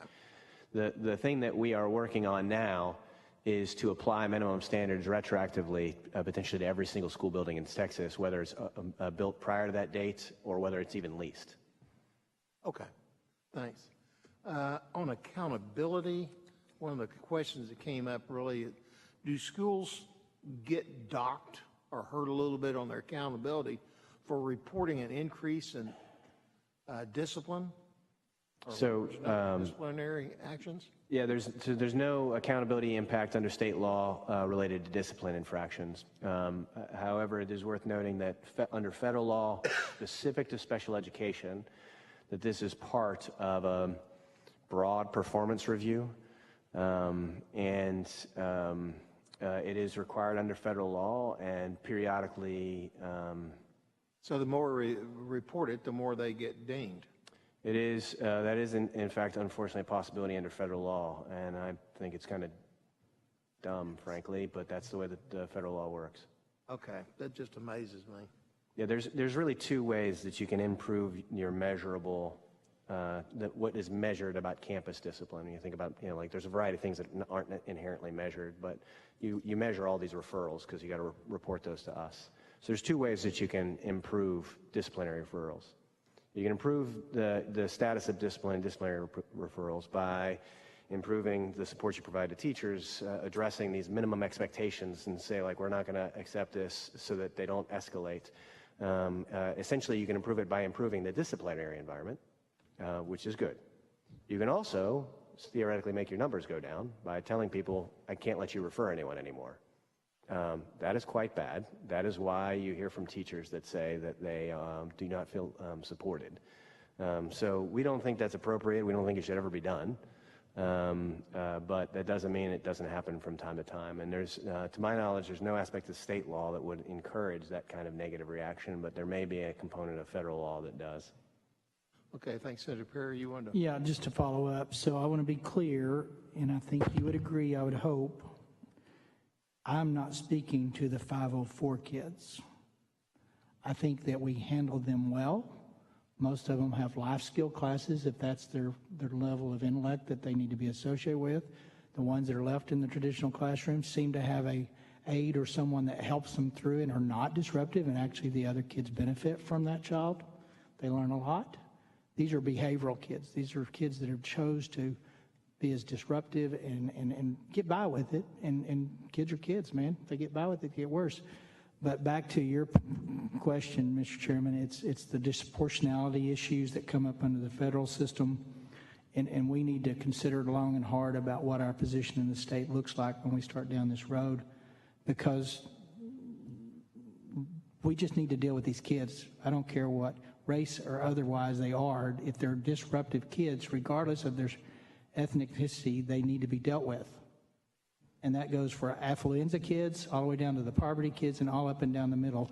And I look forward to working with my colleagues on getting that right. But that's where the federal rules come into. It's a big issue, all right. Senator West. And I know that we're kind of veering off a little bit on this, but as it relates to the JJEP programs, I really believe that those programs, the funding was cut on those programs this last time around. And so obviously if you don't, correct me if I'm wrong. I don't know the answer to that question. I believe they were cut. I'm not sure about them cutting funding, but let me throw this statute. We only have JJEPs in counties of 125,000 or more. That's why I know a little bit. So there's a majority of the counties that don't have any place to send the kid that doesn't belong inside the classroom. And the issue of disproportionality always has been an issue, okay? And so, and I agree with you, if a kid has some issues, we need to figure out how best to resolve them. The state can't do everything, okay? But I do know we're not doing enough. And I look forward to working with you to do better as it relates to them. Okay? I had one other, and this has to do with some of the early things we heard in the testimony when McGraw, Director McGraw, yes, sir, was testifying about, first it was the rock, then it was they took the rock out and the door closed, but the latch mechanism was set so it didn't lock. So, and then you get to the actual classroom, and it turns out, it didn't align with the pad and just kind of on, and then the little magnetic things people stick inside the doors to keep them purposely from being latched as a convenience so they don't lock all the time. And I know this is going to spill over into the Texas Safety Center part, but I didn't want to leave the total topic while you were still here without talking about it. Someone I have a great deal of respect for when early in this issue, I asked him, what are we missing? He says, well, you can come up with all these great plans and great protocols and check all the boxes, but unless somebody actually goes and checks, right, to see if somebody's doing it, kind of doesn't really matter. And that it was kind of where their suggestion was. And as I've kind of been listening all day, like y'all have, and talking to people, the more and I mentioned it to a few other people, we're leaving an awful lot to our own school to check itself when it's not in its benefit to turn itself in for doing something wrong. That's kind of a no-brainer. And if we had a team, I'm not suggesting necessarily what Governor Abbott was suggesting, don't even let a school know you're going to show up, because I think that would be possibly a dangerous situation, but I'm not an expert in that. But if you had a team of people who had the right protocols,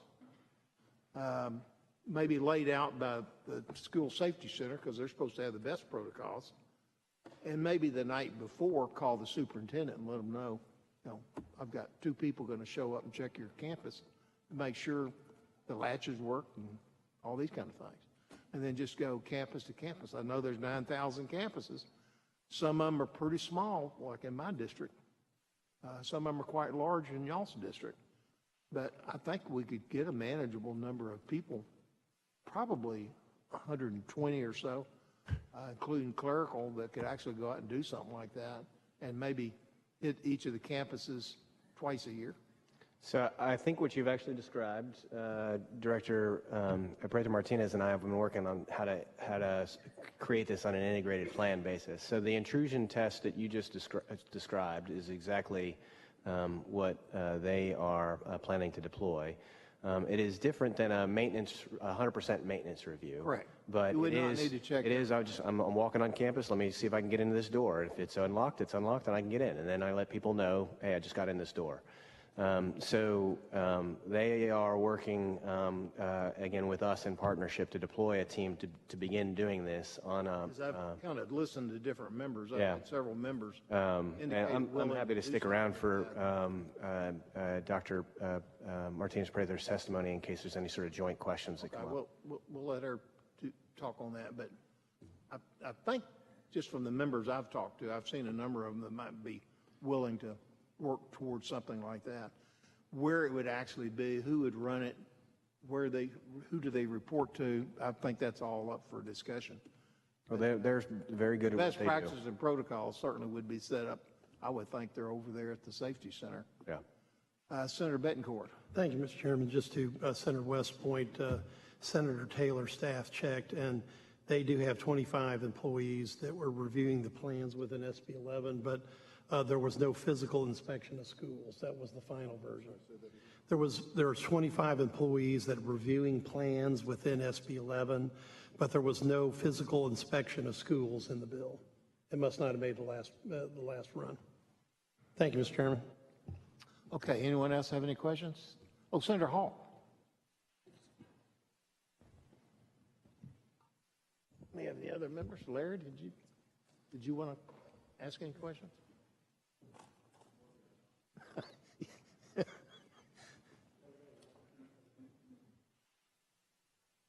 It might be on already.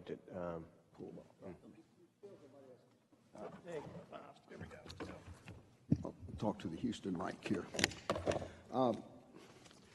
This recent conversation, I think, is the best we've had of the day. I hope everybody listened carefully to what Senator Perry had to say and what Senator West had to say, because we've got an 800-pound gorilla in the room that we cannot ignore.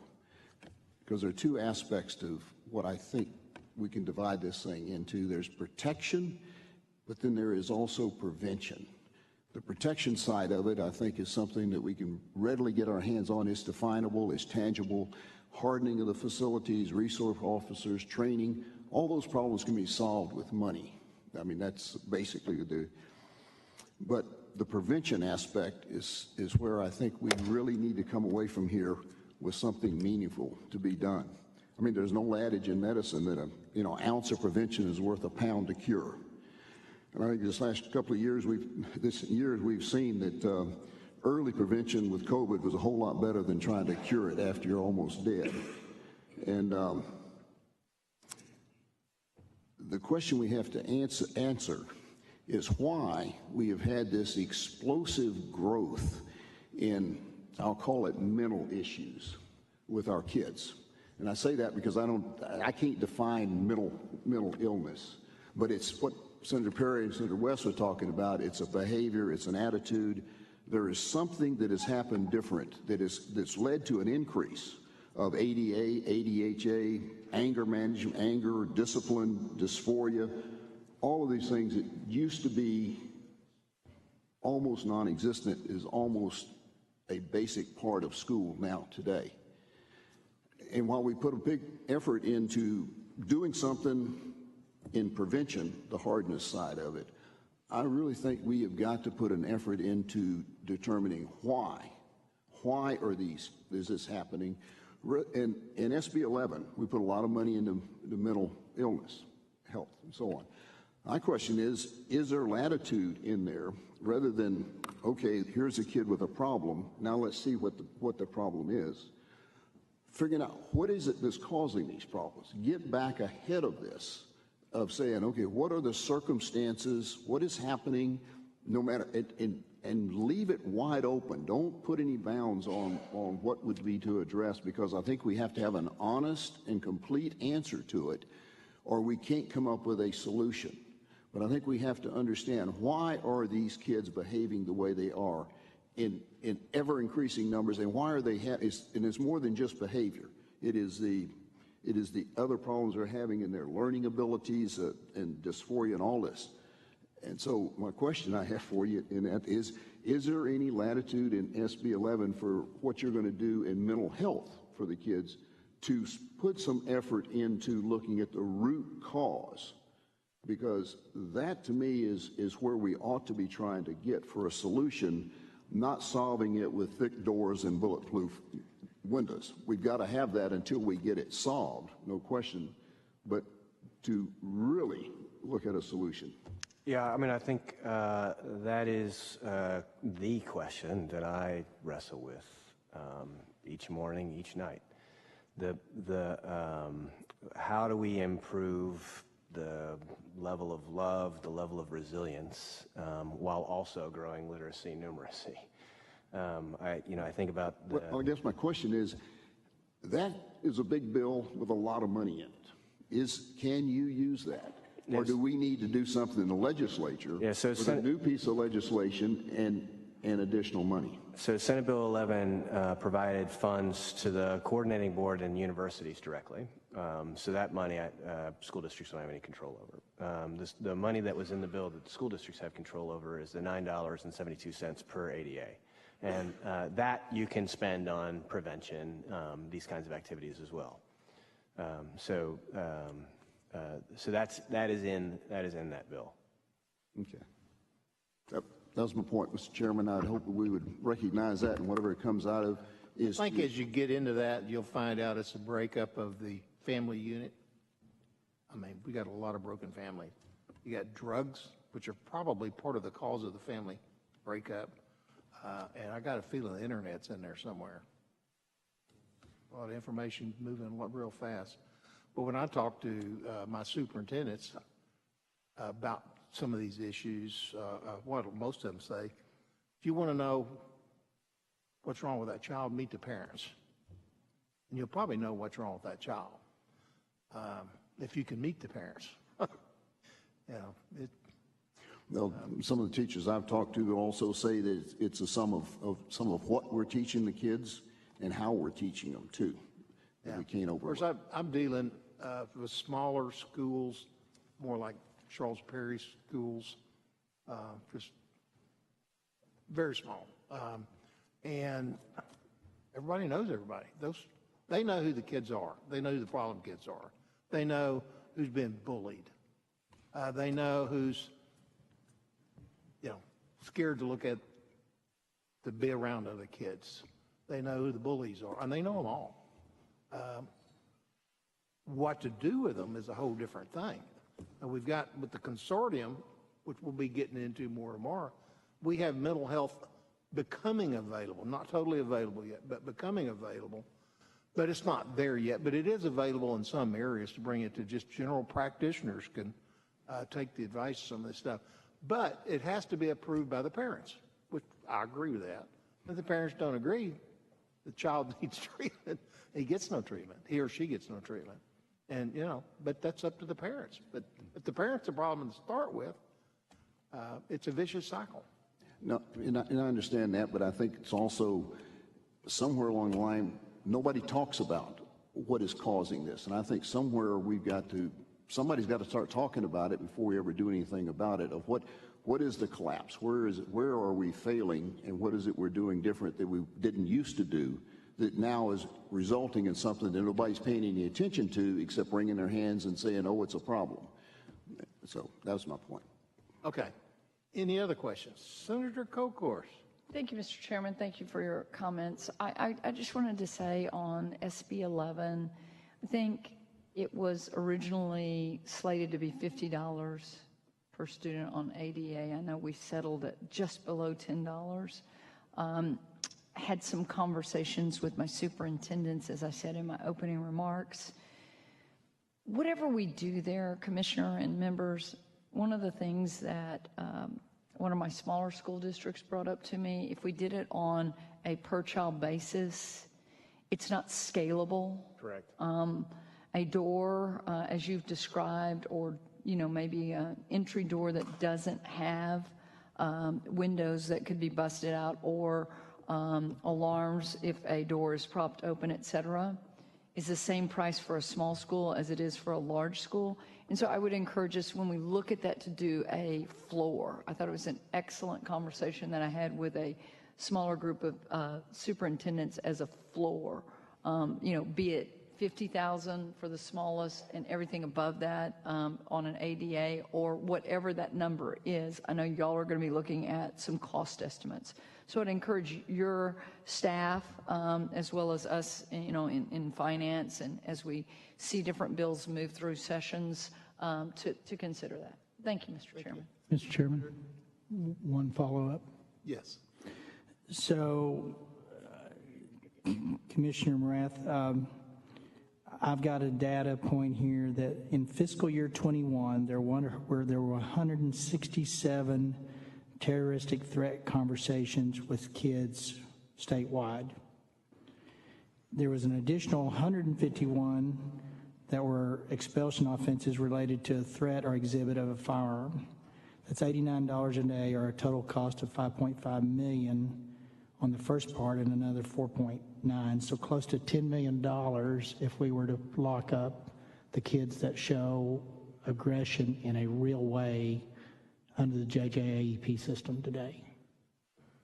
I can't verify the math, but that sounds logical, absolutely. So basically 300 kids out of our 5 million were threats that we honestly didn't do anything with because it's a cost. I mean, some of them went to JJAP, some of them did not. I don't know how a kid can threaten and not end up there. But, and then the district has a year up to year expulsion opportunity, or somewhere in between. Yeah, you would likely need to plan to spend a little bit more than that based on an issue you raised earlier, which is... So members, what I say to that is we had 300 kids that had threat of firearm or terroristic threat conversations in 21 in our classrooms that honestly, we've kind of got a path to put them somewhere else, but they don't stay there is my understanding. And it's $10 million if we did it the way we're supposed to do it. All right, good comment. Senator Larry Taylor, welcome. Thank you, Mr. Chairman, and thank you, members. Thank you, Mr. Chairman. Thank you, members. First of all, let me just start with I'm sorry that we're even here having this discussion. But what I think we've learned most recently is even great plans can fail with human failures.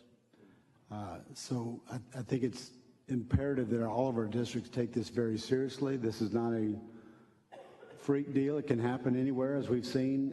First of all, happening in Santa Fe and Uvalde, these are places you would not have predicted if you were going to guess something like this. So I think it's very important.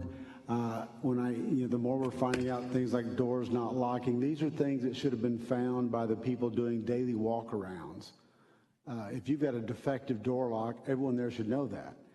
And frankly, everyone should know how doors open, lock, don't lock, and they should have keys to those things. So those are things that, but I don't think the planning and the practices have been taken seriously. Frankly, for people to say they didn't know who was in charge. Senate Bill 11 required active shooter training, and it was supposed to be done when the students weren't there. So we don't, that was one of the concerns we had. We didn't want to be scaring our kids. But these were things they would do on weekends and things where they'd bring in multiple agencies, come in there. So they practice, how are we going to do this? So when everybody shows up, you do know who's in charge, because somebody has to be in charge.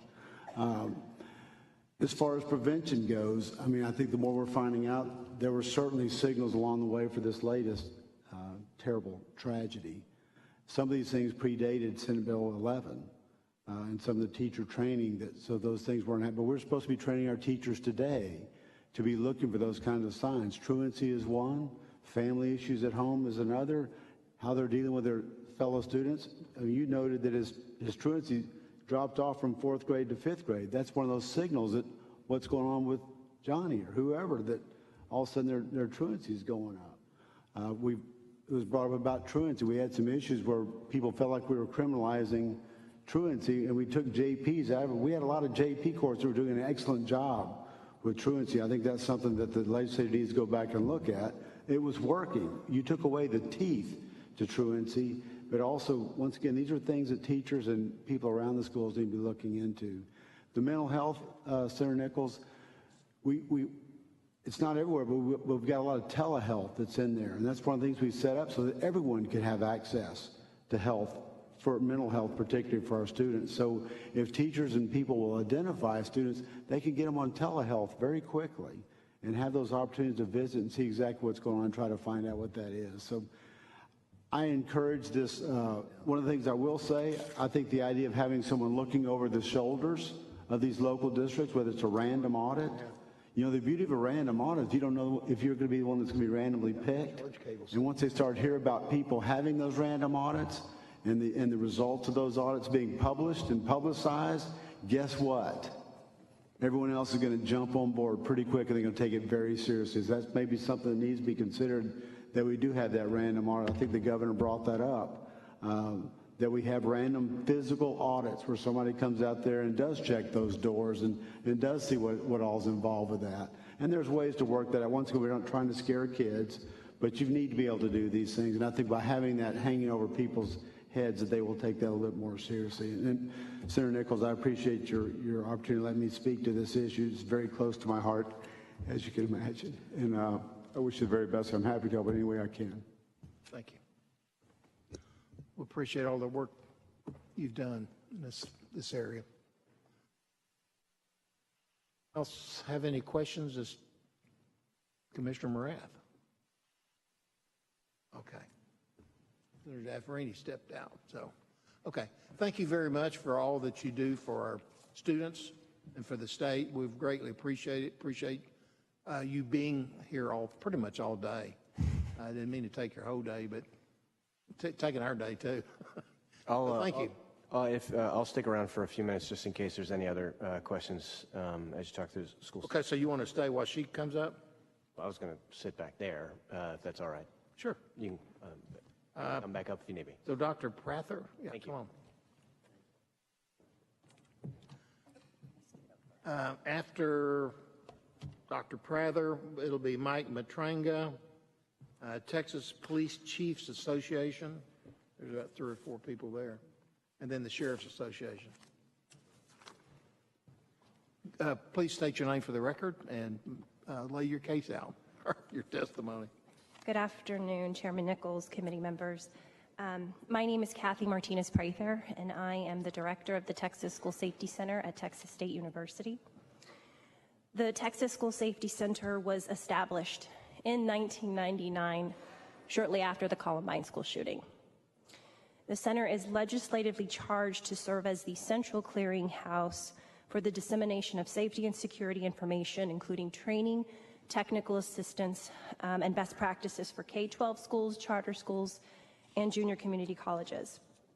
Since its inception, the role of the center has expanded significantly, along with increases in responsibility of schools to ensure a safe and secure educational setting for staff and students.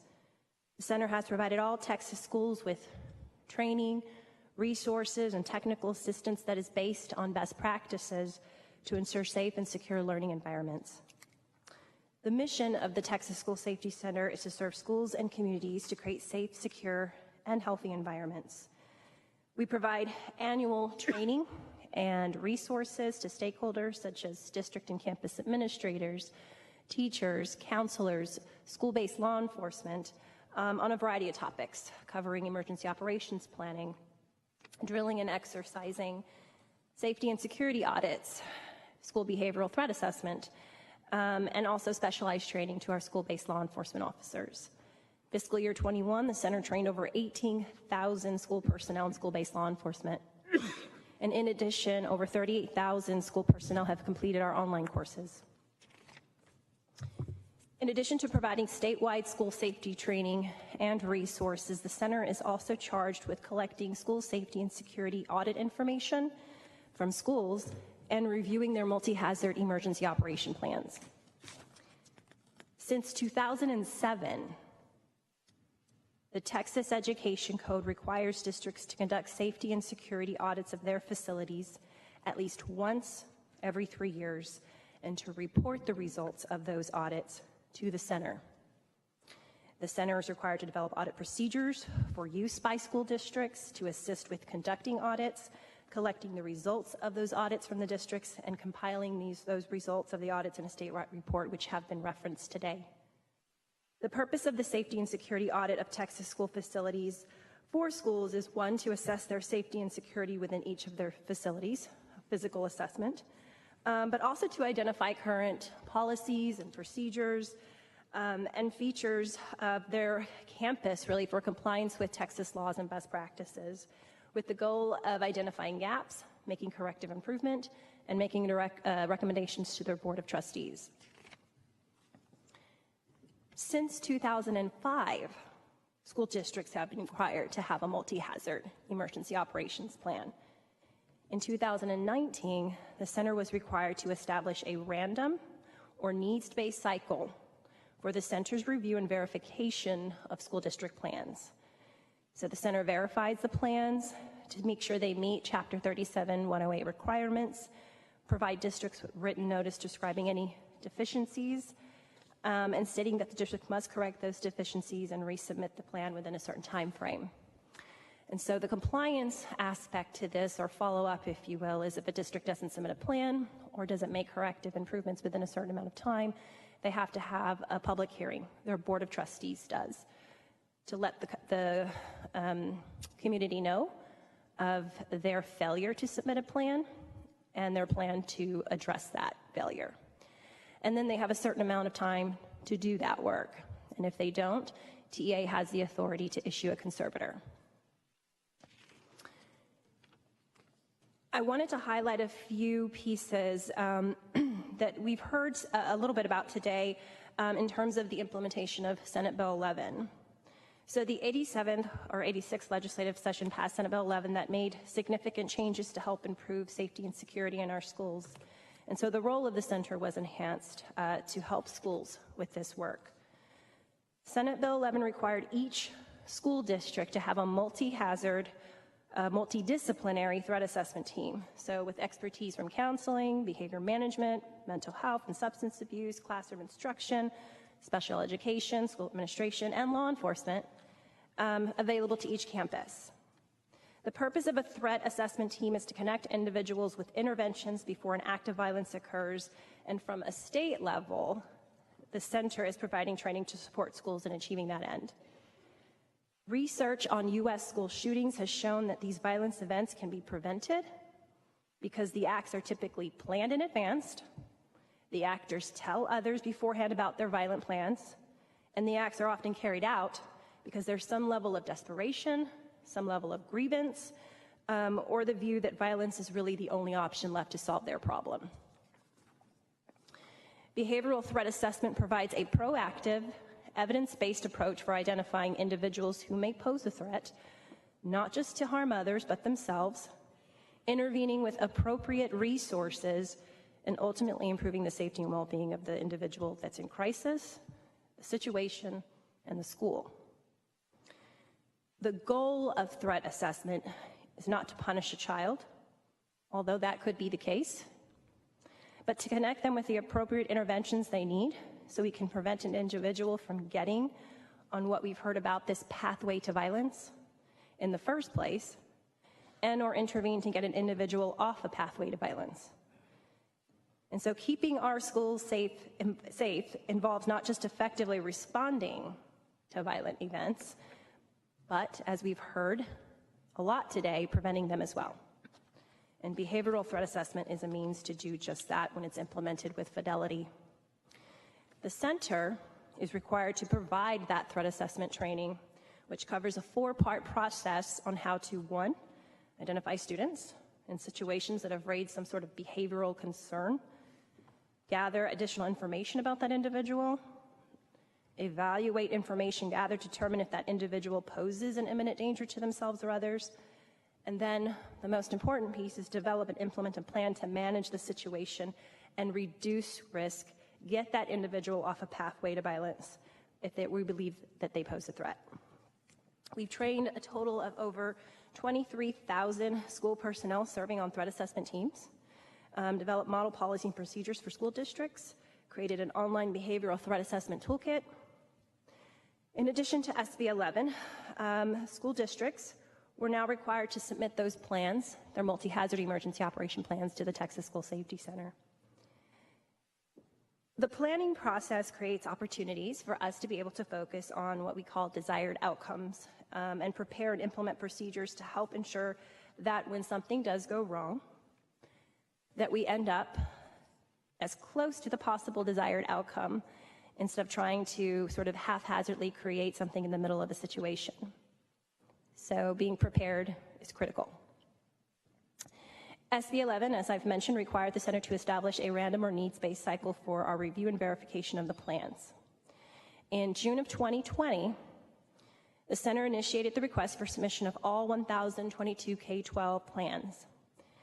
This initial high-level review was intended to provide the center with reliable data on really where Texas districts were in their emergency planning prior to